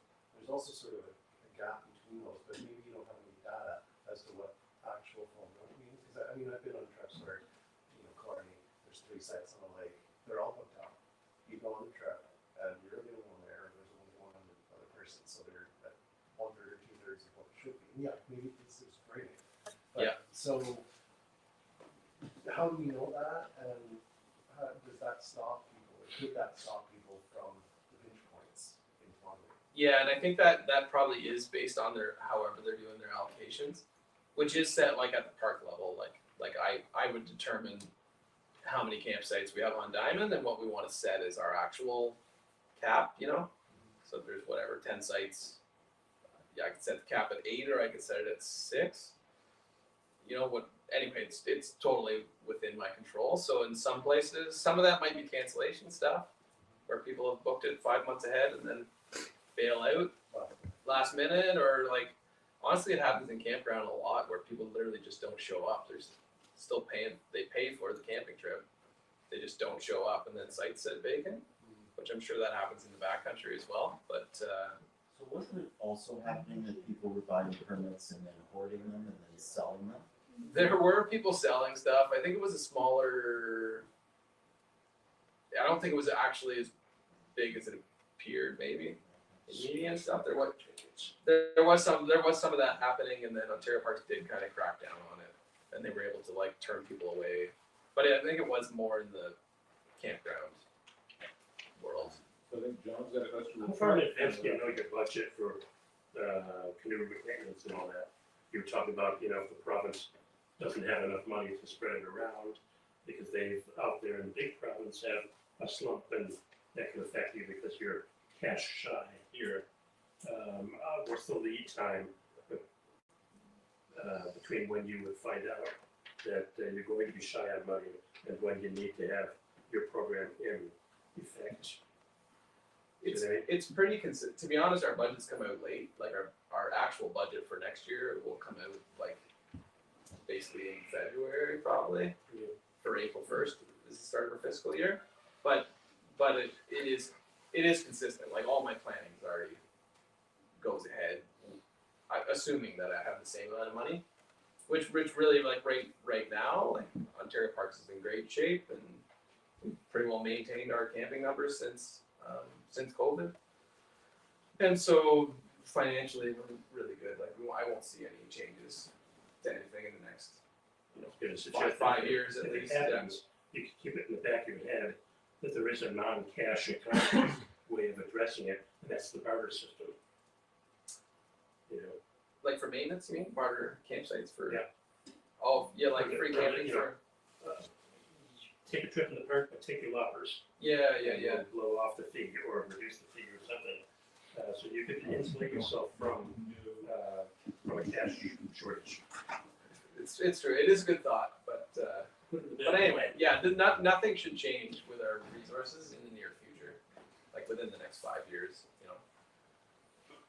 So given the time constraints, if there was a question about the motorboats on Smoothwater, I asked if you were willing to get the gears moving in the direction of shutting that down. I don't think I could. I have similar interests.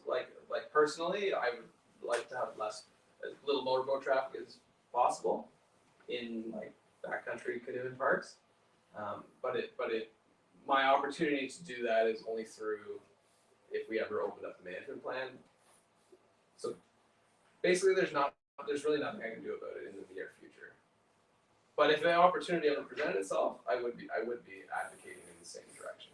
It'd be fair to say you want the motorboats out of Smoothwater Lake? Yes. Yeah. I agree with all the concerns around it. You might need a backdoor way to get there. Just gotta put portage in there, Yeah. So with that in mind, if there are any other questions, I'd invite maybe after the meeting we could, again, Dave, don't keep you here, but I would invite you to stick around. We do have a guest speaker coming at around 4, and we do have about 6 more agenda items we want to get through before 4 o'clock. And I invite you to stay. It's Mary Lerone. Yeah, maybe I'll sit around. Yeah, you're more than welcome to. And you're more than welcome to stay for dinner as well if you're interested. Yeah, for sure. I'll probably head around. You had one of our large maps? I don't know if I have the large map. Well, that's one of those. Thank you. Yeah, no, this is good. This is good, yeah. Always appreciated it. It's always a good conversation and Yeah. good No, I'll connection try to to make. make it every fall, so. Perfect. Yeah. So thank you very much, Dave. Yeah. I think that was a really important conversation to have, and I think I speak on behalf of all of our membership to say how much we appreciate you coming here. Yeah, and anybody who wants to send me feedback on whatever, you've got my email. Very good. Or my cell number. Just a couple of general reminders PJ's asked me to discuss.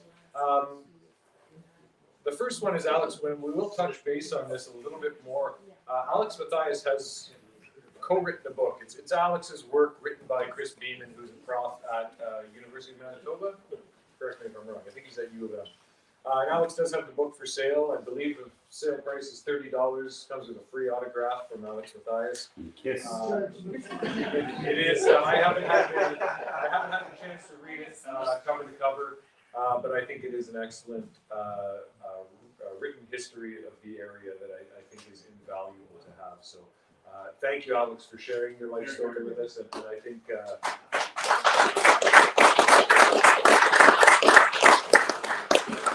I think you'll see that this book will be very popular. In fact, I'm anticipating he'll sell out in the very near future. #1 seller.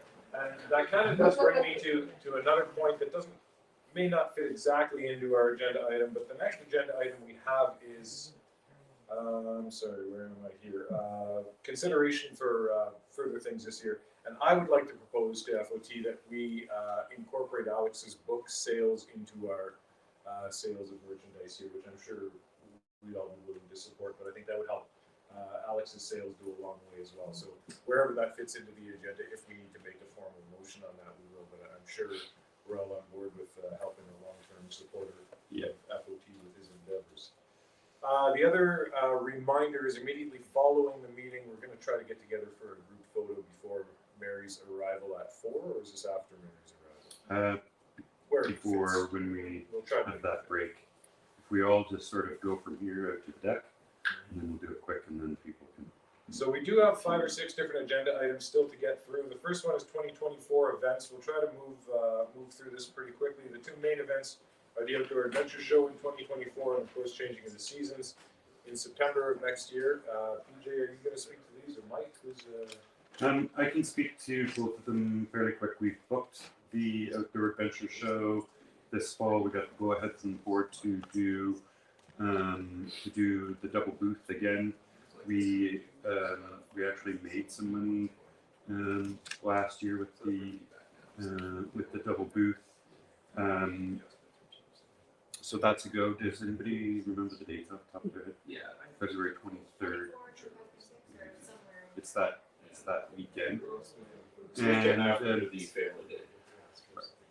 And an extension for an invitation for you guys for whatever the quarter booth or whatever you were doing before. Yep. And we'll touch base on that because that always worked out very well. And then COTS 2024. So we kind of unofficially sort of took over helping now with organizing COTS due to Amber stepping back from Earth Roots and whatnot.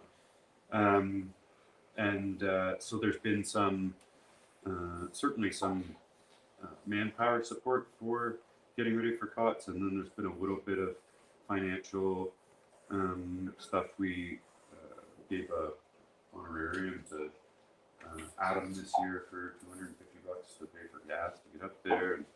And so there can be a little bit more of that stuff. And then also the very cool thing will be trying to get those dates out on social media earlier and trying to get some new people up there. And so that will be very cool. We'll form a little COTS committee or something like that. That's There was a third point of consideration of other events. The only thing I would bring forward is, like I mentioned earlier, we would be happy to host another Thunderbox build weekend sometime between ice travel season and paddling season is my suggestion, because that's a little bit of downtime that we actually have. Our winters are very busy and our springs are even busier. So breakup season, I think, is a perfect time to get together and build some new Thunderboxes and have a work weekend. And we'd be happy to host that again at our home on Pigeon Lake. If that wraps that up, next agenda item is social media. there isn't too much social media. We obviously need to be much more consistent, and Mike McIntosh has done some posting in the last week or two. Yeah, that just fits it. That's one of the areas that I thought I could help out in. My days are very, very full, but I do find myself occasionally with maybe 10 minutes between appointments where I can have some downtime, and that's where I like to play on social media. So I'd be happy to take that on. An example is last week, coming out of Alex's, I snapped a picture of the snow out of my truck, and it got 1,600 likes and 100 shares, which struck me as odd, but it does show you the power of social media, how many people it could potentially reach. Yeah, for sure. It's something as mundane as a snapshot out of the window of the vehicle. And it does work well for me in terms of the other components of social media, so like Twitter or X or whatever they're calling it, and then Instagram. I've been able to, I just copy your posts that you do on Facebook and put them on those two platforms. A couple of things I would like to do is almost pick up where Brian Back left off with his Ottertooth website, where he would have a photo of the month sort of thing, or break up and freeze up conditions, and just general what's the weather in Temagami for people that aren't fortunate enough to be here regularly as we are. Share that with the rest of the world, and I think that would be a nice idea, just to keep our name in people's minds. Keep people engaged. Mike McHugh has offered to help out where he can, and then myself as well. So I think between the three of us, or if anybody else wants to get involved, I think that's probably going to be, well, not probably, it will be a good thing, because we were absent from social media for this good part of this summer anyway. So that's really the only stuff about social media. And the next agenda item is potentially a bigger piece, and that's the Save Solus campaign. Yeah, so we spoke about this last year. We never really did too much with it this year. We should. Now's the time. We have basically been given the blessing from, we always had Al's blessing, and then in consultation with Mary Larone, we have her blessing, and it sounds like, I don't think there's been any sort of official decision, but from that Elders Council, they're certainly interested in bringing about a stop to that construction. So the timing for ramping up that Save Solus campaign would be good. There are a couple of things. We're working on gaining access to the petition, which should not be a problem. It's just taking a little bit of time. And then Matt Steves finished up his Save Solus film that he's been working on for a couple of years now. The timing got a little glitched up. He finished it the spring, and then we were away on our maintenance trip, and so it's not actually been released sort of in terms of from Friends of Temagami as of yet, but we have it available, and it's a very cool film. I feel like we should post an online viewing party with it. You know how we did the Save Solus film? Yeah. We should do that this winter. Yeah. Also a good opportunity to engage members in the community. And even if some people have watched it before, the discussion afterwards can be interesting to get some guest speakers and and maybe we probably should have led with a background on this campaign, but ultimately, for anyone that's unfamiliar with the Save Solus campaign, it is in fact the last roadless area in Temagami, and we probably can't even say that anymore because there's currently a road being pushed into the Solus Wildlands area. So I'm not really sure what the desired outcome of the campaign will be. Ultimately, to stop that from happening, you would have to change the land use designation. But that's part of a bigger discussion, I think. It is one of the options that was clearly stated in the forestry consultation process was trying to change the land use plan, and there's a process to do that. Here we go. It is 11 minutes and change.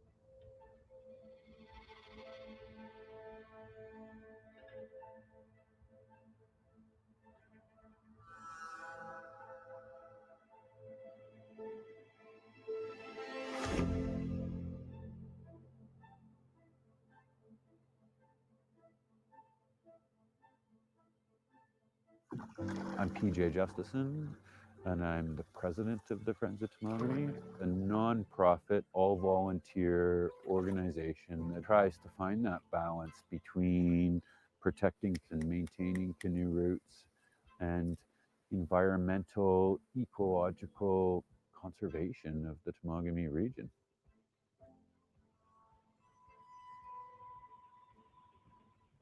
We need to protect the forest itself. We need to protect these intact landscapes that we have, right? Like the Solus Wildlands, it is untouched by man, other than the canoeists, the trappers, the ancient Nistagan portage routes that we know have been used for thousands of years. One of the big purposes of this last trip was to document the area. We need to bring public awareness to the Solus Wildlands because it's going to change significantly with the progress of this Turner Road, and it's going to change significantly when they clear cut that forest within the Solus Wildlands.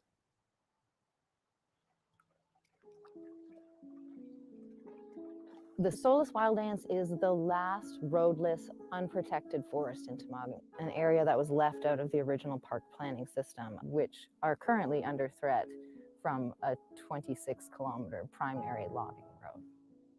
The Solus Wildlands, as we define it, is about 10,000 hectares of untouched virgin forest. It's a completely unique landscape in Ontario that is really a part of a greater intact forest. You'll get those old growth red pines, old growth white pines, which are provincially and globally significant. And the whole area just feels a little bit more wild than the managed provincial parks. It's just a really magical place. Once you're out there, you kind of feel like you are in the middle of nowhere.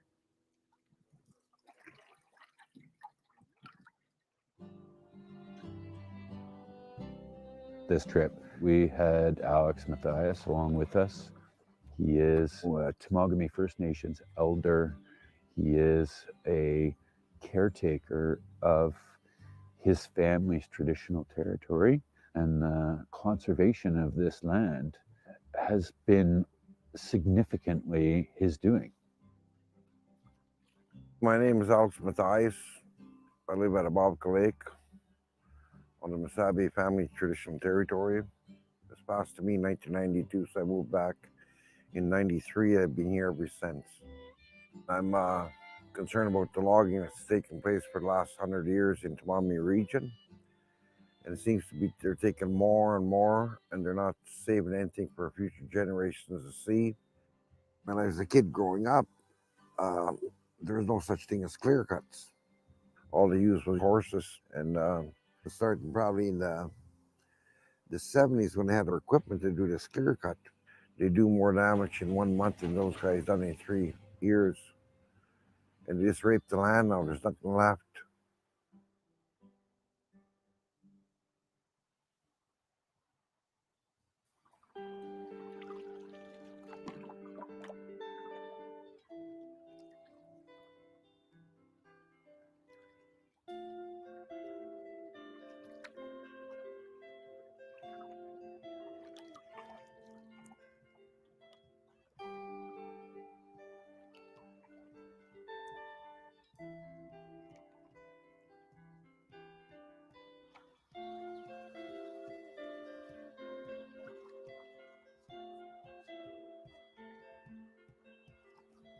As you can well imagine, the amount of portages and canoe routes to clear outside of Ontario parks is massive. A big part of what FOT does is we clear portages as we trip through it.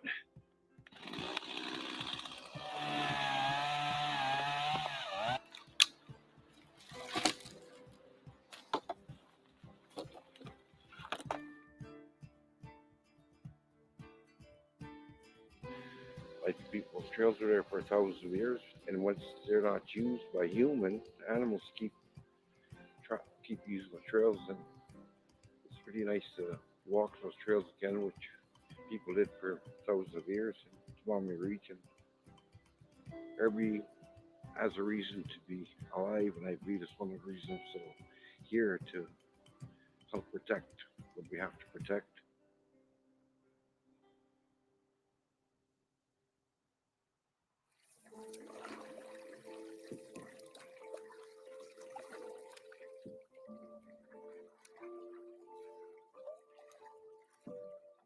We just spent, a week in the Soulless Wildlands, and we knew that the Turner Road had been started, and the portage from Ames Creek into Twinkle Lake crosses that new road that is just a massive strip of destruction through forest.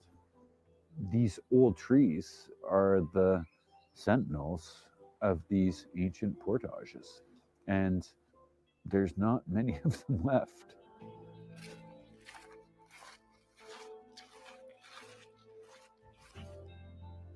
We discovered the fact that they've continued to put this road in. They've put a couple of bridges across, significant creeks and rivers.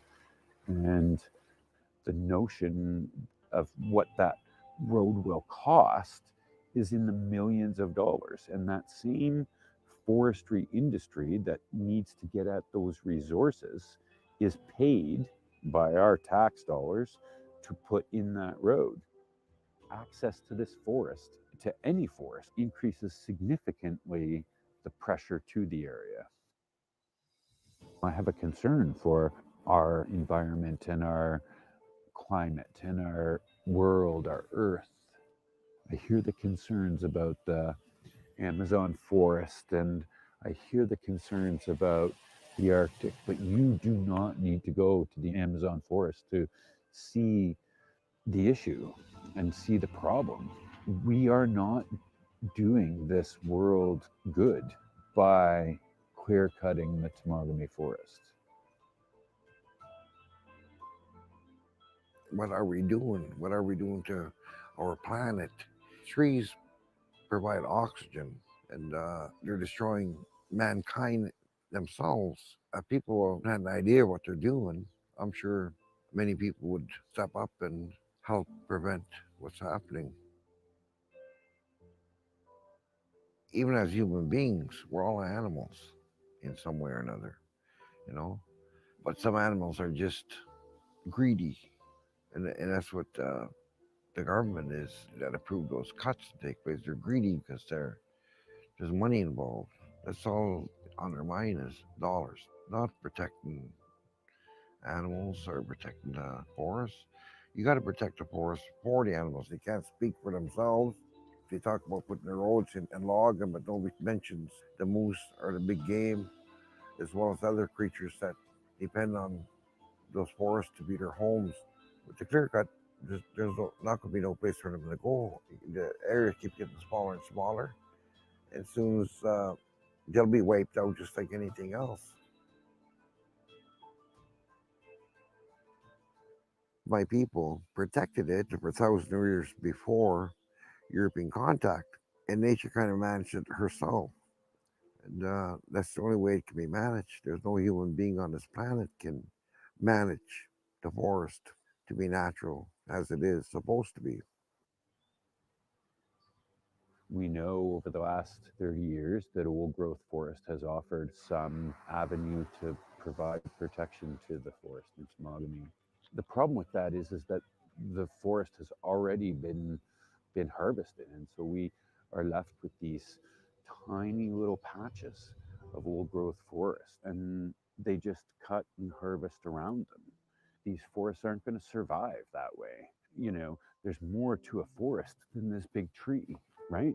This big tree is lovely and it's beautiful and it's ancient, but in order to get the forest to that point where you get 2 and 3 and 400-year-old trees happens over a process of 1,000 years or however many years. Nobody understands that science. Nobody has that science. Bottom line is protecting these small pockets of old growth isn't enough. We need to protect the forest itself. It's not our land. It's not a piece of property. It's not something to be had or to be possessed. It's here for us all to come to enjoy, to love. I'd like to be positive and I'd like to hope that this place is here for my grandchildren, but I worry that it's not going to be. Whatever the future may hold, I know that I and my friends and my organization have tried. We've stood up, and I hope we make a difference.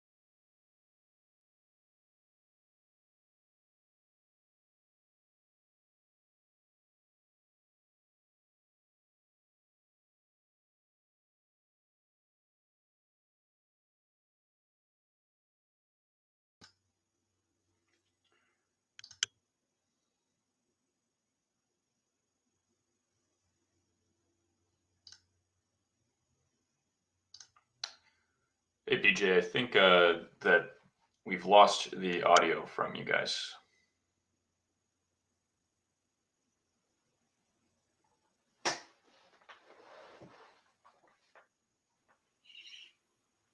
There we go. How's that better? I can hear you now. Perfect. You're good with the Save Wolf Lake update? Yes. So I missed what you just did during the transition. I'm not sure if you mentioned at all about Wolf Lake and this. But essentially, Wolf Lake region in southern Temagami, I'm sure most of you are familiar with it, home to a very special old growth red pine forest, which is likely the largest of its kind in the world.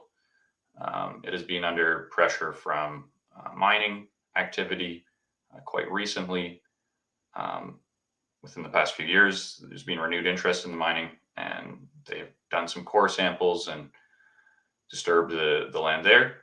So I have, with PJ, been attending the Save Wolf Lake Coalition's meetings to help with the protection of the area.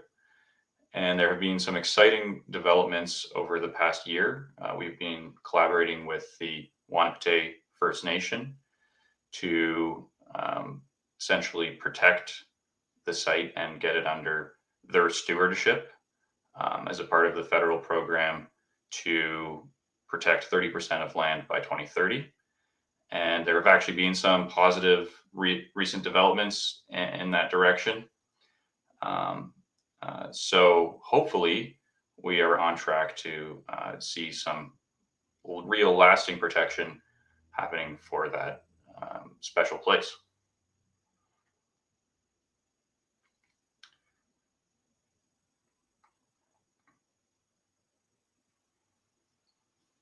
Very good, Jesse. Thank you for the update. I can add a little piece to that. Through the coalition and through Jesse, there is a letter writing campaign that has been dependent upon me going in and changing the back end of our Save Wolf Lake letter. I've yet to get to that, but I will do it this week, and you will see an email come out to FOT members and Save Wolf Lake supporters with links to that email, and that's going to be set up to go to a few different MPs, MPPs, that sort of thing. Does anybody have any questions for Jesse?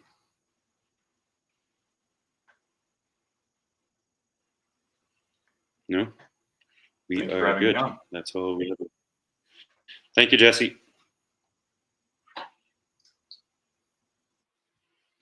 So the last big agenda item is forestry. PJ, that one's on you, looks like. I have not got too much to say about forestry. I honestly have not. As most of you know, after we went through that forestry management planning cycle, it was like 5 years of intense letter writing and consultation and that sort of thing. And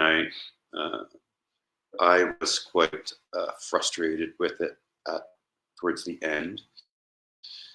Ultimately, all that commenting we did ended up in, one little Excel sheet in Appendix C on page 1742 or something that we were concerned about, this area and that area. So I've really not been terribly in touch with the MNRF, nor the forestry industry, but we should probably make an effort to do that again. One of the things that has been needing to be done is to reach out to the industry and the ministry to see where they're at with the road. that that hold on the construction was basically a verbal agreement between I think the industry and the elders, but there was nothing. I don't think that there was anything official done with it. So it would be interesting to reach out to them to see what their plans are. We do know that they've done a whole bunch of road straightening up at the end of the old Twinkle Lake Road access, which really makes no sense to me. They're like, roads the width of this gathering hall that run parallel to roads that are the width of this gathering hall. Like, it just makes no sense. You might think that they would put like a passing area in, but it's way more than that. It's just sort of zigzagged through the forest. I don't really know why they're doing that, nor do oftentimes they have some spare time and spare manpower, and they'll go and do road maintenance like that. But it would be an indication that they are certainly planning on being back up that way at some point. So yeah, we need to be back engaged with the ministry and the industry. Those guys, I mean, they're not people, even though, we've had our moments, but there is good opportunity, and they've offered opportunities for people to go, see cut blocks or, a regenerated cut block. And we've never actually taken them up on any of that. Of course, they're going to show us the best cut blocks around, but there is opportunity for us to learn and see more, and they seemingly are interested in showing us that. So there's that potential.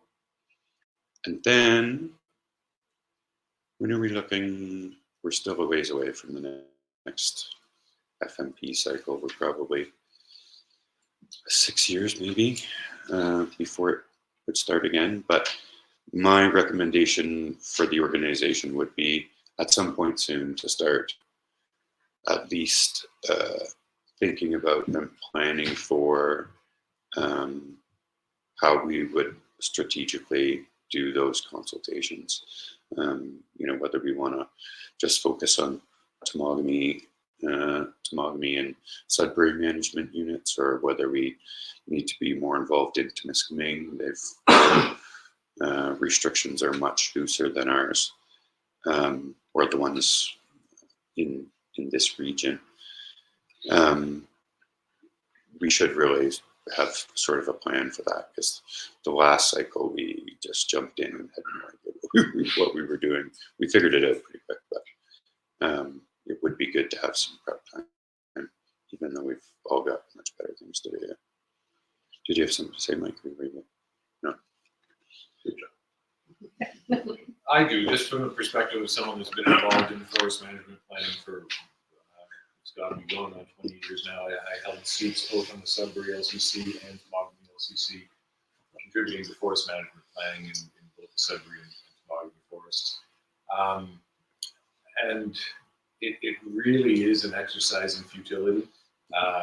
However, it's the only system we have to work within. So I think it is important that FOT still participates in that, with the caveat that it's not going to do much. I've come to the sad conclusion that there are two classifications of land in Ontario, and Ontario planners might disagree with me, but in reality, there are two classifications of land. There's protected areas and there's tree farms. There's no in between, and it really is that black and white. And if you disagree with me, you haven't been in forest management planning long enough, because it really is that black and white. It's a protected area or it's open for logging. There's no in between. So if an organization's goal is ultimately to prevent forestry in an area, the only real chance you have is to lobby for land use change designation, land use designation change. And that's a really tough battle. Not to say it's impossible, not to say it's never happened, but but that's a really, really tough fight. So I hate to sound negative, but I can't stress the importance that Temagami FOT still needs to participate in this exercise, but it may be an exercise in futility. And I think you've come to that same conclusion over the years. Yeah, interestingly, just to reiterate on Mike's point, we went through that process with the Temagami management unit, and we, commented and requested, and it was no, and then we went through the process of dispute resolution. We did it at the, management unit level and then the regional level. And it was only really through that process that we were eventually able to, consider going down that route with Eco-Justice and Earth Roots with that lawsuit, which unfortunately, the current provincial government just took the rule book and ripped it up and said, don't claim that we're not playing by the rules because there aren't any rules, and removed any sort of Ministry of Environment oversight of forestry.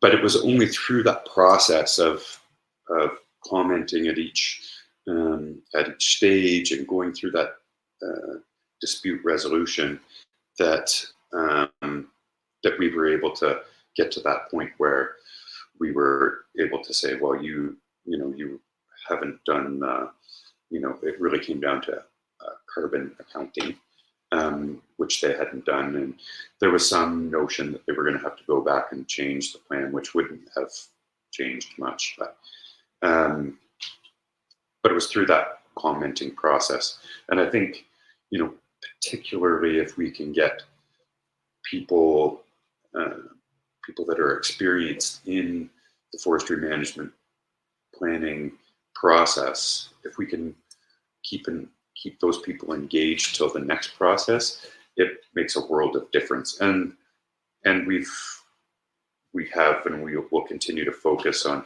putting those documents onto Google Drive so that anybody that's around in 6 years or whatever will be able to either build off or use those documents as building blocks in the next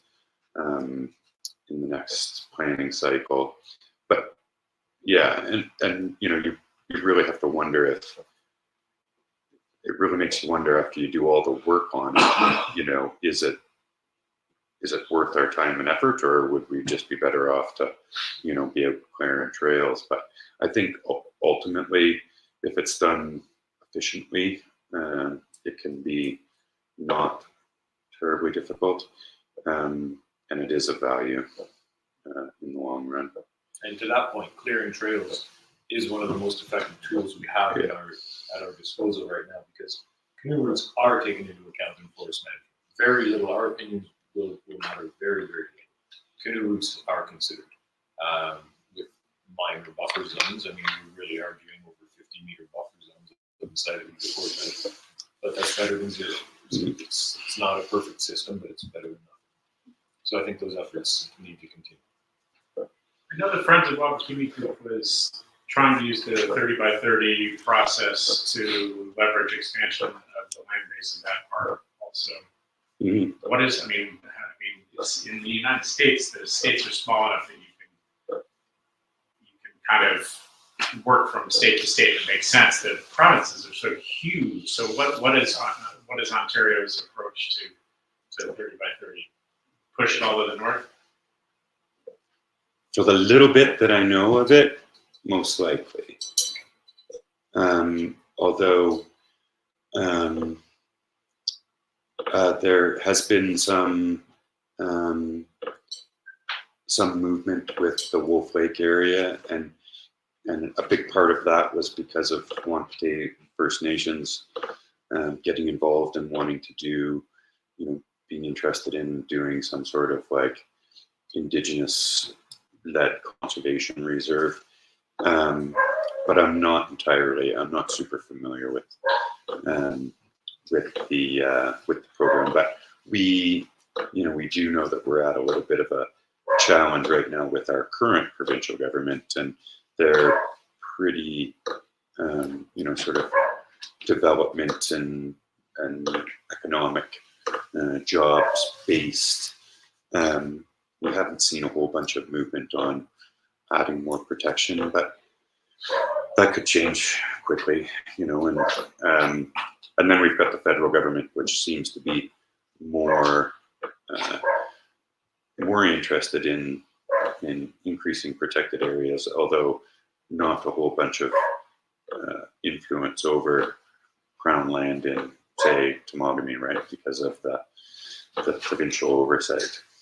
I just heard yesterday on the way up, I don't know enough about it to even mention it or talk about it, but the federal environmental law was struck down by the Supreme Court yesterday about having some federal oversight to pipelines and that sort of thing, and the decision was based on the federal government was interfering with the province to be able to develop resource extraction. Yeah. First of all, what is 30 by 30? It is a good question. 30% increase. No, 30% total conservation area with a by 2030 with the sort of pie in the sky goal of 50 by 2050. So 30% total, not 30% increase. Yes. Right. Yeah, that seems like a far stretch. Although, like you look at Northern Ontario and it's a huge landmass that's sitting there doing not much. Yeah, but it has to be in conservation. Yeah. Yeah. Some kind of conservation. Yeah. So a lot of what's happening right now is the forestry business lobbying to sort of increase their, how their lands can be actually designated as conservation, and thus sort of make the equation work that way. Does the state have more control over that? In the United States? Yeah. In the United States, you'd be surprised to learn that the state that's come the closest to it is actually Florida, which is really conservative and really anti-conservation. But it's all about tourism. And so they're really close to the 30% threshold. My understanding, the states would have more power to do that than the national government. It depends whether you're in the West, where there's a lot more federal land, much of which is conservation land, like BLM land, national forest land, versus the East. Also, there's a north-south divide in the East relative to forestry, private land versus public. And then aside from, are we only concerned with the logging, or are we also concerned with the practices, i.e. the spraying that's going on? So are we just looking at the trees, or are we looking at what we're doing to the trees and to the environment? Yeah, so our goal would be to consider, all the pressures on the land, not just the trees, not just the water, although, two huge factors, but moose and amphibians and all sorts of stuff. It really is, the forestry stuff is a challenge enough on its own, and yet then when you look at the mining and the mining exploration and the potential for those precious metals to be found, and then what, right? That we do know that the mining, the mining world is like the wild, wild west compared to the forestry industry. They see, the Ministry of Mines has got a rubber stamp with their, approved button. But so if I can just jump back to the original question of herbicide spraying. Obviously, I see some people concerned with that, but it's really Herbicide spraying is just a silvicultural practice to inhibit less desirable growth in a cut block. So you're really arguing something that if you just eliminated, if we solved the forestry issue, herbicide spraying wouldn't be an issue. You would not even be spraying herbicides if they hadn't cut their original. So I don't know if that really addresses your question, but that's the opinion I've always had, is everyone's upset over herbicide spraying, but herbicide spraying is the result, or it's a symptom of the problem. If you stop cutting, there's no reason to spray herbicides. Fair enough, but in the real world, okay, I don't know if you'll ever eliminate logging. No, right? You're right. So if we're not going to eliminate logging, then can we do it in a healthier manner? And even in that, you know, the mechanization of logging does not speak to regeneration, because the soil's too compacted for these little trees that they're putting in. So, you know, it's, I think if you're caught between a rock and a hard place kind of thing. Is the logging industry going to disappear? I don't think so. So maybe we should be looking at a healthier industry than the one we're looking at, because this is all going downstream. I mean, you know, the broadleaf plants, they want to eliminate them, but in the meantime, what are they doing to all of us? And what we eat, and what the animals eat. Well, it's just as bad an issue. I'm really sorry Fran's not here, because Fran's already spoken about this a couple of times already this weekend.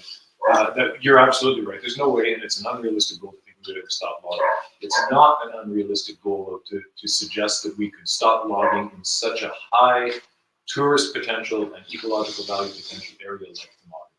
There are many other desirable areas that can be logged without the damaging the tourist industry that is in Temagami.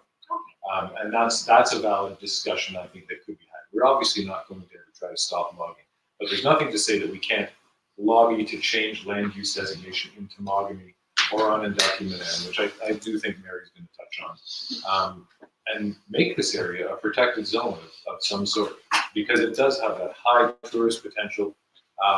The Muskogee, without even getting into First Nation issues, the Muskogee is a historical value in and of itself that exists on this land. And it could be argued that it existed everywhere at one time, but it's mostly intact still in Temagami. So this is getting into a much broader discussion and probably an unpopular discussion of park creation in Temagami, which we know is a contentious issue and has been a contentious issue since the 1980s. Again, I'm sorry, John Kilbridge and Fran are both not here for whatever reason, because they're the two most knowledgeable people in that.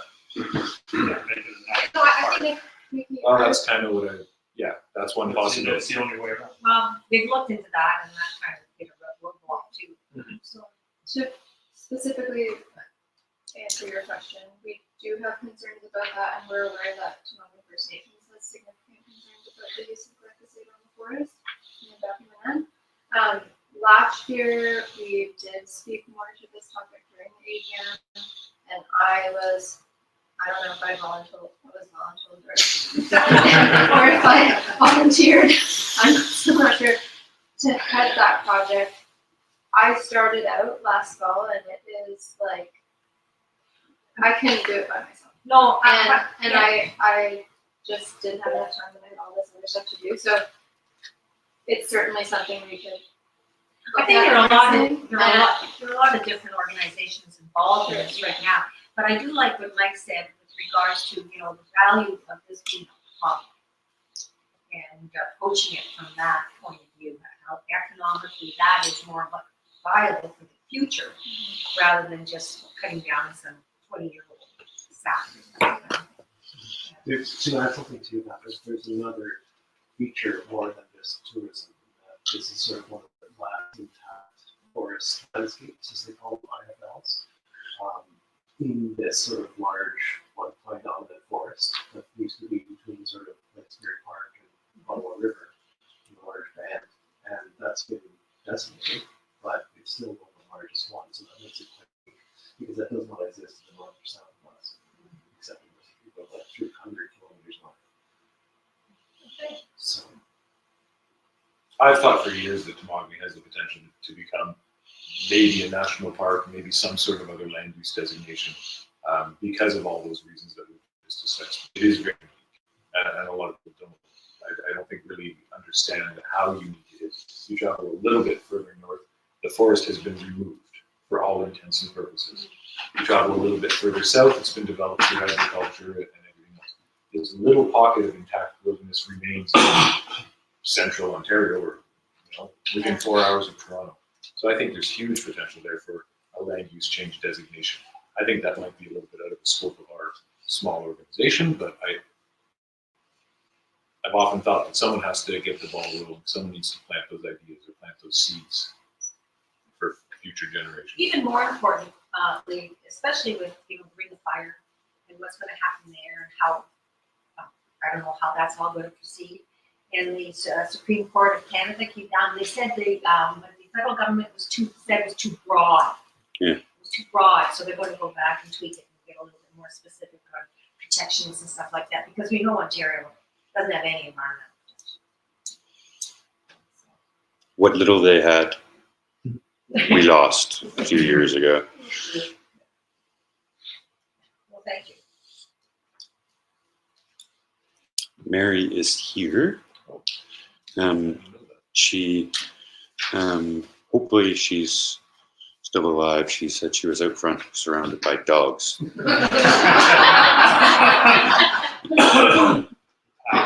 So the only final thing we have, that's actually perfect timing, because the only final agenda item is a 2024 AGM format and maybe a proposed date. The date is easy. October 19th, 2024. And we can settle on a format in the coming months, maybe. We can put a working group together and decide what it is we want to do for next year. I think that last conversation was a perfect segue to Mary's talk. Yeah. I think she's got some interesting topics to discuss that we'll kind of piggyback on that theme. Perfect. So maybe we'll recess for 5 minutes or until we get settled. Yeah, we could probably go for 15 or 20, I think. She's not in a rush. Oh yeah. Yeah, we'll grab that photo now, and we'll do that quick. So if everybody can, maybe we'll meet on the front porch. Water. Yes. Seconded, first in. Just to go.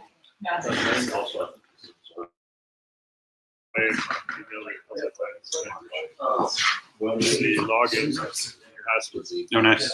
Very good. Yeah, they were just. That'll be perfect.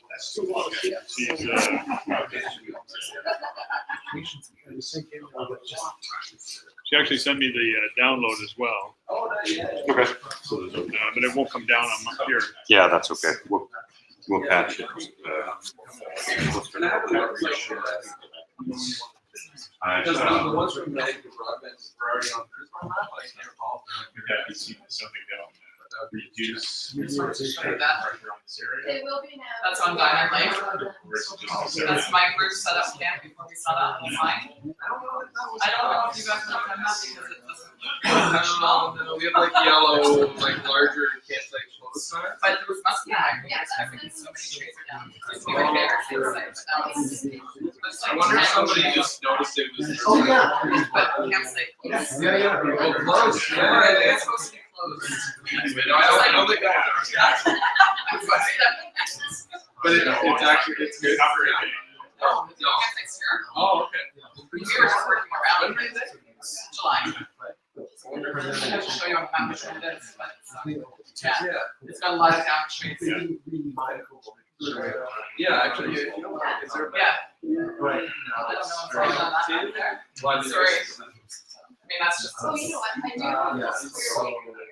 Oh, Yeah, that's actually, that's not a lot. Yeah. It's not violent. I don't really see that. Oh, okay. It's been a while since I read it. Yeah, it is this one. Oh, nice, big, beautiful campsite. So many trees big ones. Okay. We're gonna take big chainsaws. Yeah. It's a lot of work, that's that's like a multi-day. Okay. No, I understand, but. Yeah. That's a good comment. It's not a- Yeah, if you're curious what they do to their site, so the Ontario. Even the way that is ready. I don't know why that's the search time. Gotcha. Oh, yeah, follow up. Oh, yeah. Photo, guys. Yeah. There's a lot of skirts on these, on Portage signs too. Photo, Yeah. Girls go Dodge too. Yeah.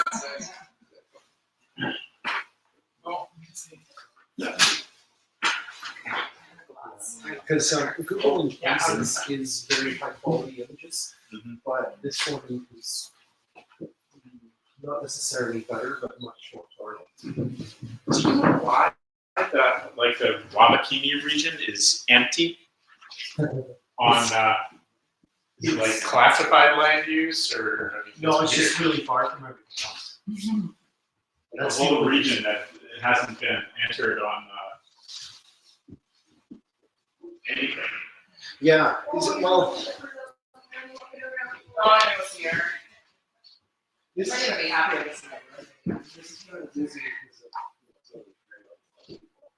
Yeah, she's not, she hasn't joined the pack.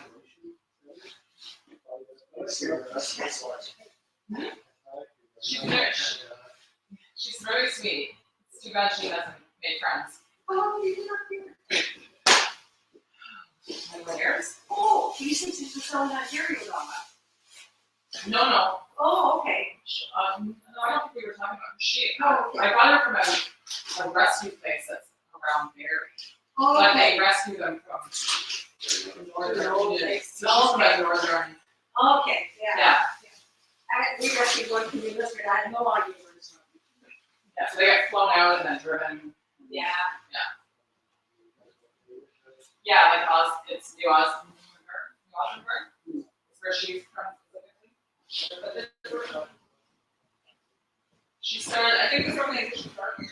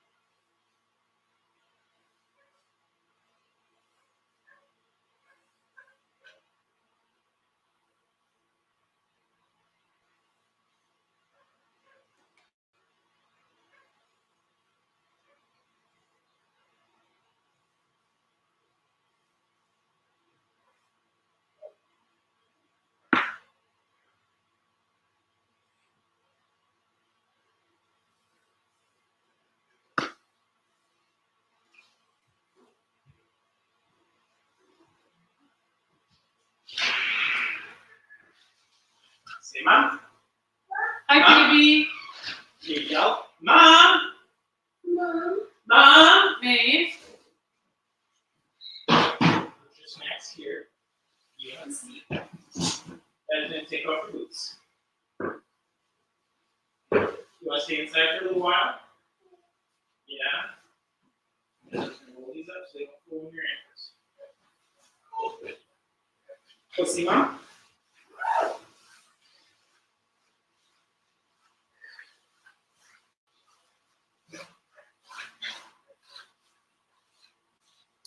Peanut. What's cooking? What's cooking? You want to see that book? What's it about?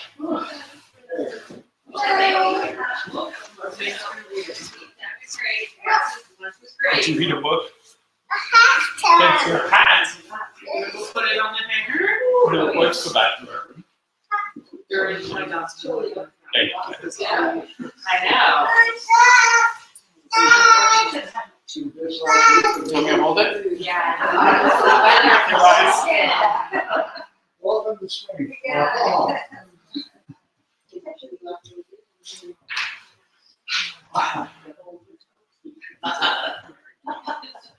Hello.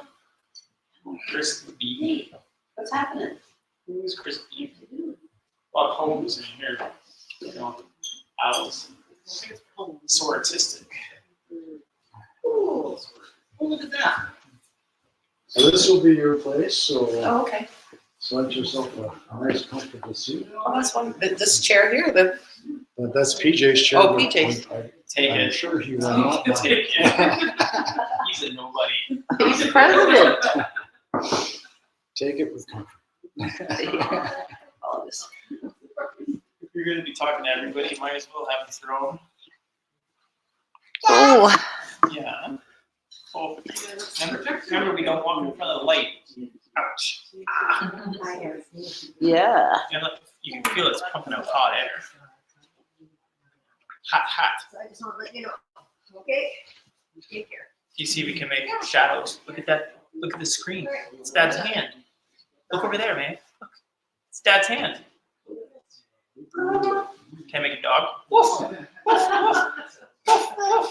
Woof. The bunny? Oh, 2 years. Hold your hand in front of the light. Now look at the screen. Look at the screen. Over there. That's your hand. Okay. You know, hold it out. And then look at the screen. There. You see your hand? That's your hand. Hold it up, stretch it out. Stretch it out there. You see it? Move your fingers around. Person. Move your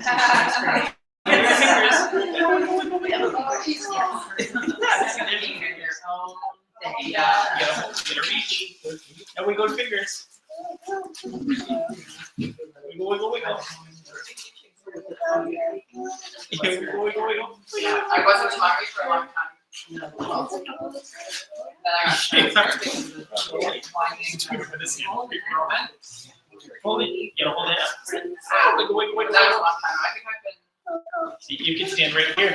Look, that's your head. That's your hair. Now hold your hands up. Go wiggle, wiggle, wiggle. I lifted some, but I drove 2 years. And don't look at it. You gotta keep your back to it. Are you blind? It's not as far. Oh. Like 45 minutes. It's the highway. It's like a 2009. I couldn't believe it last year. I found it was now they're trying to leave. Your preemptive readings now, which is good, I think. Well, Yeah. and then Who's on the TV? Was that Who's on the TV? Hi. There were two. There were two. There was Yeah, that wear one. these. Yeah. Then you And can then walk the in front of day the it got jacket. snowed. Next day was Sunday. Oh, that's And then right. yeah. And then So- Yeah. The whole area. Yeah. Your nose isn't Yeah, big that enough. was very, but it was too. Yeah, cozy. your Very nose. easy. Look at mom. Yeah. See you. Yeah. Yeah, you're. I think there was, I was at my house.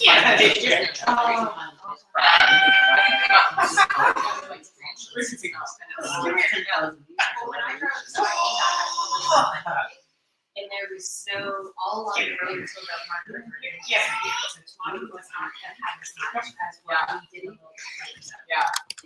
Which are pretty snow belts. A few others in there, yeah. Not usually that's good.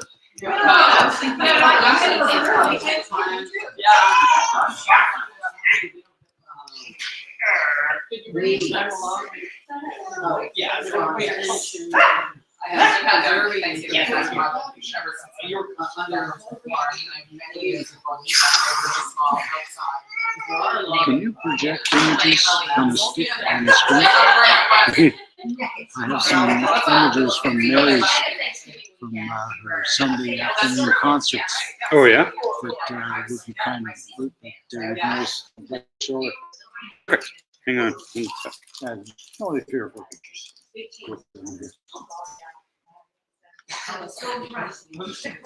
I heard that. You get to see another side of Mary.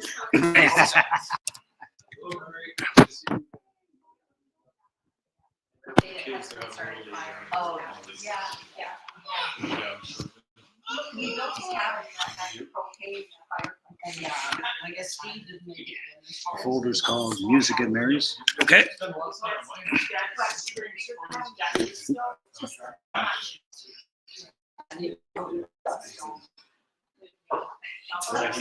I went to the propane.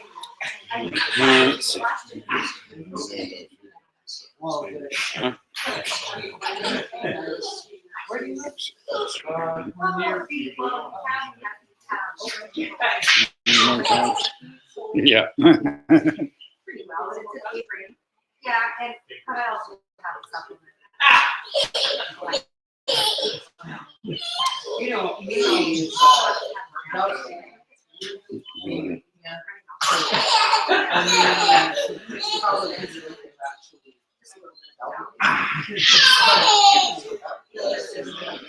That's interesting.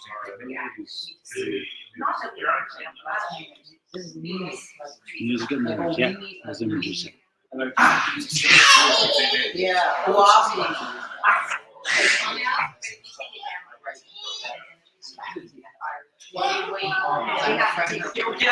So we're looking.